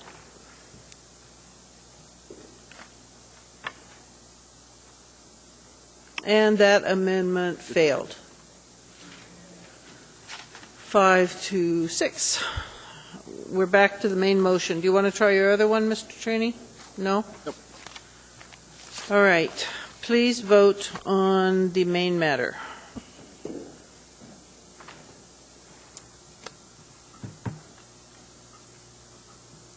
And that passes 7-4. All right. Moving on. The next item before us is 14J, which is AO 113, an ordinance amending Anchorage Municipal Code Title 9, Vehicles and Traffic, and Anchorage Municipal Code of Regulations Title 9 to provide a comprehensive update and rewrite, and repealing Anchorage Municipal Code of Regulations Chapter 9.06. It's accompanied by AM 644, and we have a substitute version. Anybody wants to speak to us about traffic laws?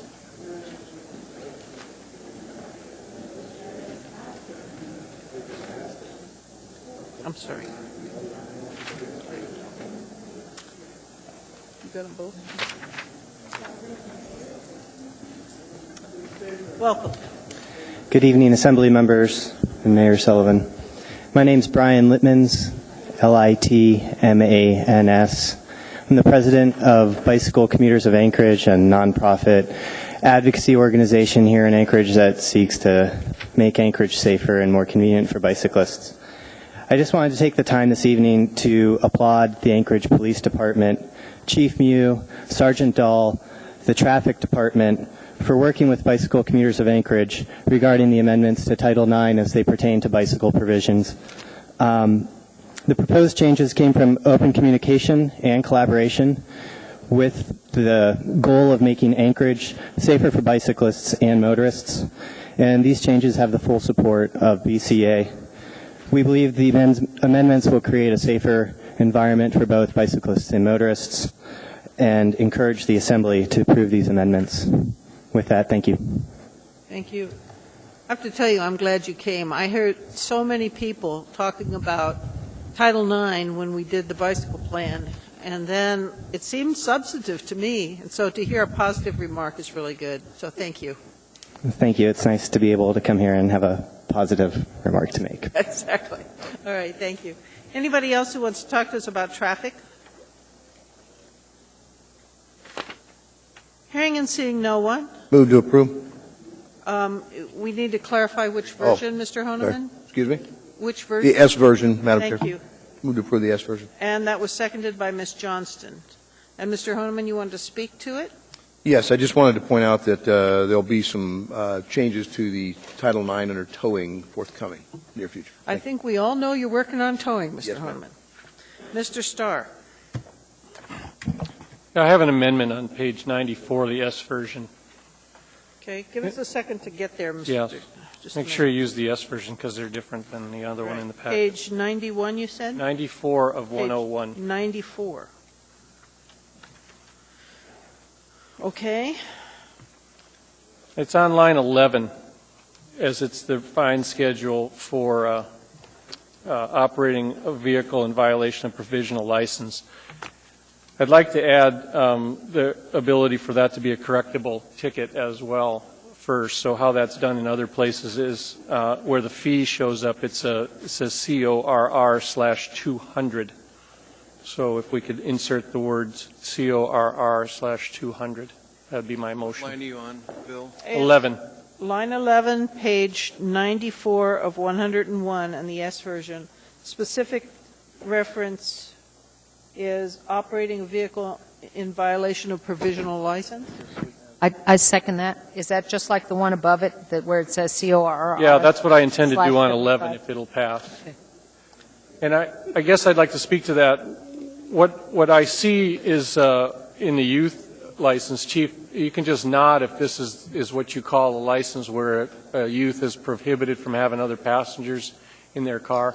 And I guess what I see is, you guys have a second to listen just for a minute? Maybe you could comment too, although the public hearing is closed. If you want to speak, you're going to have to go out in the auditorium. What I'd like to have happen is that we give the provisional violator an opportunity versus a mandatory ticket. And I guess I've engaged enough police officers to know that, hey, it's right here, I have to issue a ticket. And I would want that to be correctable, much like we have tinted windows and some of the other youth violations. So if you guys can go along with that, I think that the idea that they're going to call the parents or they're going to ask the driver to stop doing this thing, and good police engagement with the ability for that to be correctable versus having to go home to mom or dad and say, I had a buddy in my car and here's a $200 ticket on top of all of that. I think that's a little punitive. So ask for some latitude. If it doesn't work, we can change it back. But that's my amendment. All right. There are people in queue. I'm assuming if you're in queue, you want to speak to the amendment. Mr. Honeman, you're first. Yes, I'm actually urging a no on this one, and the reason is, unlike the one above it where it's licensed, carried, and presented upon demand, that's simply someone who might have forgotten their license in another jacket pocket or maybe used it at the bank or something, forgot to put it back in their wallet. That is certainly something that could be corrected. You still got to pay a fine. It's correctable, $75, $150 otherwise. The operating vehicle in violation of provisional licenses, there are rules and requirements of the driver. This goes to show a consequence of failing to meet the requirements of the code of the law as listed and spelled out in the driver's manual and what their restrictions are. So there's not much in the way of correcting. You're either violating the law or you're obeying the law. And frankly, that's not really much in the way of correctable. It'd be different if they didn't have their, I might go along with if you're saying, not carrying their provisional license on them. I would say correctable, maybe get a small fine and correct it. But actually violating the law, and they know the law and the restrictions on it, I just don't think it's a good practice there. Thank you. Can I debate, Mr. Is it okay to engage, or how do I re-engage Mr. I'll get you in Honeman? queue, sir. I'm in. I just didn't want to address Mr. Wheeler. Well, I think he wanted to speak on the same thing, but Mr. Wheeler?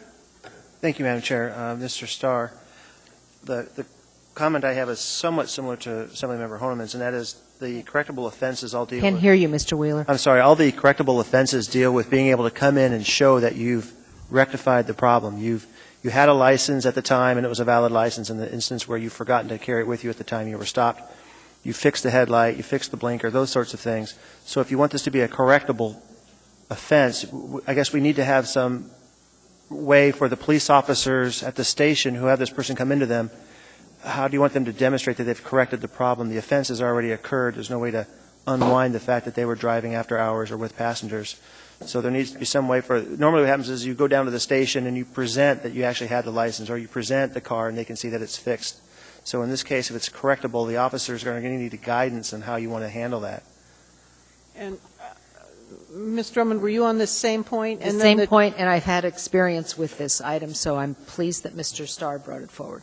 Well, speak to the point, and then the chief wants to speak, and Mr. Starr wants to rebut or clarify. We're talking about the provisional license for youngsters, right, for 16-year-olds that gives them certain rules. That's my how many people they can. Okay, my son had an issue with exactly this, and maybe because Mr. Starr has young people in his house, he had a similar issue as I did. Apparently, the state didn't write it right. This is a relatively new statute. And my son got stopped because he was driving with a provisional license after the 6-month probationary period was over. Nowhere in the statute does it say on 6 months and 1 day you have to go get a regular license. And the officer who gave him the ticket was so upset about the fact that the state didn't write this right that he met us at the courthouse. We went down, went to traffic court, all that stuff. And the officer was so upset he went down there and met us and he said, "Don't worry, we're dropping this, not a problem." I said, "Yeah, well, we're just going to sit down and let Alex check out what traffic court is all about and behave himself and learn what happens when you do violate a law." And meanwhile, the judge, who happened to be Ms. Schamberg's husband, Brock Schamberg, who's a magistrate, said that he doesn't have the ability to change those things and he wasn't going to do anything about it. So until I know that the state has changed its requirements, I absolutely think this is a correctable issue if the officer happens to hit a young person at 6 months and 1 day and they haven't gotten their regular license yet because the state says you don't have to. He could keep driving on that license to this day. And this happened many years ago. He's now 24. Thank you. Okay, Mr. Starr. Well, I don't doubt that our police try to do the right thing in that. I think it would be correctable, Mr. Wheeler, He's right over there with the chief. by two matters, and I believe one is this. If it's after hours and he gets caught on his provisional license, you say pull over, and you don't get to drive anymore. So I don't want to debate you necessarily, but I see what would be a correctable offense right at the moment that it occurred. You pull the kid over, it's 11, 12, 13, whatever, 1 o'clock in the morning, 1,300 hours, and he's that. Pull him over, give him a ticket, tell him that he's got to call his parents, and then he's corrected the problem. He's not driving anymore. Same with the kids in the car. Although it would be a public safety issue when it's 2 below zero, hey, you kids, you have to get out of the car. You have to call your folks. You have to do whatever. I believe it would be correctable. So what I would want to see on the guy's violation for a provisional is that he in fact was busted for it. He was given a ticket for it, and he corrected it on the spot. Let that show up on his record, so if it happens again, a police officer knows it. But you've got to understand these youth are impressionable at that age, and they will listen to that level of authority. But I think you need to let them off the hook for that precise reason. It didn't happen to me, but I heard a story very similar to that, and the hands were tied of the courts above for stating their case for it. And I don't disagree, Mr. Honeman. I think you're right on. But I think you can say, I just pulled you over. I see others in the car. You have a provisional. They get out, they call their parents, whatever it takes, you can continue on your way. But that's to me where I want to see the latitude. So it's an important issue to me that we start off on the right foot for these drivers that violate it. If they're doing 95, they're doing 100, whatever, drinking, sending them down the road. But this one here bothers me, and I never felt that it was appropriate. Chief. Mr. Starr, through the chair. I think we might be talking about procedural distinctions here. Correctable is something, it only applies after the citation's been issued, and the court has a copy of it. So, in other words, the bullet's gone down range, and maybe you move the target before it hits, but you can't call the bullet back. It's gone down range. An officer can always decide not to issue the ticket and say, you don't want to get a ticket? Go on home. I'll call your parents. The officer can always do that. Once the ticket's written, though, for it to be correctable, so they've got to report to the station and demonstrate that whatever the problem was has now been undone. I don't think this lends itself to that. Now, the part that Ms. Drummond was referring to, and what I thought you were saying initially, those work all right. If for instance, the driver had a valid provisional license, and it was valid, it's in the computer, the officer can see it's valid, but they just forgot it. Okay, that could be correctable. They come into the station and say, yep, the next day I had it all along. Okay, fine. We write that on the ticket. We file that ticket with the court, and it all goes away. I don't see a problem with what Ms. Drummond was saying. If you passed your provisional period and you got a ticket because you were driving at night and you only had a provisional license, okay, you go get your license updated to the regular one, you bring it in, you show it, okay, the ticket goes away. That, in my mind, can be correctable. The things you're talking about, I don't think you can correct after the fact. Got it. Thanks. I think that goes to discretion of not issuing the ticket to begin with. Let this amendment fly, and then I'll change the amount. So thank you. Mr. Wheeler, you want to comment? No, thank you. I already spoke to the issue. Okay. Ms. Drummond, you're back in the queue. Do you want to comment on the amendment? I didn't press the button again. It must have just stayed that way. Just popped you back in, huh? Okay. All right. Mr. Starr just spoke. Ms. Johnston, did you want to speak to the amendment? Just to make sure I understand, so, Chief, you would see the word correctable being used in the case that Ms. Drummond brought up, or in the case of them bringing their license in? Is that so? Adding the word correctable would work. I think we need clarification on the specific amendment, Chief. Yeah. That was, I think, her question. Yeah, that's my question. Would that work? The specific. Because I'm kind of mixed here on this, so I. Through the chair, Ms. Johnson, I'm not looking at the text, so I don't know what we'd have to wordsmith to make it happen. I'm just saying that philosophically, I think the correctable piece, if we could figure out how to write it, would work for the not possessing the license, or you'd fail to upgrade it at the end of your 6 months or whatever. I think those two philosophically work. I don't have any objection to them, and I think it would work process-wise with the courts. The stuff in between, I'm right. not sure. I do not support the stuff in between, having raised 3 teenagers. I always think that we always need to understand consequences. But as far as the correctable, I can understand it in Ms. Drummond's case, so I probably would support the amendment if it would address her situation, which was something that the state had made a mistake in doing. My daughter had a provisional license, and I think the day that 6 months was over, we were down at DMV on a Saturday. She went to do it. the other one. Right. I've had all different kinds of teenagers, some that are very much aware and some that are clueless, so I can understand. I just want to make sure everybody understands the amendment that's before us. Mr. Starr? Excuse me? Could I ask Mr. Wheeler a question, because he just... I'm sorry. It's not your fault. Mr. Wheeler, you said that Ms. Drummond's issues could be as in some other places? Through the chair, Assemblymember Johnson, yes. There are other code provisions, including the one above this one, that cover the two scenarios that the police chief discussed. So I don't think there needs to be an amendment to cover those two scenarios. Okay. Thank you. I will not be supporting this. All right. Now, Mr. Honeman, you're back in the queue.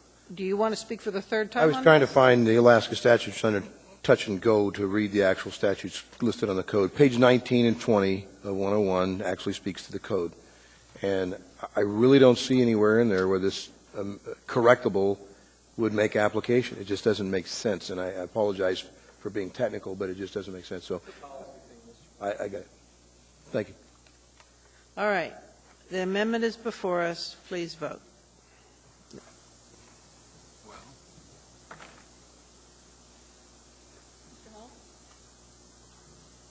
Okay, that amendment failed. 4-7. Now, we're back to the main matter. Mr. Starr. I'm going to make an amendment to change the amount of the fine. On line 11, instead of $200, I want to make it $50. Second. That was seconded by Ms. Drummond. And I guess if I can speak to that, it isn't personal experience, but I can put myself in those mindsets of those kids that are making those judgments. Their mind's not fully developed, guys. You can go through all and figure that out. You know, those that have had them and those that have them now, their minds don't think correctly. They get peer pressured. They get messed up. They're there.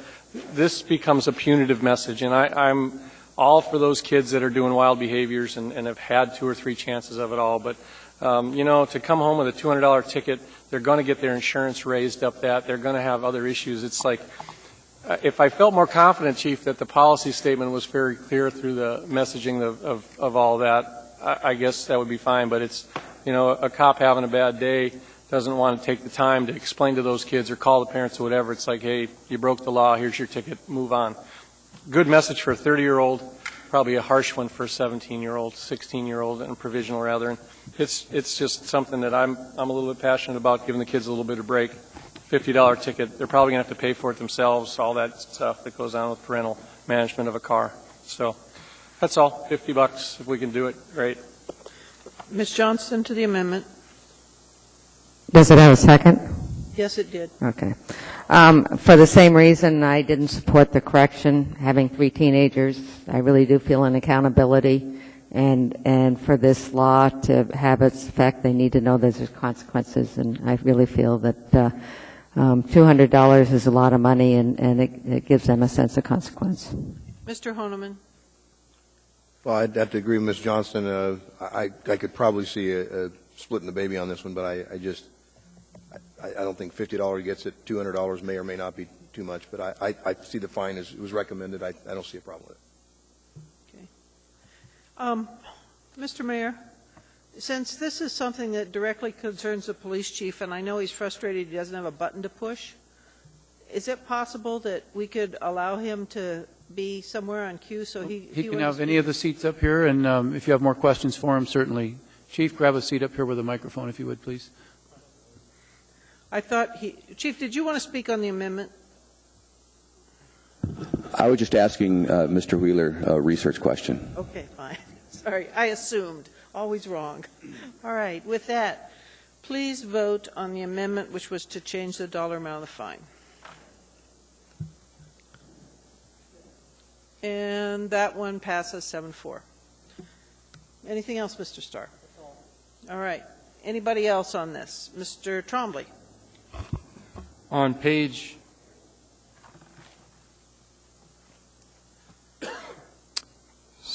70,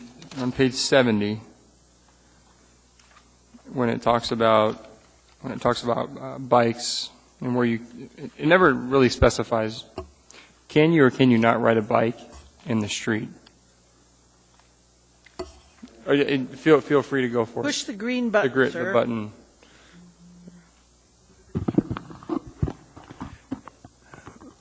Yes, you can ride a bike in the street.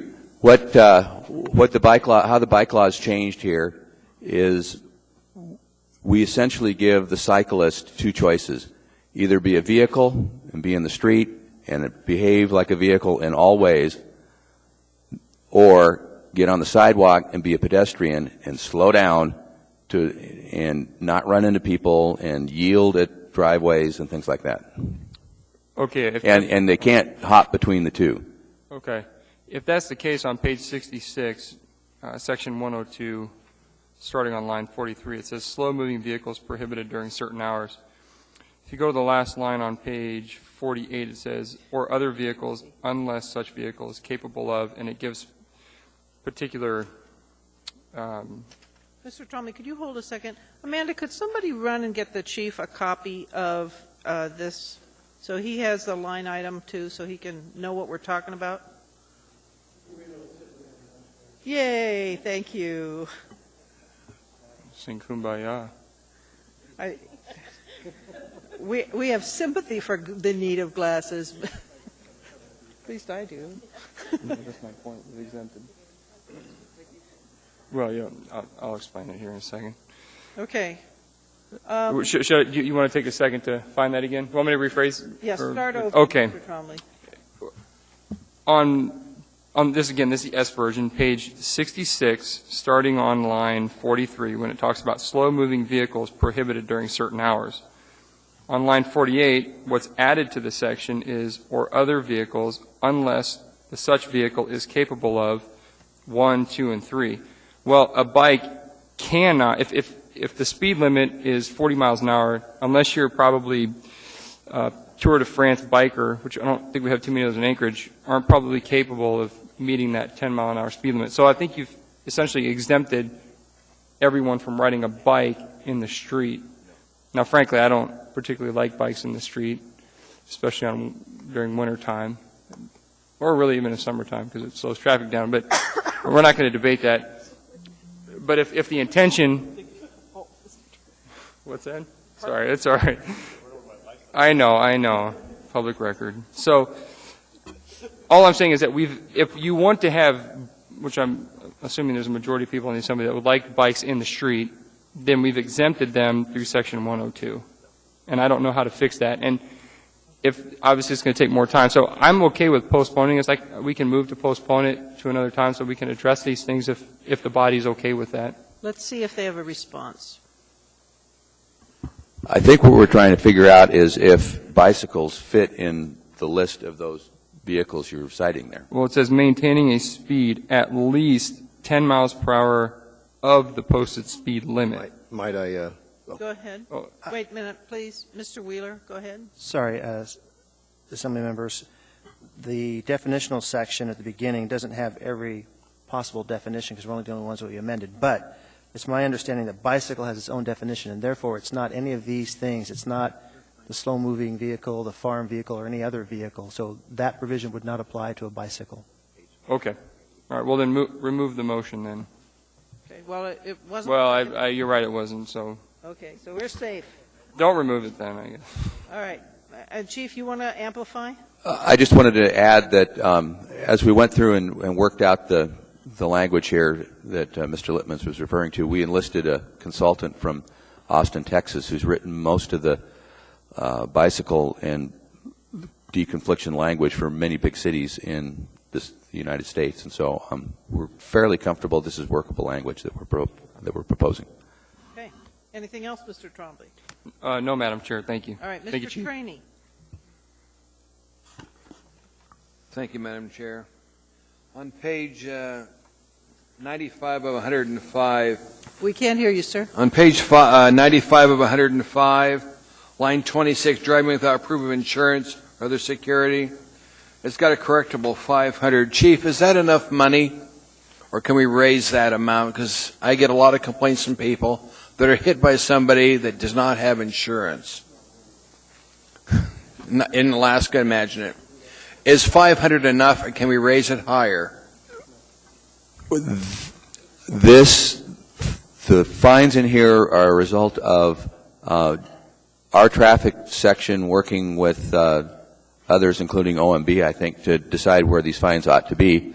I don't know if anybody objected they would go higher on our end, but I think a lot of the stuff reflects a raise is in this title. Because if I remember, this was the same rate that was been there for a few years. I remember when the last individual representing Muldoon changed it to be a correctable. Remember before, if you didn't have insurance, your car was sent off to jail for a while, and it was Paul Bauer that changed it to correctable. I think it was $500 at that time, and that was a couple of years ago. So I just want to make sure it's meeting the demands of today, because I can always make an amendment to raise it higher if we need to. A lot of that happened when I was at the school district, so I don't know a lot of the history there. All I guess I can tell you is this met the agreement of the traffic engineer, my traffic enforcement section, others at City Hall, so my assumption is everybody's happy with it. I don't know if anybody would object if it went higher. I don't think I would object. Okay. Thank you, Chief. Dennis, any comments on raising it? Because we have so many people that don't have insurance in this town, and it becomes a real problem for the people that do have insurance or get hit by somebody who doesn't have insurance. Through the chair, Assemblymember Trainee, I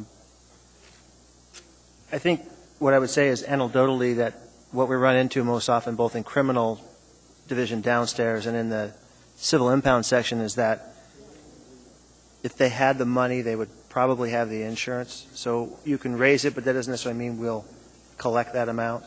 Okay. Thank you, Dennis. Thank you, Madam Chair. Could I ask a question? The way I read it is we're deleting 50 and inserting 500.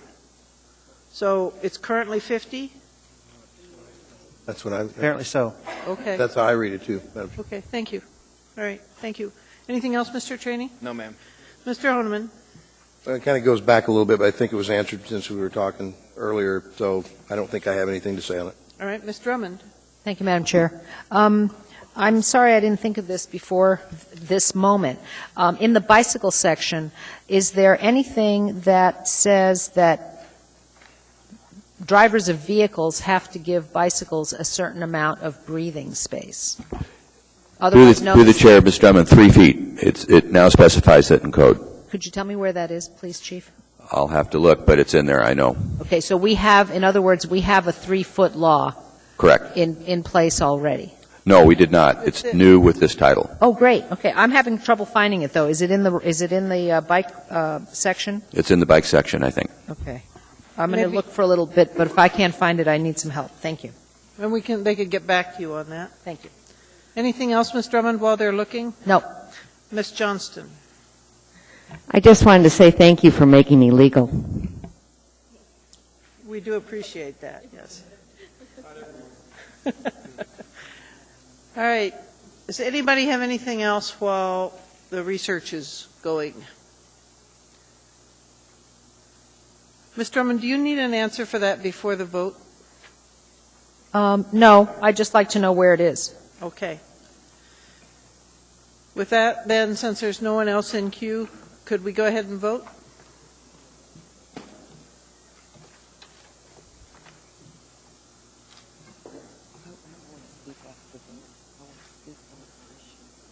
And it passes unanimously. Madam Chair?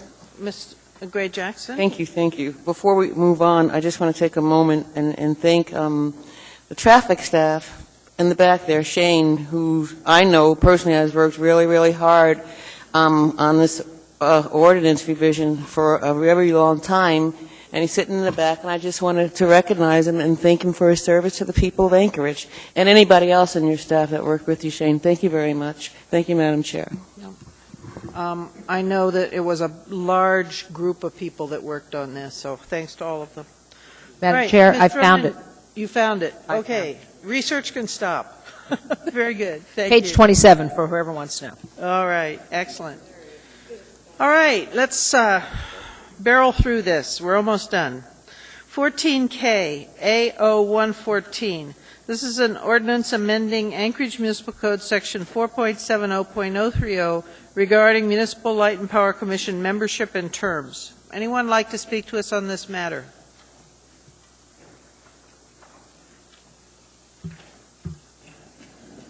Good evening.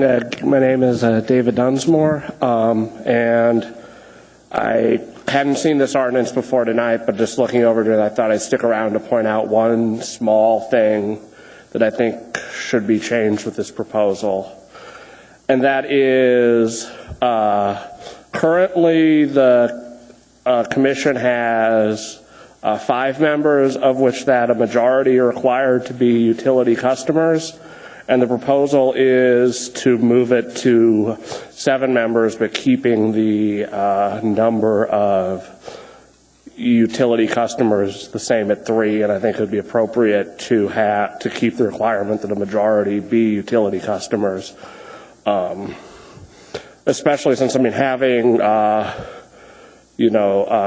customer and public involvement as early in the process is in the best interest of the city, since if they have to get that involvement through the RCA level, it gets a lot more expensive for everyone.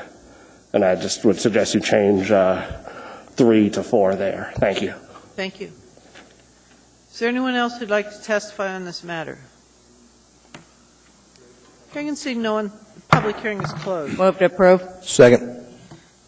Mr. Flynn? Thank you, Madam Chair, and thanks to the administration for bringing this forward. I think it's a good cleanup of some of the work we did earlier. Mr. Dunsmore's comment, I think, is probably on point. Is there any objection to changing? Would you have any objection to changing line on line 16, 3 to 4? The only concern is, the MLMP service area is a small service area, and we are requiring, certain expertise, and it sometimes is difficult to, get the expertise we're looking for, and if you increase the number, it just makes it more difficult. But, 50-50, I guess. It's a small but mighty service area. A small but mighty service area, Mr. Flynn. Well, I guess with that, Madam Chair, I'll make the motion to, on line 16, amend the word 3 to 4. Second. And we'll risk it, if the body agrees. Mr. Honeman, were you in queue to speak on That was it. amendment? If he didn't make the motion, I was going to.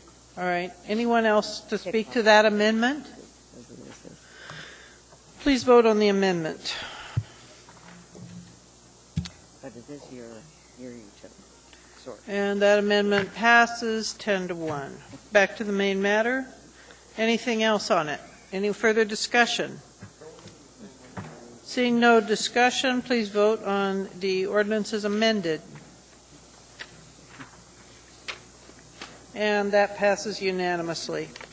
The next item before us is 14L. This is AO 111, an ordinance amending Anchorage Municipal Code Section 11.60.200 to adjust mandatory airport fees and charges.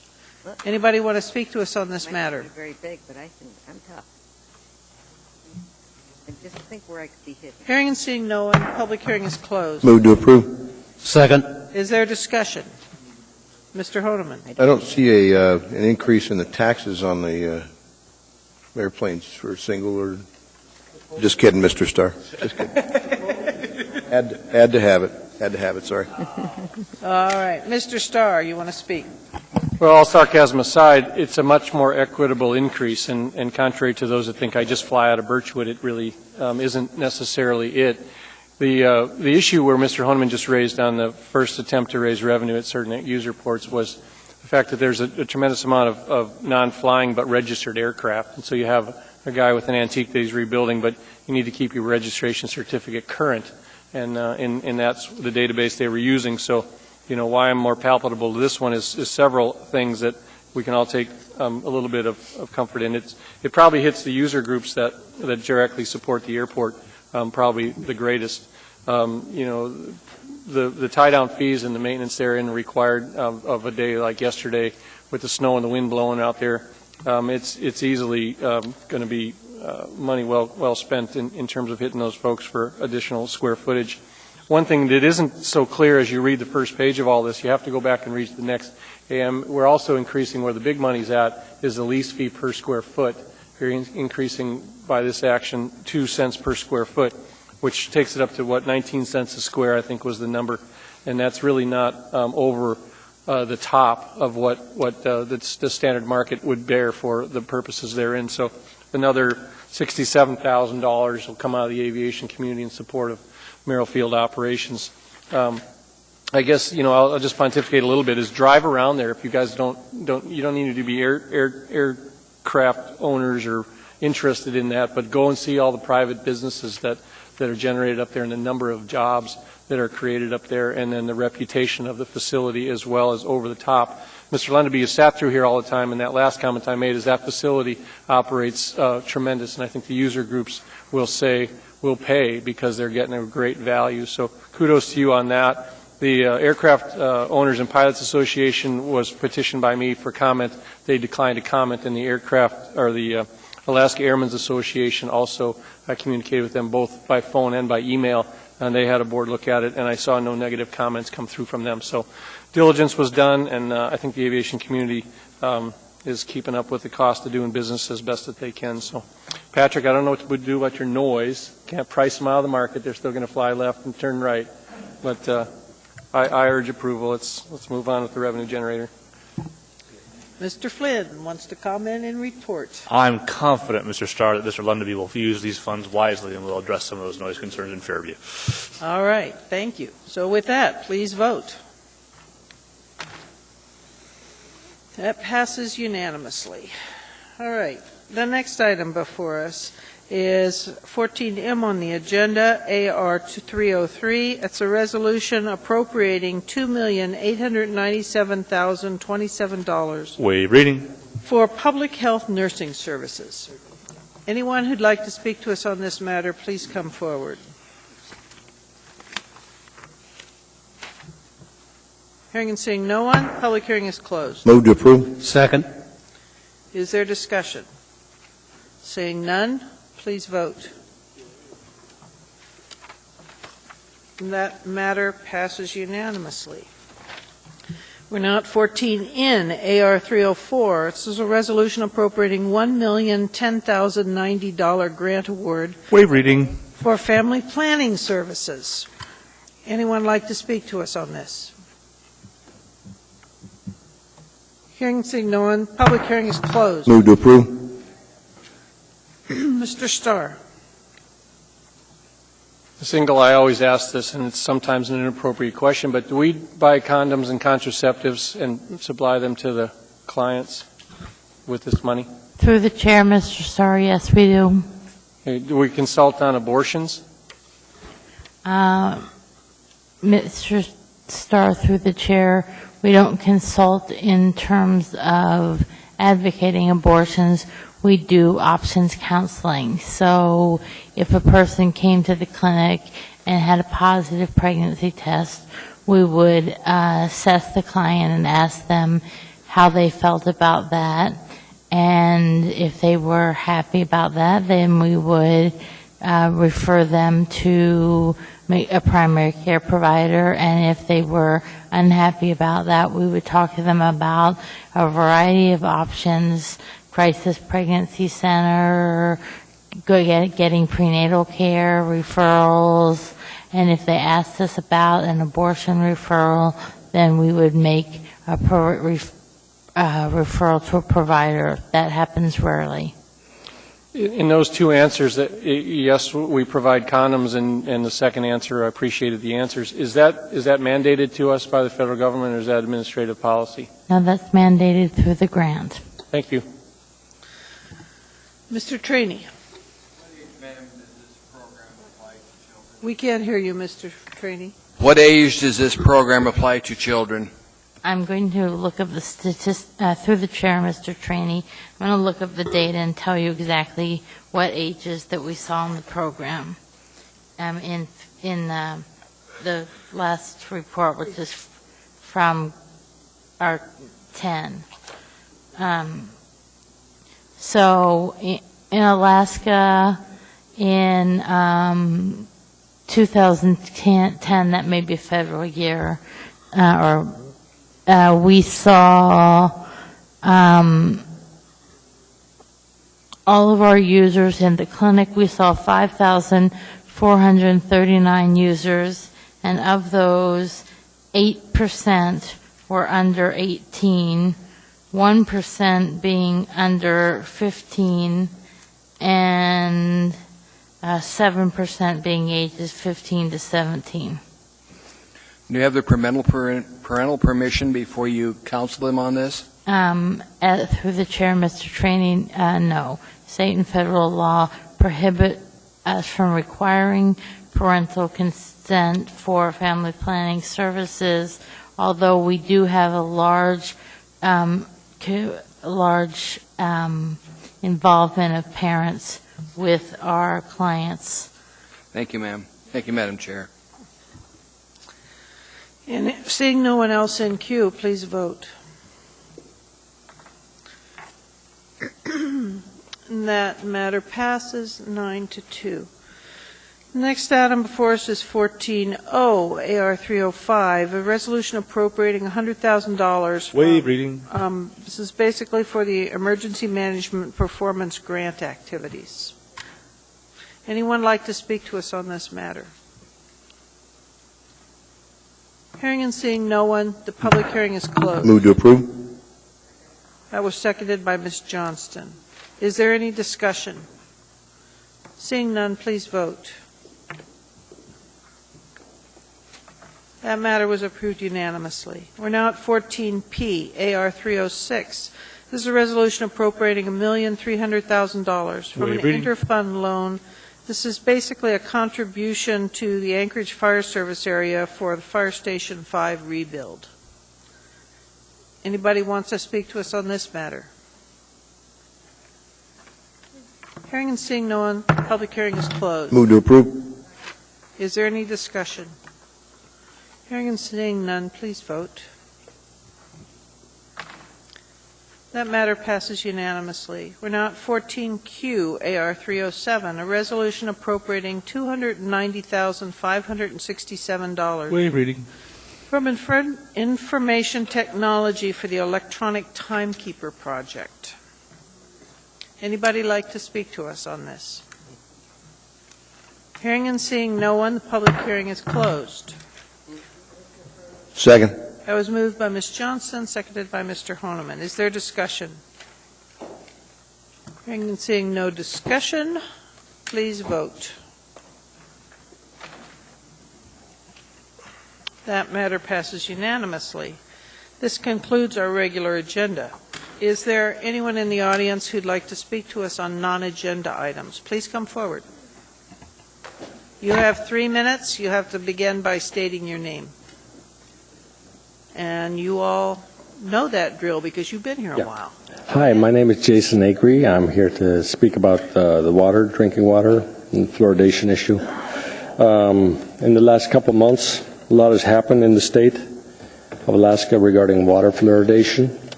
The city of Fairbanks discontinued it. They cited it was unethical. They cited it was unethical for undeclared legal reasons. And then also Palmer, about 3 weeks ago, discontinued fluoridation. And they cited it was unethical, immoral, unsafe, and ineffective. And Juneau also got rid of fluoridation, citing it was unsafe and ineffective. And I want to ask the body here and people here to please consider doing a study on fluoridation. And I know in the past I've come here and told you what to do, but now I'm just here with a question, and I just want to ask you humbly to consider studying the issue of fluoridation in our water, because there's a bunch of studies that have been done by very distinguished people, much more distinguished than I am, and they come to the conclusion that it might not be the best idea after all. And I just want this body to say, or to consider, let's do a study and let's check it out, and maybe we can find out something, because in 2006, the National Research Council, they come out with basically studied all the data and they came up with that it does have adverse effects. It does affect people's thyroids. It does affect people's kidneys. And it is 41% of the adolescents in the U.S. now have fluoride-damaged teeth. Some of it is minor.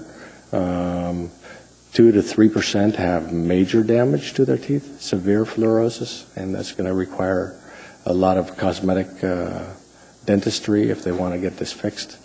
Fluoride is not the wonder drug that it was supposed to be when it was introduced in the 1950s into the water supplies, and it's kind of outdated.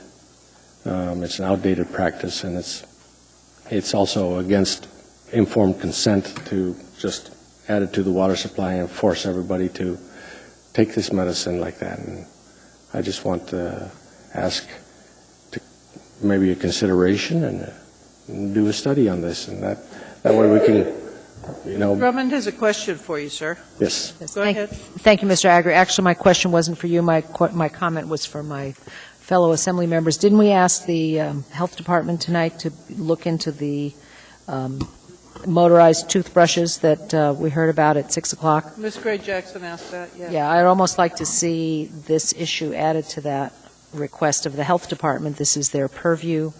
I, too, have seen these statistics that Mr. Agre refers to, that if over 40% of young people are getting fluorosis of the teeth, that is an overdose of fluoride. Yeah, we cut it back, but now we've got 40% of kids who have been getting an overdose of fluoride for the entire time that their teeth have been growing, and this is causing them permanent damage. And it weakens bones, and it does all kinds of other things. But I am no scientist, but I do want this looked into. Thank you very much, sir. Okay, can I? No, sir. I'm sorry. Your time's up. You're going to have to talk to Ms. Drummond separately. I think she would like to talk to you. I'll talk to Ms. Drummond then. Sorry, sir. I did originally start this talking to the city health department. I know, sir, but your time is up. So I'm sorry. All right. Thank You're you. welcome. Okay, good night, everybody. Thank you. Thank you. Go ahead, sir. Do you want to speak? If you want to speak, you have to. We're trying to finish up, so please speak. Okay, my name is Bryant DeHuson, BRYANT DEHUSSON, and I'm going to be really short and quick here because honestly, it doesn't really matter what I say to you people, but I do want to say that you should be ashamed of yourselves if you voted for what just passed. I don't know if anybody outside of this assembly in your constituency actually wanted this bill, but I'm guessing that you haven't really gotten any input to that effect. And I just wanted to say that this is a fraud on the American public, and if you're wondering why people feel disenfranchised about this system of government, might have something to do with the fact that people's voices are ignored constantly. That's all I wanted to say. Thanks. Okay.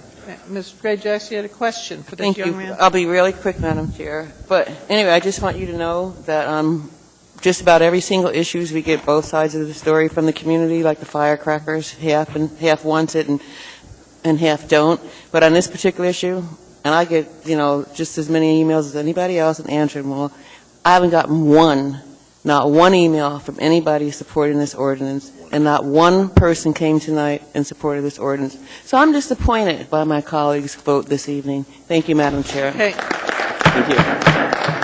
Sir, please come forward.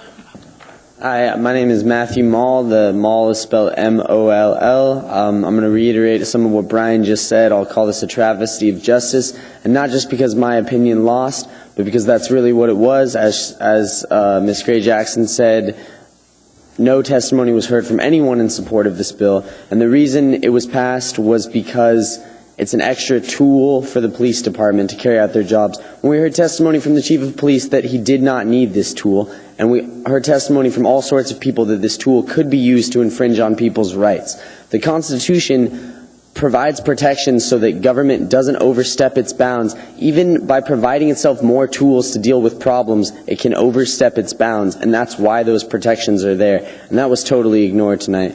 Also on the issue of homelessness, apparently everyone here was under the understanding that homelessness is a problem, and this is the way it was referred to.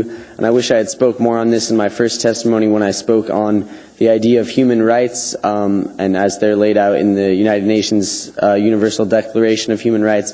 I don't have a copy of that with me right now, so I'll just explain to you what the issue is. Homelessness is not an issue of how do we deal with these people, as the mayor called them, most incorrigible of the drunks. Those are not the most incorrigible, those are people. Those are citizens of Anchorage. And the fact that they have do not have a home is just part of whether or not they have a home. They're still citizens, they are still people, and to simply say, oh, you know, we need to put them into houses, and we need to do this and that, ignores the root issue that they have rights as people to inhabit the land. They have rights to inhabit this earth. They have rights to inhabit their own sidewalks, especially in a state like Alaska, where the indigenous population only recently had their land stolen from them, and the Assembly this evening voted to further deny their rights to their own land and the rights that we all have as people on this planet. I'm going to interrupt because we basically get one time to speak on a topic, and at this time it's to speak on a non-agenda topic. So if you want to speak in general about homelessness, fine, but you've already spoken on the ordinance.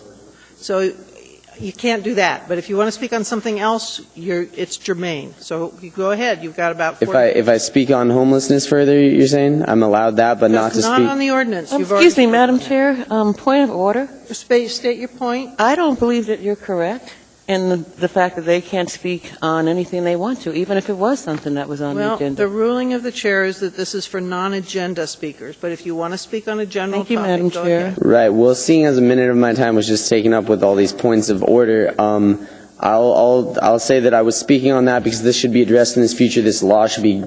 I would ask any one of you to propose a law to get that first provision of what was just passed off the books. And as far as homelessness is concerned, I'd really like to talk to a lot of you because I think you're misrepresenting the people you are there to represent, because they don't have money and they don't come talk to you, and they don't have homes and they don't pay taxes. That does not mean they are not people, and they do have rights. And thank you very much. Anyone else on a non-agenda? My name's Christina, last name Mounce, M-O-U-N-C-E. And I just want to say that the fact that that first section of the law wasn't amended Ma'am, could you speak on another topic, please? I just want to say that since that First Amendment wasn't, the first section wasn't amended, it's very clear that this is going against protesters, against future sit-ins, against people using their First Amendment rights. If you didn't want to hear us talk about it, we're going to keep talking about it. Maybe you should have voted differently.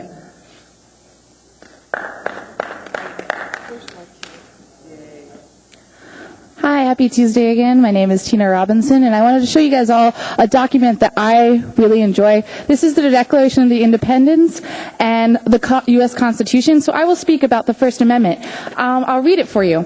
Congress shall make no law respecting an establishment of a religion or prohibiting the free exercise thereof or abridging the freedom of speech or of the press or of the right of the people to peacefully to assemble and to petition the government for a redress of grievances. Well, I have a grievance.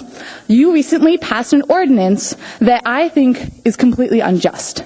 Now, I really would like to thank the 4 assembly members that did vote down this ordinance that the first section of is blatantly coming against protesters in Anchorage. I'm going to give you I also would like to just address the fact of homelessness in Anchorage. This is a very cold state. Most of the homeless in this state are actually native to the state. And many of them believe, as I believe, that every creature that inhabits this planet has the right to clean water, clean air, and warmth.